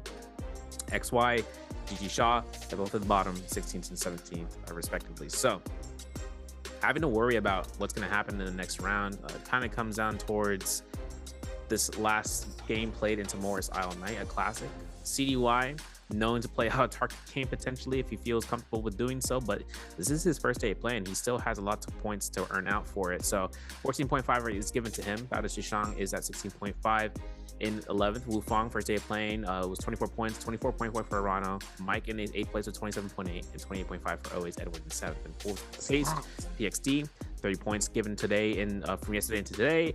31 points for YZG TG5 in 5th place. 4th place has FPX Star with 33 points. SR Spider with 35.3. Prosperous from Team BBE with 43.8, and WBG Verse now stealing in the standstill of the spotlight with 45.3 in first place, with himself in check. 100% guaranteed to go to the finals, at least in the Pro League season for this first week. So it won't be a problem seeing that 4th, right? I mean, it's kind of tough seeing him walk into that Moonbane when, you know, he should have waited just to make sure all the light beams are done. Even when all the light beams are done, waited just a little bit longer, because after that, he just tap dash right back into it. But greatest clips and highlights brought to you by China Unicom. Going through Game 5, Dabi, take it away. I mean, even with it here, Star, beautiful, ends up getting caught in a parry. T225, Yuan Zuan able to see it for what it was, and T225 ends up absolutely taking it out. This inside of the cave was insane. This was nuts. There was so much happening with that. It was able to get the first elimination, steals that away, and then still was able to steal the next one here as Verse was right in front, and he gets caught with a stun. So sadly wasn't able to do a whole lot here towards that final and just decides to just skedaddle out of here. Azal able to run through it, do as much as he possibly could here to stop it. Just from him to be able to get out of harm's way here, and then catches him, is able to capture him with the complete outside of the circle and gets the finish. Verse inside of the realm of Yang here, T225, able to do so much here. Beautiful parry off of that to be able to read it, and then T225 comes through with the finish. Reverse comes through with the finish here. T225 really feeling that out. Was able to get the first parry, but sadly was not able to commit to the second one, unfortunately, and that one got to him, which was really tough. Meanwhile, Azael all the way down, gets the finish off the Wolves PXT here. I mean, this was Azael's game. He really was able to feel that out. He saw the strike coming through from Spider here. He comes through onto that one here, and just as I thought, like, maybe Spider had a chance here, Azael said, bah, bah, don't touch that. Or head tap. You know, the 5 hit killing blow with the velocity untold. You know what I'm saying? That's crazy. And it kind of made me weird when Asia uses enhanced dash and dashed into the wall. But we made it up. We got the MVP. That's all that matters. And we're gonna see the stats coming out here for the first MVP into the league with Alliance. H-Dog gets 13k damage, 13k healing, 9100 nunchuck damage. That was his primary weapon from the set get-go. When the moment he had those nunchucks, he didn't really use much otherwise than the pistol and a little bit of the fist blades to boot. But having the chance of having velocity untold and having nunchucks in the early game, even to the early to mid, it's just something that he can just take on throughout. As long as he's safe with being able to throw blue focuses against the right odds, he will be a-okay for it. It's especially difficult when it comes down to how much spacing he does with the Justina dash into a meter dump, which he was able to get off against the kill against the Smolch, but also when it comes to it, if he goes too far and he tries to go right back in, he'd end up getting caught out because of it. Now, obviously, when things come through for a Justina into this into the Holoroth, could be potentially seeing about what her presence comes out for Morris Isle, but it's kind of good to see how, so we've seen this even into the first day, where in the Holoroth, Justina's had a lot of escape value to come out and just break off and just break into their own division. But it also makes it seem where Liam this time around doesn't have as much of a, I don't say predominance, but Liam doesn't really have, didn't have as much success as we saw. We saw the Shails dominance. Yeah, there was some dominance, but we saw the Shails dominating that lobby a lot. For them to kind of work off into making sense of it all. The whole lobby saw them inside that cave, and they still able to get out. We saw what happened, especially when TTG5 had the shield to go through, but he was safety enough with the shield throws. But we're gonna go ahead, we're gonna throw our shield over to break. We're gonna be back for round 6, and I'm gonna see you guys later with Dobby and make sure we conclude this day.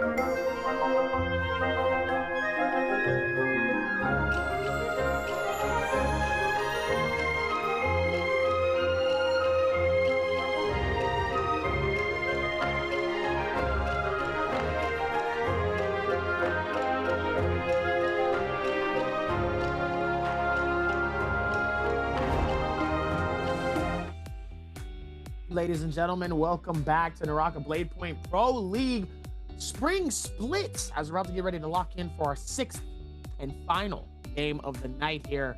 We have been all over the place here. Azal popping through with our game number 5 winner.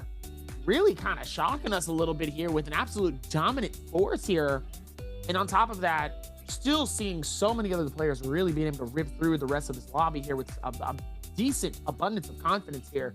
But for our game number 6, who is going to be tallying up and who is going to be really putting this whole night into a nice little bow and being like, we're good to go, we're done, pack it, ship it, send it, sayonara.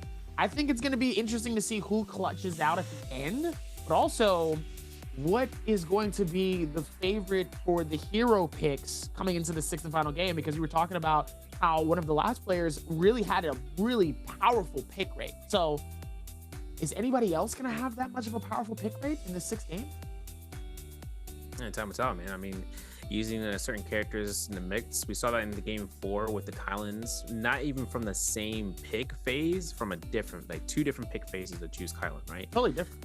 Totally different. And seeing how the Kylan didn't really do as much as some might think, Still got a little bit of points there here and there. And the survivability of Kylan goes in certain directions. Midoriya, it seems to be one of the more predominant options, but into Morris Isle, where he's able to find those fireflies and putting out the work, I'm kind of curious in seeing whether or not he can make things happen again, or rather we're going to see other options, right? We saw Matari coming from CDY as a point into this place, but we also have the opportunity of seeing, you know, with not only to Matari, to see if Valda decides to make a reappearance into the field, because Morris Isle has a plethora of pocketed fireflies for her to depend on, or if even into the options of just catching, you know, rarely to get preemptive with it if a Viper Ning decides to show her appearance, because she will get reworked later on for season 16, which just dropped soon. We won't see it immediately into the Nbpl, but it is something to keep them in mind about when she does get those changes later on. And CDY, fist of approval, it's like, let's get it going. I haven't seen a Viper in a minute. That'd actually be really interesting to see if that would work. Oh yeah, big time. Especially when the Viper comes out later on, when her V3 starts to do an extra silence on top of it. But you know, we don't go talk about it until we see the actual effects, the numbers. I want to see the numbers. Let me see the test server. Let me take a look and see about the numbers. I'm always a numbers person to look at, and if the numbers for Viper becomes to where she's at no point of not being picked, she's 100% pick rate, I wouldn't be against it. I'm a Viper main, so I can't really I can't really put myself against the wall and say like I'm switching sides. Nah, let's do as far. Oh boy. Maybe still be able to work towards it here, but let's see if they're going to be able to clutch it out. Average kills 2.3. Almost 10,000 average damage coming in from Frostivus at 9405. Really feeling it out here with a nice little clutch. I love these hoodies they got. Ooh, hoodies are nice. Yeah, I'm here for it. Nice little bit of pickings in the middle here, and for Baldas Chuz, he has been really in some tough situations here. He's been really able to dive in and play really strong, but sadly just hasn't been able to come out with anything good, like, overall. Like, what does Chuz need to do? I feel like Chuz has some really good opportunities, but somehow just isn't able to really put it down. Yeah, Chuz, Chushang, CZ. Listen, this man is gonna make it happen if he plays out to Mulch again, but I doubt it, especially if this option for him, because that's one of his strongest characters. If not, he's gonna play Nakos for Chushang. Right. So kind of seeing if he can make it happen for this round for game 6. We're gonna take a look and see about these pick benefits positions and find out whether or not players choose one of their comfort picks to be secondary pick, or they can work with one of the premier picks, such as with Shayo and Syra into the Liam. Now Frostwist and Spider first phase have their opportunity of choosing out that Liam, as mentioned.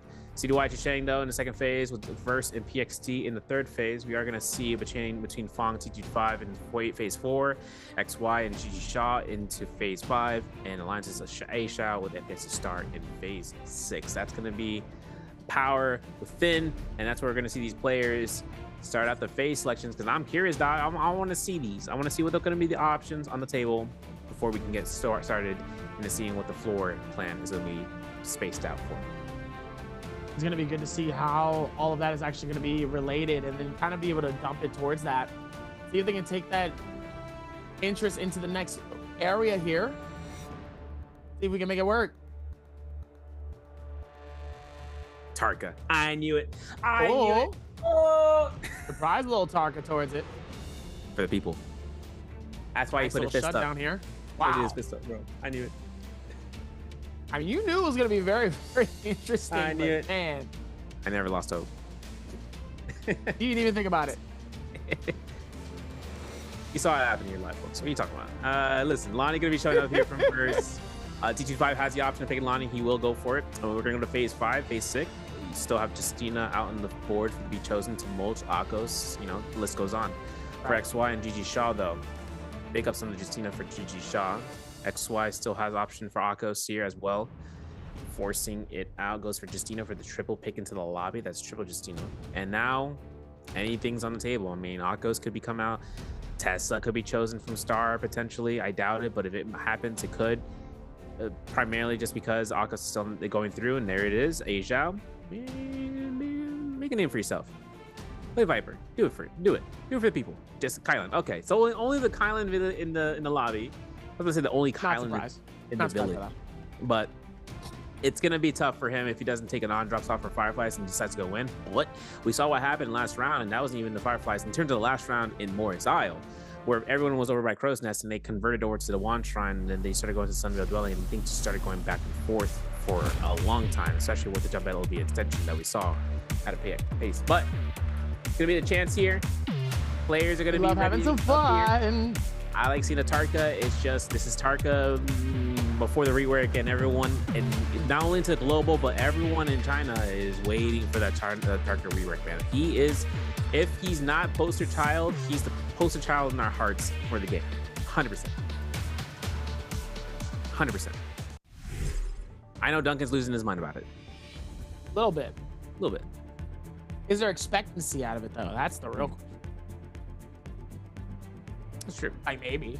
Maybe. It'll work out in its way here, as we're going to be able to see all of them, though. But overall, I mean, what do you think? Well, V1's Lonnies are coming back from Verse and TT25. Is that shocking? Is that expected? I mean, is that TT25 ran V1 once before, and he's sticking to V1. He's not taking any sort of strides away from it. Verse, on the other hand, he's also doing it. He's like one of the few, like I would say the few, but you know, V1 versus V2, that's the conversation. We saw what it did, we saw what it couldn't do, but more importantly, into the actions of where you can end up going inside of Morris Isle. It's all dependent on the spawns right now, and this is gonna be the spawn pool rate. So we see everything in Servant's Grounds, and up is where everyone is gonna want to take in, mainly because those Fireflies. Yeah, those Fireflies are really going to be the staple of where people are going to be going, so they're going to be snipping it out as much as possible here. As we do see Eventai Temple, nobody going to be over there. It seems like the safest places are going to be in Servant's Grounds, in Artesian Grove, a little before Celestia, Daylilies Meadow. One person's going to be right near Sunwing Rest. One person's going to be near Eventai Temple. But it definitely looks like that lakeside is definitely going to be the favorited area overall here. And we're going to see Bauda way the heck over in Winfield George, at least headed towards Shipwrecks possibly too here. So he's going to be kind of the solo place away from this here. Not a lot of craziness, not a lot of commotion, but definitely somewhere where he could still be able to make some magic happen. So let's see if the magic unfolds here in this 6th and final game of the night. Yeah, curious to see, because CDY finds an armor, now he finds a great sword. Oh, you know Duncan is ripping his hands together like Birdman right now. If he finds another Firefly, he's going to go find for himself for those little bit of knockups into the attack spread. GG shot, active ultimate, finds Fireflies to let's just have it at 100%. But he still has a dash available for him as he catches Star. Nope, not going to be the case for the first one. He goes for the second one. But I don't know, there's too much height. If he goes for a freeze in midair, he's not going to have enough connections off of that. So he's going to cancel. He's going to conserve at least 4/5 of his art for his rage. And then he's going to go ahead, space away from this. In the meantime, though, finding a spotlight right now for Frostbus. Purple Greatsword. Verse finding a kill against A Shao. Verse actually going ahead and spacing out. Frostbus is not letting that one up. He has one, set of, for weapons to be made with the Greatsword into a spear. Like he has it for swap. Verse has to burn his combo breaker before he can go in. But for Frostbus right now, Scare Rush is going to be good. Not going to connect any sort of hits. Verse still going to go through the Lake Yellow Leaf and find one of these buildings. Going to be going off on this end for a Scare Rush move, focusing spaces into it. Finds a nice staff onto the R&B. Looks for the LMB. Looks for the uppercut. Not going to confirm. LMB uppercut. Not going to come out from Frostbus' spear, but he does still keep the chase going. 74% rage bar left to go, looking for a stagger if he can, and there's gonna be a Forbidden Seal. Whether or not Verse wants to use it preempted to deny just deny the Liam ultimate, it's a high risk maneuver, and he's going for it even when his rage is higher than his opponent. No ult zone. No ult zone. It looks like he's gonna be able to pop it out though as well here. He's gonna be out in the open here. Not gonna be the best place for him to be here. Oh, beautiful parry, nice reset. Whoa, never mind. Verse absolutely sends him out of here and says, see you later, buddy. You put in all that work, that's not going to be able to complete it well. And he's able to shut him down here, and just the craziness, especially in a situation that made sense here towards this. I mean, he was able to put it down all the way towards the end of this. What a finish. Meanwhile, Verse, PST, just trying to see if they can figure it out here. Oh, beautiful find from Verse. Is able to capture the Rella and is able to get the finish full all the way through here. He's going to keep capturing the combo as much as possible here. And now he's going to make it a little bit harder here, just in hopes that maybe he's able to capture a decent stun here. And now he's going to pop open the ulti here. Goes a little bit more on the defense, pops open the ulti here. And now the defense comes in. He knows exactly what he needs to do just to be able to keep himself alive here towards this. But the question is, can he connect this ball at all during this final section of the fight? Verse just trying to see if he can close this in a little bit more here between PST.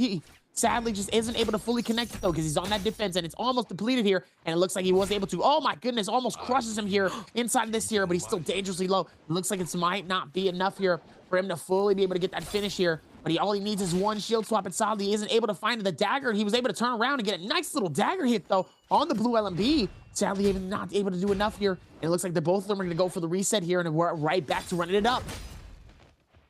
Nice horizontal coming out here. I know that with PXT here, just making all the works with that dagger, but now Verse on the come up with the chase.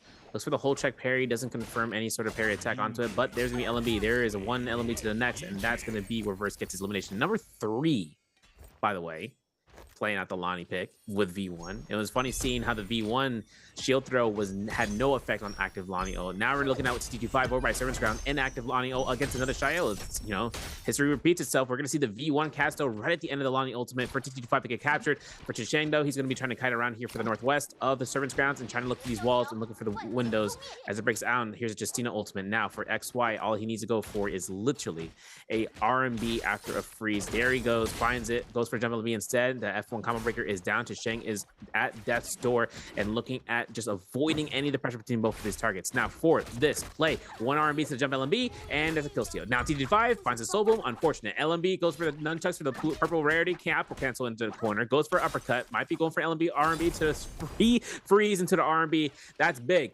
Combo breaker comes out here, but we have another opponent out into the outskirts, just waiting out for the Romy Yang pass, and they are going to be hunting down this Lonnie as she is going to be the lower health target, and it's going to be CDY on that target play. Absolutely insane finish towards this, though. Was able to really put that one into the nice area here. CDY, Yuan actually able to get the elimination as well towards this. It looks like CDY trying to see if maybe he can get some payback, though, for that. Unfortunately, wasn't able to really capture anything from that. Pops open the ulti here, and it looks like Yuan is going to decide he wants to get out of here. He's dangerously low. Taking the time here just for that percentage, just to be able to run through here. CDY thinking if maybe he wants to be able to pop this. I don't think he's going to pop his ulti, though, most likely. I feel like it might be a little bit too early for all that. He looks like he's still going to be able to maneuver through towards it as Frostivus is able to come through, steal the elimination, and send CDY absolutely flying away and says, see you later. You tried, buddy, but it's my turn to be able to get that finish here. Absolutely diabolical towards this there. Has to be a little careful towards this. Trying to get the finish as T225 is going to be able to capture Frostivus inside of this corner.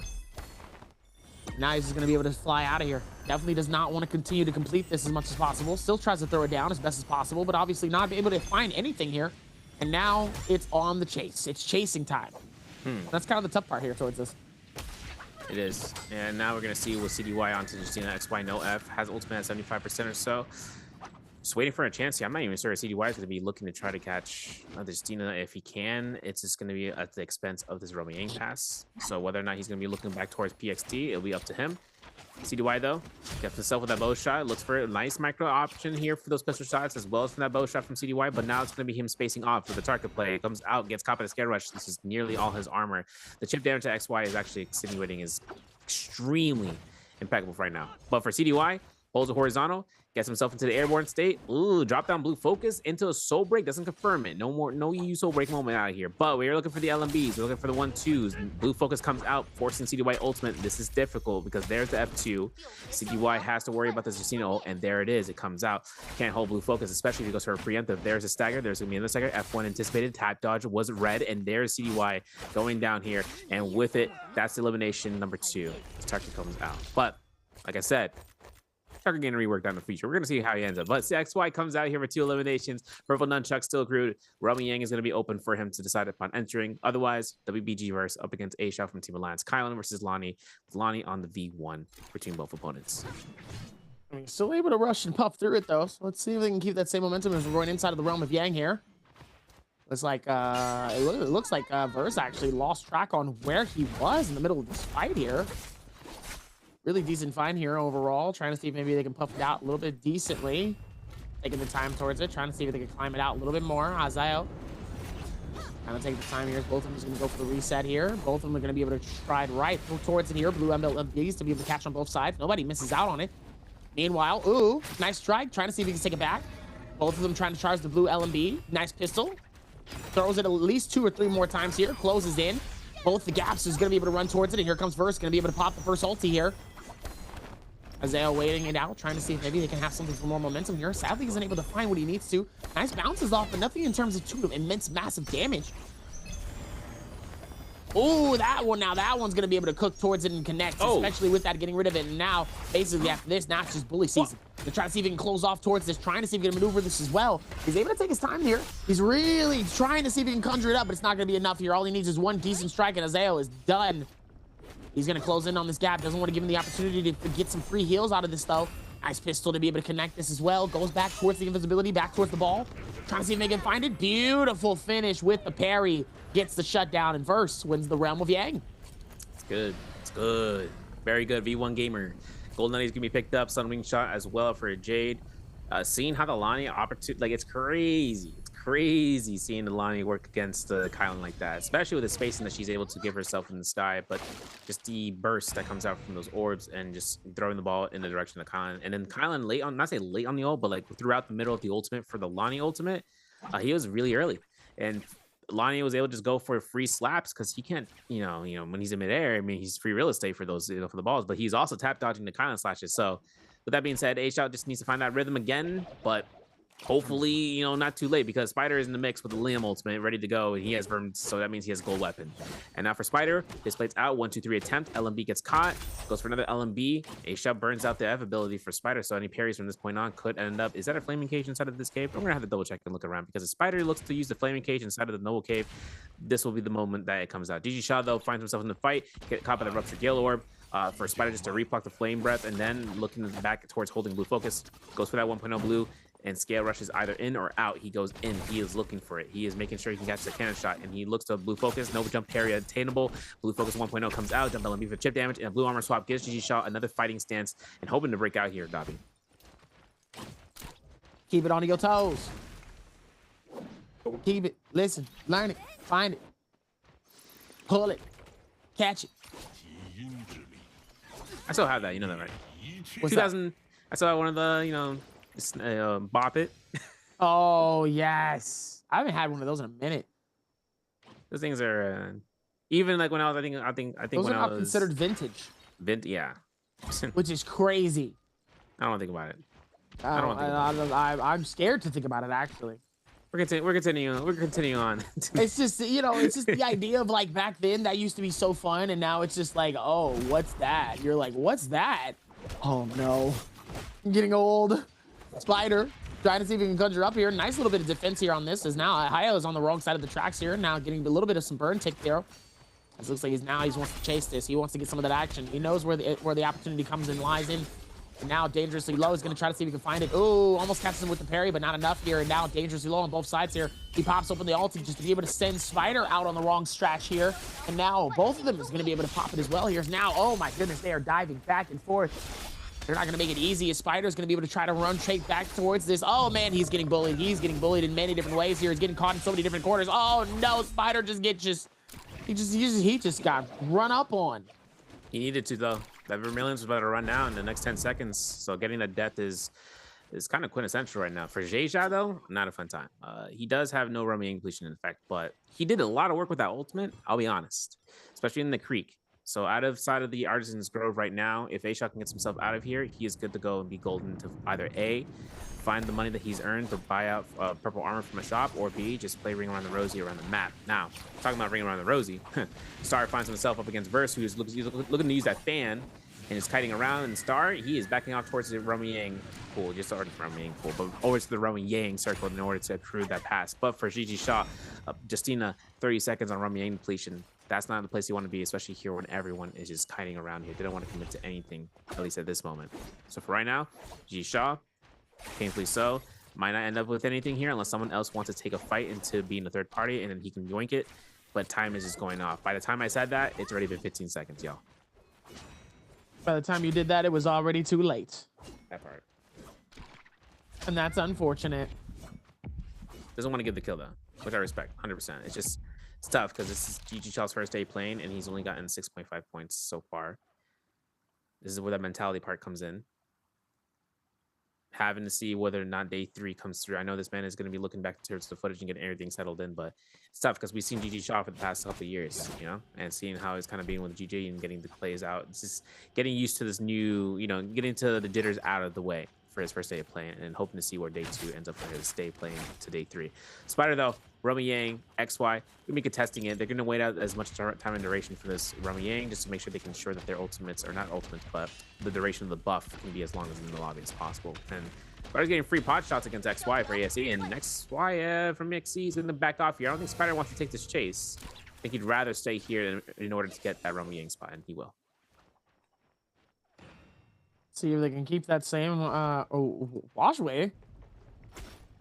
Because now they're going to be able to rotate with this as well towards this and try to see if they can work towards it. Burst, able to do what he can here. He still is able to play it super well and very strong for a lot of different reasons.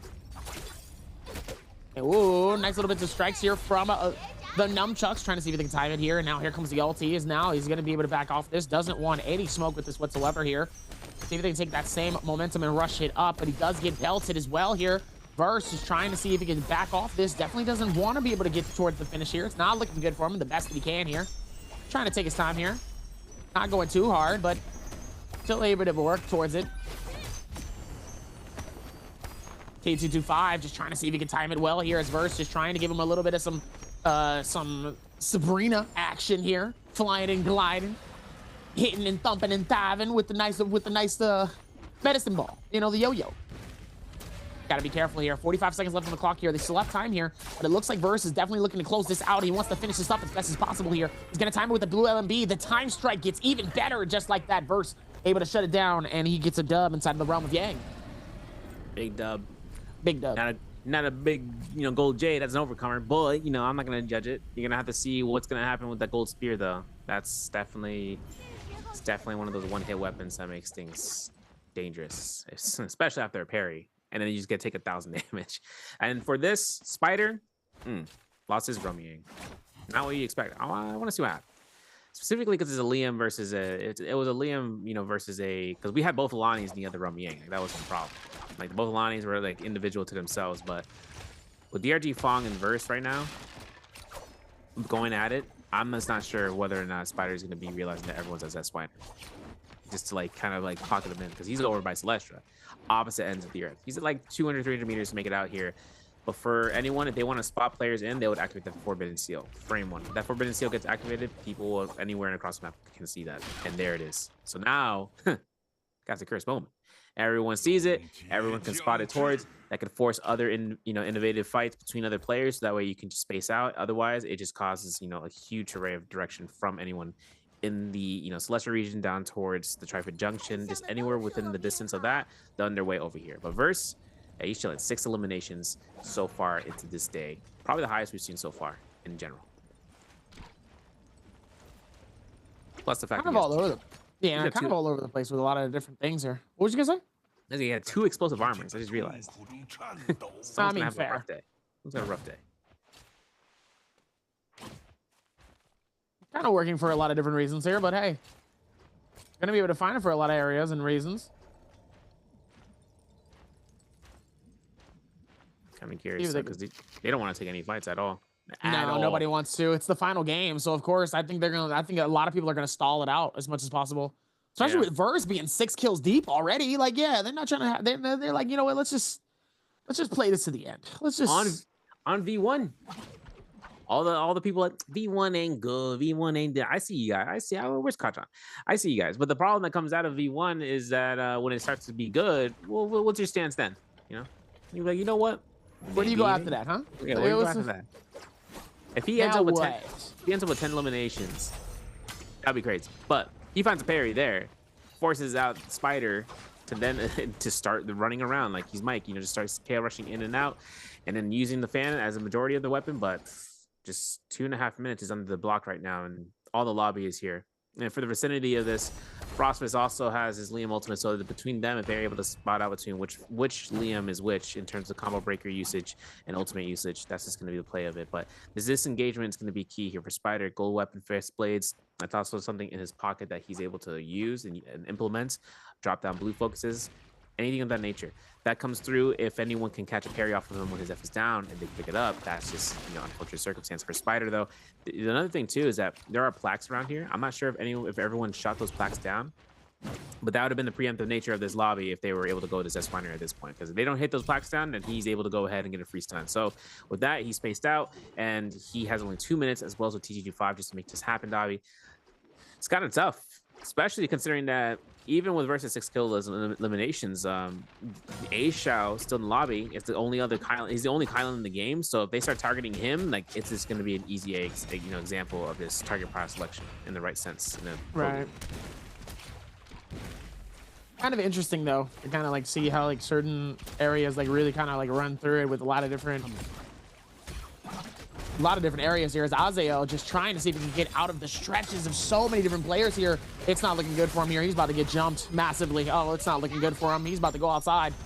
He needs to be able to run from this as much as he can. He's going to wait for it, though. He's going to hold strong as best he can, trying to see if he can get some massive damage here. And it looks like he is. He's connecting on a bunch of different things. But sadly here, he's going to have to dip out of this here as Frostive is able to capture the elimination for that. That one's really helpful for him. Appreciate you. This is going to be elimination 2 for you, boy. T225 working as best he can here for another type of thing. Let's see if they can make this happen. Might be looking to farm out Rage here. And Rupture Gillo comes out here. Mystic Might Spherewell is appearing on the map. And the Moonbane forces everyone out towards the Tri-Fit Junction.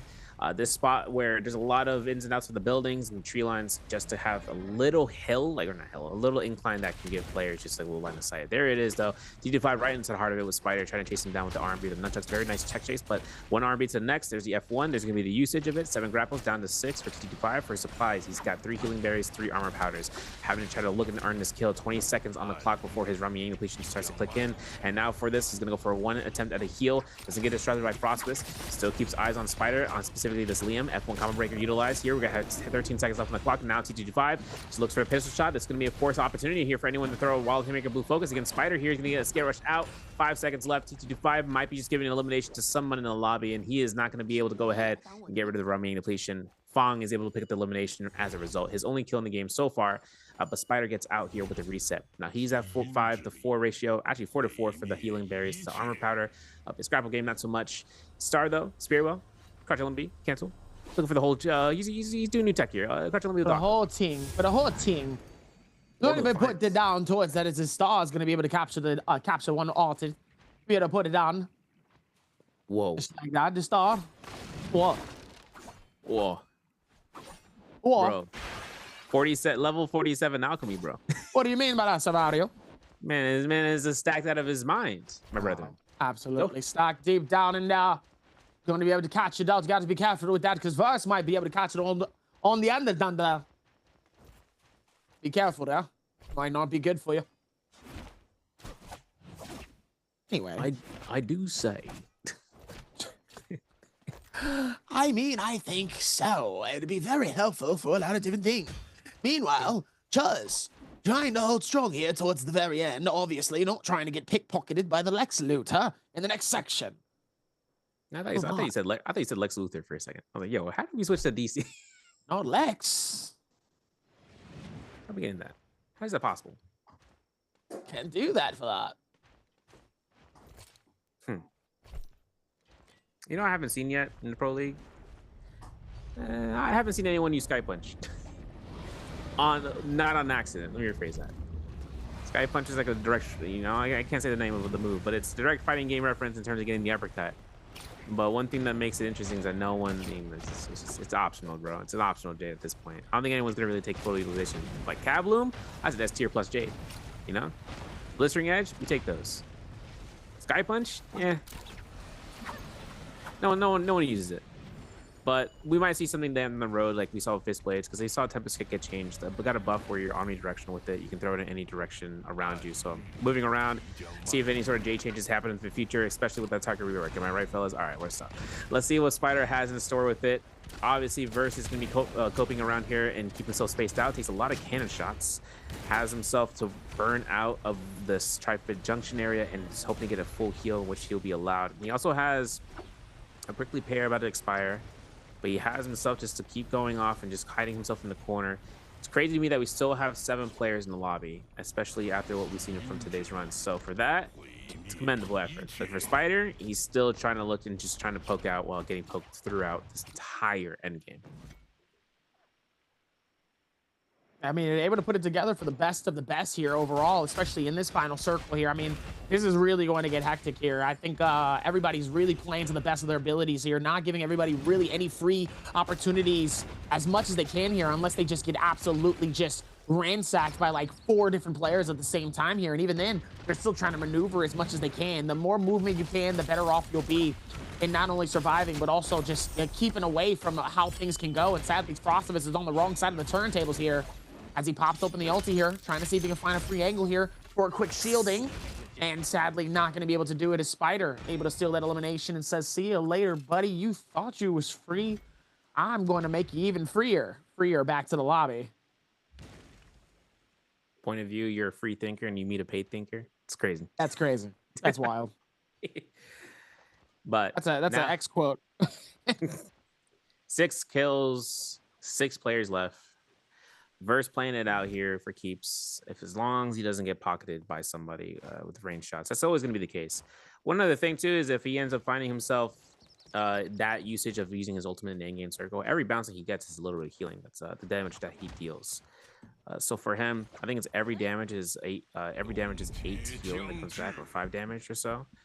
It might be actually, no, it's 5 healing. 5 every damage that he deals with the extra bounces is an extra 5 healing per damage. So if he gets to 16 damage, he gets 80 healing for the bounces. So depending on anyone else in the lobby that's in the endgame circle in high multitude of numbers, that he will be able to catch himself a lot of sustain so long as he's within the circle and not taking any sort of weakness escalation as a result. But Spider, Star, Jishang, XY from Team ASC, DRG Fong, all around the outskirts. 2.5 minutes left on the clock, folks. We have ourselves in terms of this outlook of the terrain. As you can see, this cliffside's going to be a salvation to some as well as a benefit to others. When the range shots come out here, and proximity shots such as with the cannon will deal a lot more, especially when someone is on the upper end of that right angle. But scare rushes off of it, allow for you to escape off. This tree is going to be a prime example of that, and there's going to be a chance for the R&B. There's going to be the extension, and Spider goes down before he knew it. He was done for the count, and Verse, 7 kill eliminations. He's getting caught out here. He's going to try to use his ultimate, but he's outside of the zone. Right there, he gets a little bit of space within it, and the flame, and that healing comes out stupendously, I should say. Oh Verse, my goodness, that timing. He's out.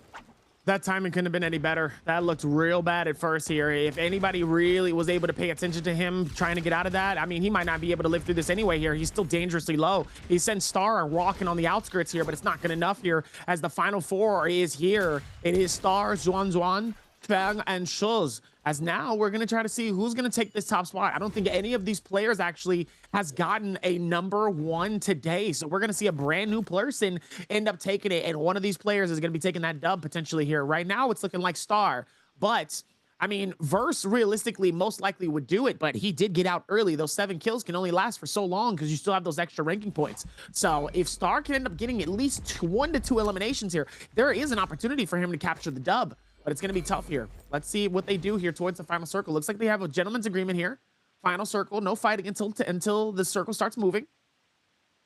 So let's see how they go and be able to handle it towards this final circle here. And I think so far here, solid set of games overall here, but obviously expectantly,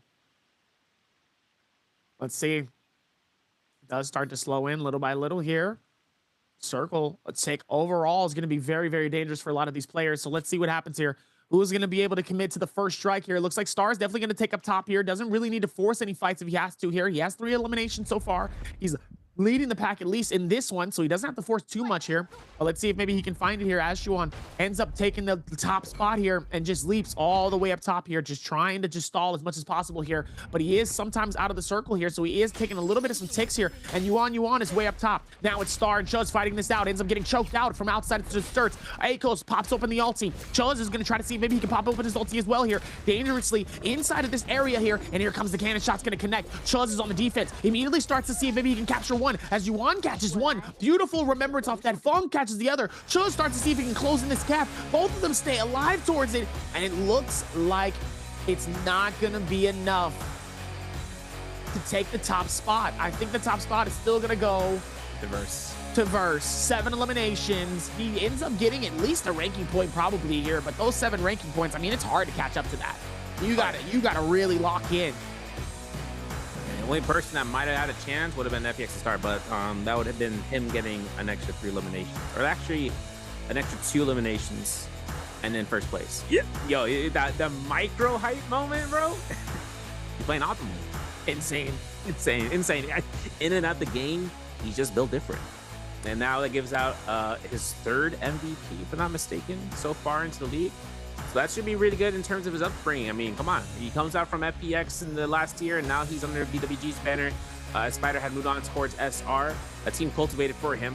But at the end of the day, with Versus skill set, not to be questioned with, just like how it should be noted that even with the endgame circle and having been caught out, he made his part, he got his points, he got his kills. That lobby was kind of funny to see, because you've seen the kind of from Asia, and I called it out how target prior selection would have to go after him. You did. Just the right amount of time. Statistics speak for itself. It just mathed up, and then everyone looked at him, and Frostbite's got the elimination for +2. Let's go back a little bit further. Seth's Winery having the opportunity of just keeping it isolated, but once that Forbidden Seal activated, everyone around the vicinity of the map was able to lock in and close in, and that allowed for a swell of control where players wouldn't take more fights than necessary. But even further back, we can go back in terms of what happened over by the Noble Cave. I mean, Servants Grounds was a big fight zone in period, end of the term, where players were just going throughout the area, just seeing if there's anyone in the pocket. CDY, for instance, was playing Natarka. Justinas were showing up left and right. Lonnie with TT25 there, an active ultimate, and having to work with XY at ASC, just going back and forth between just catching a way to restand of usage of the Fireflies that were at Noble Cave and then coming back. Otherwise, they're already eaten. They had to space apart. Now, Raomi Yang was available on the outskirts of that area, so whether or not PXT was going to go ahead and get the first Raomi Yang to go in there, at the end of the day, if anyone else wanted to, they would have to contest for that second spot.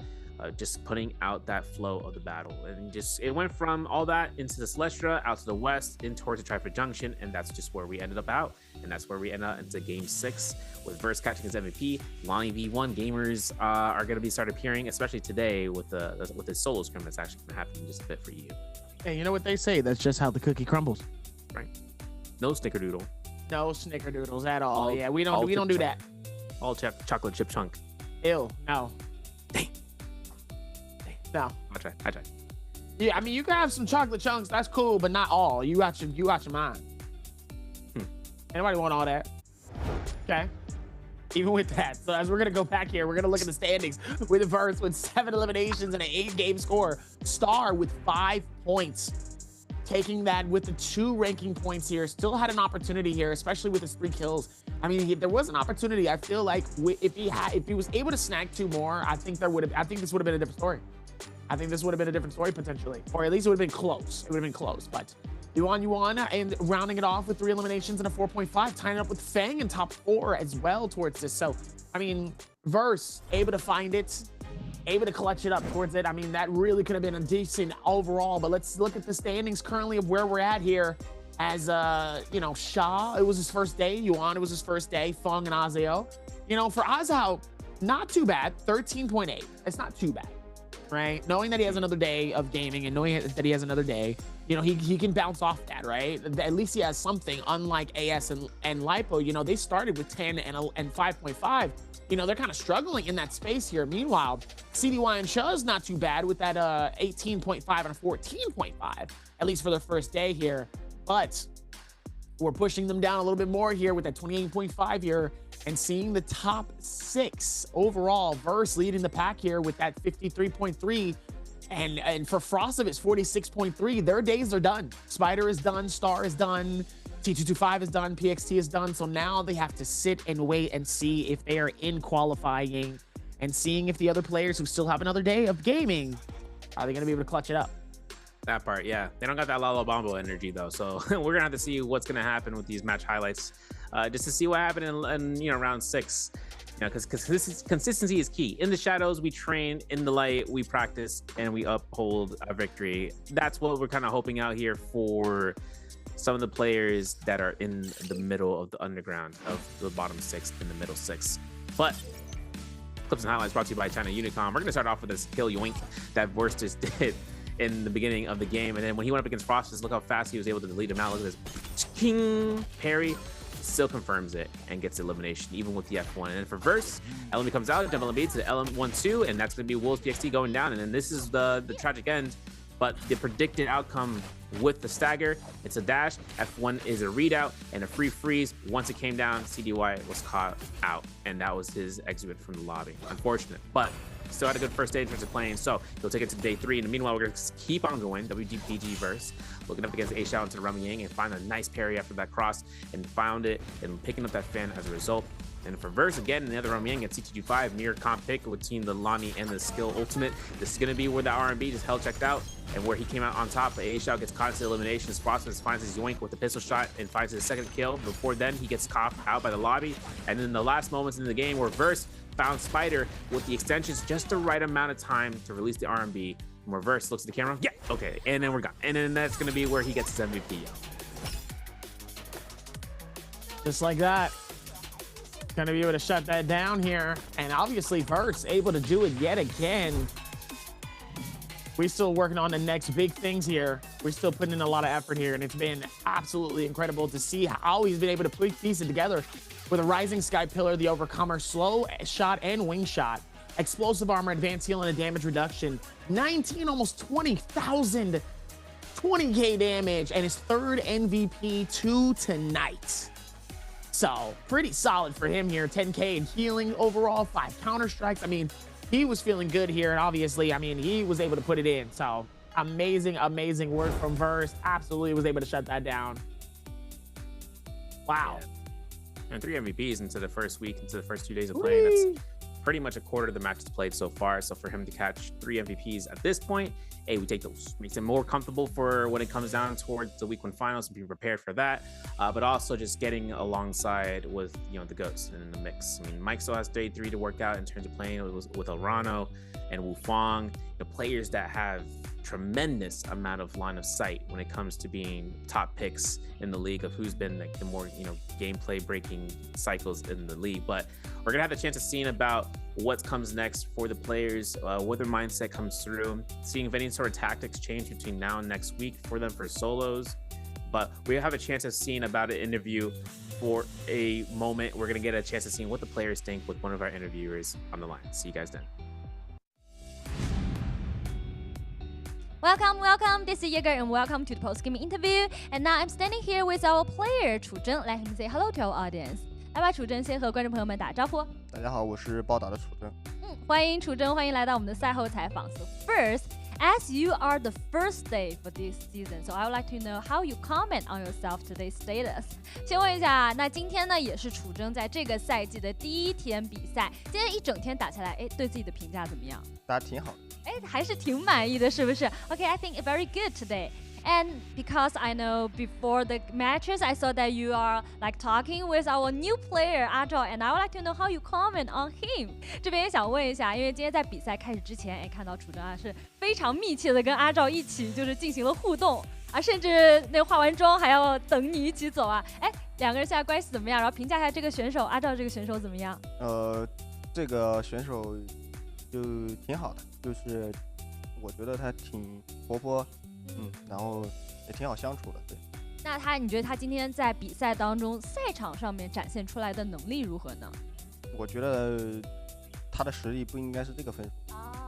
可能还是需要适应。Okay, for our new player 阿赵, I think he is really a nice person and we have very good relationship. But for like his status today, his performance today in the matches, I still think he have the ability to have the better score, not at like this status. Okay, let's move on to next part. Answer for treasure. 我们也来看一下今天我们楚真要给大家送出的奖品出道的题是什么。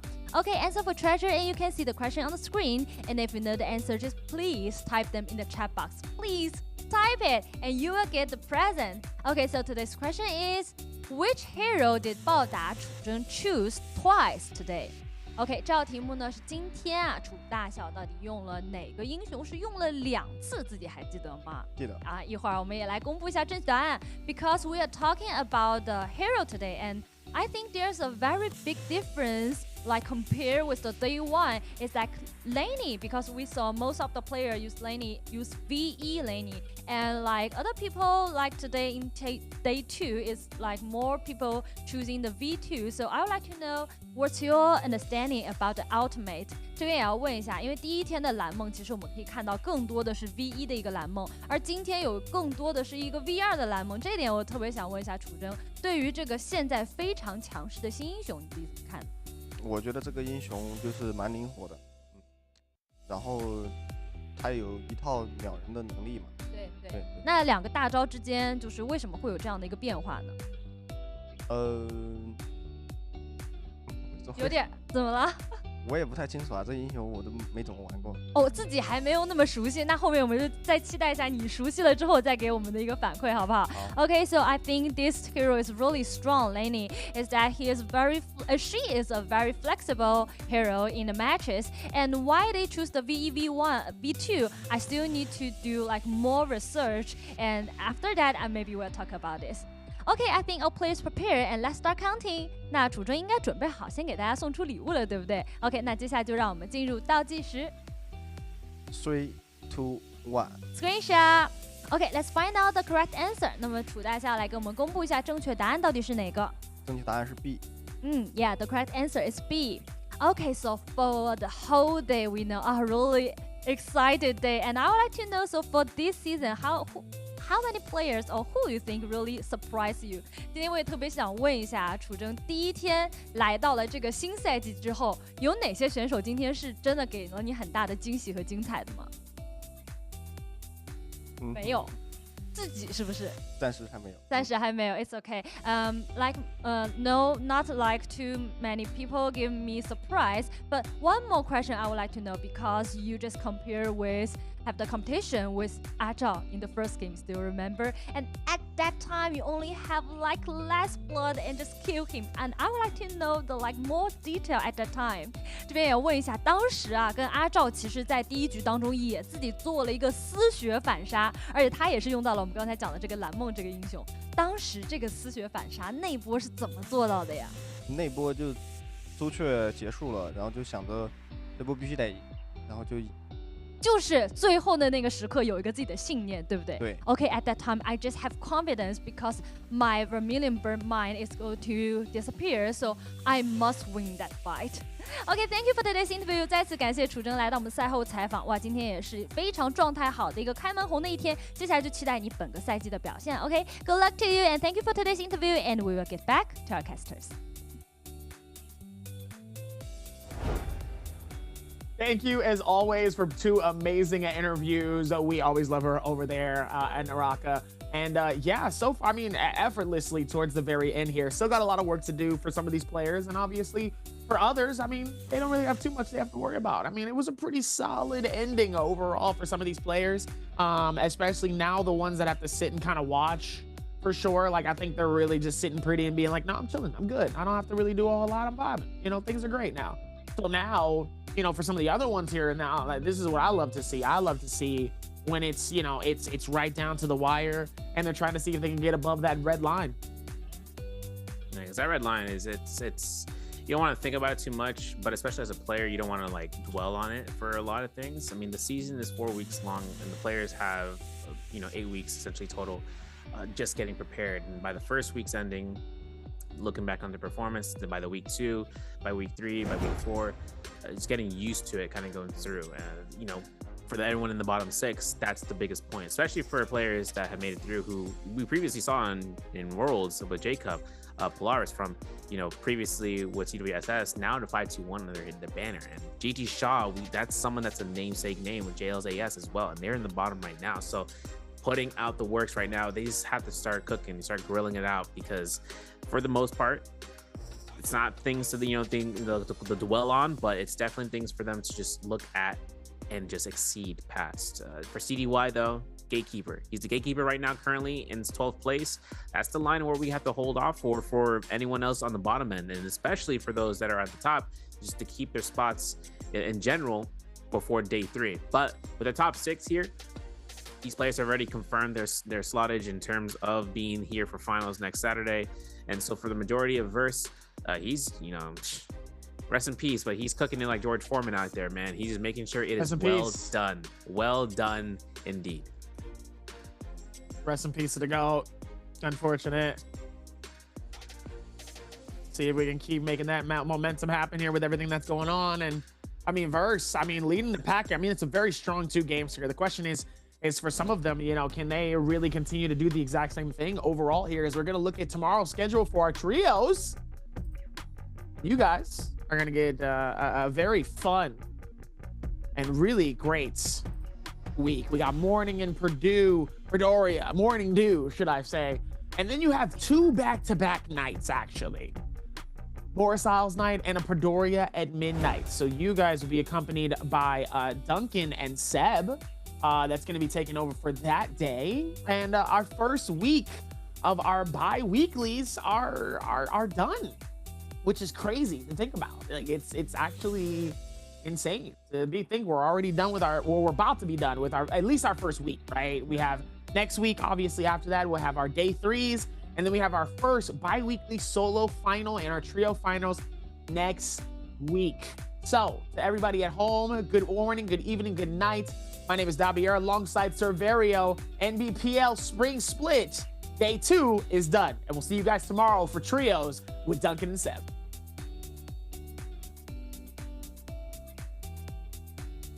Oh. So I was walking the other day. Nah, but what?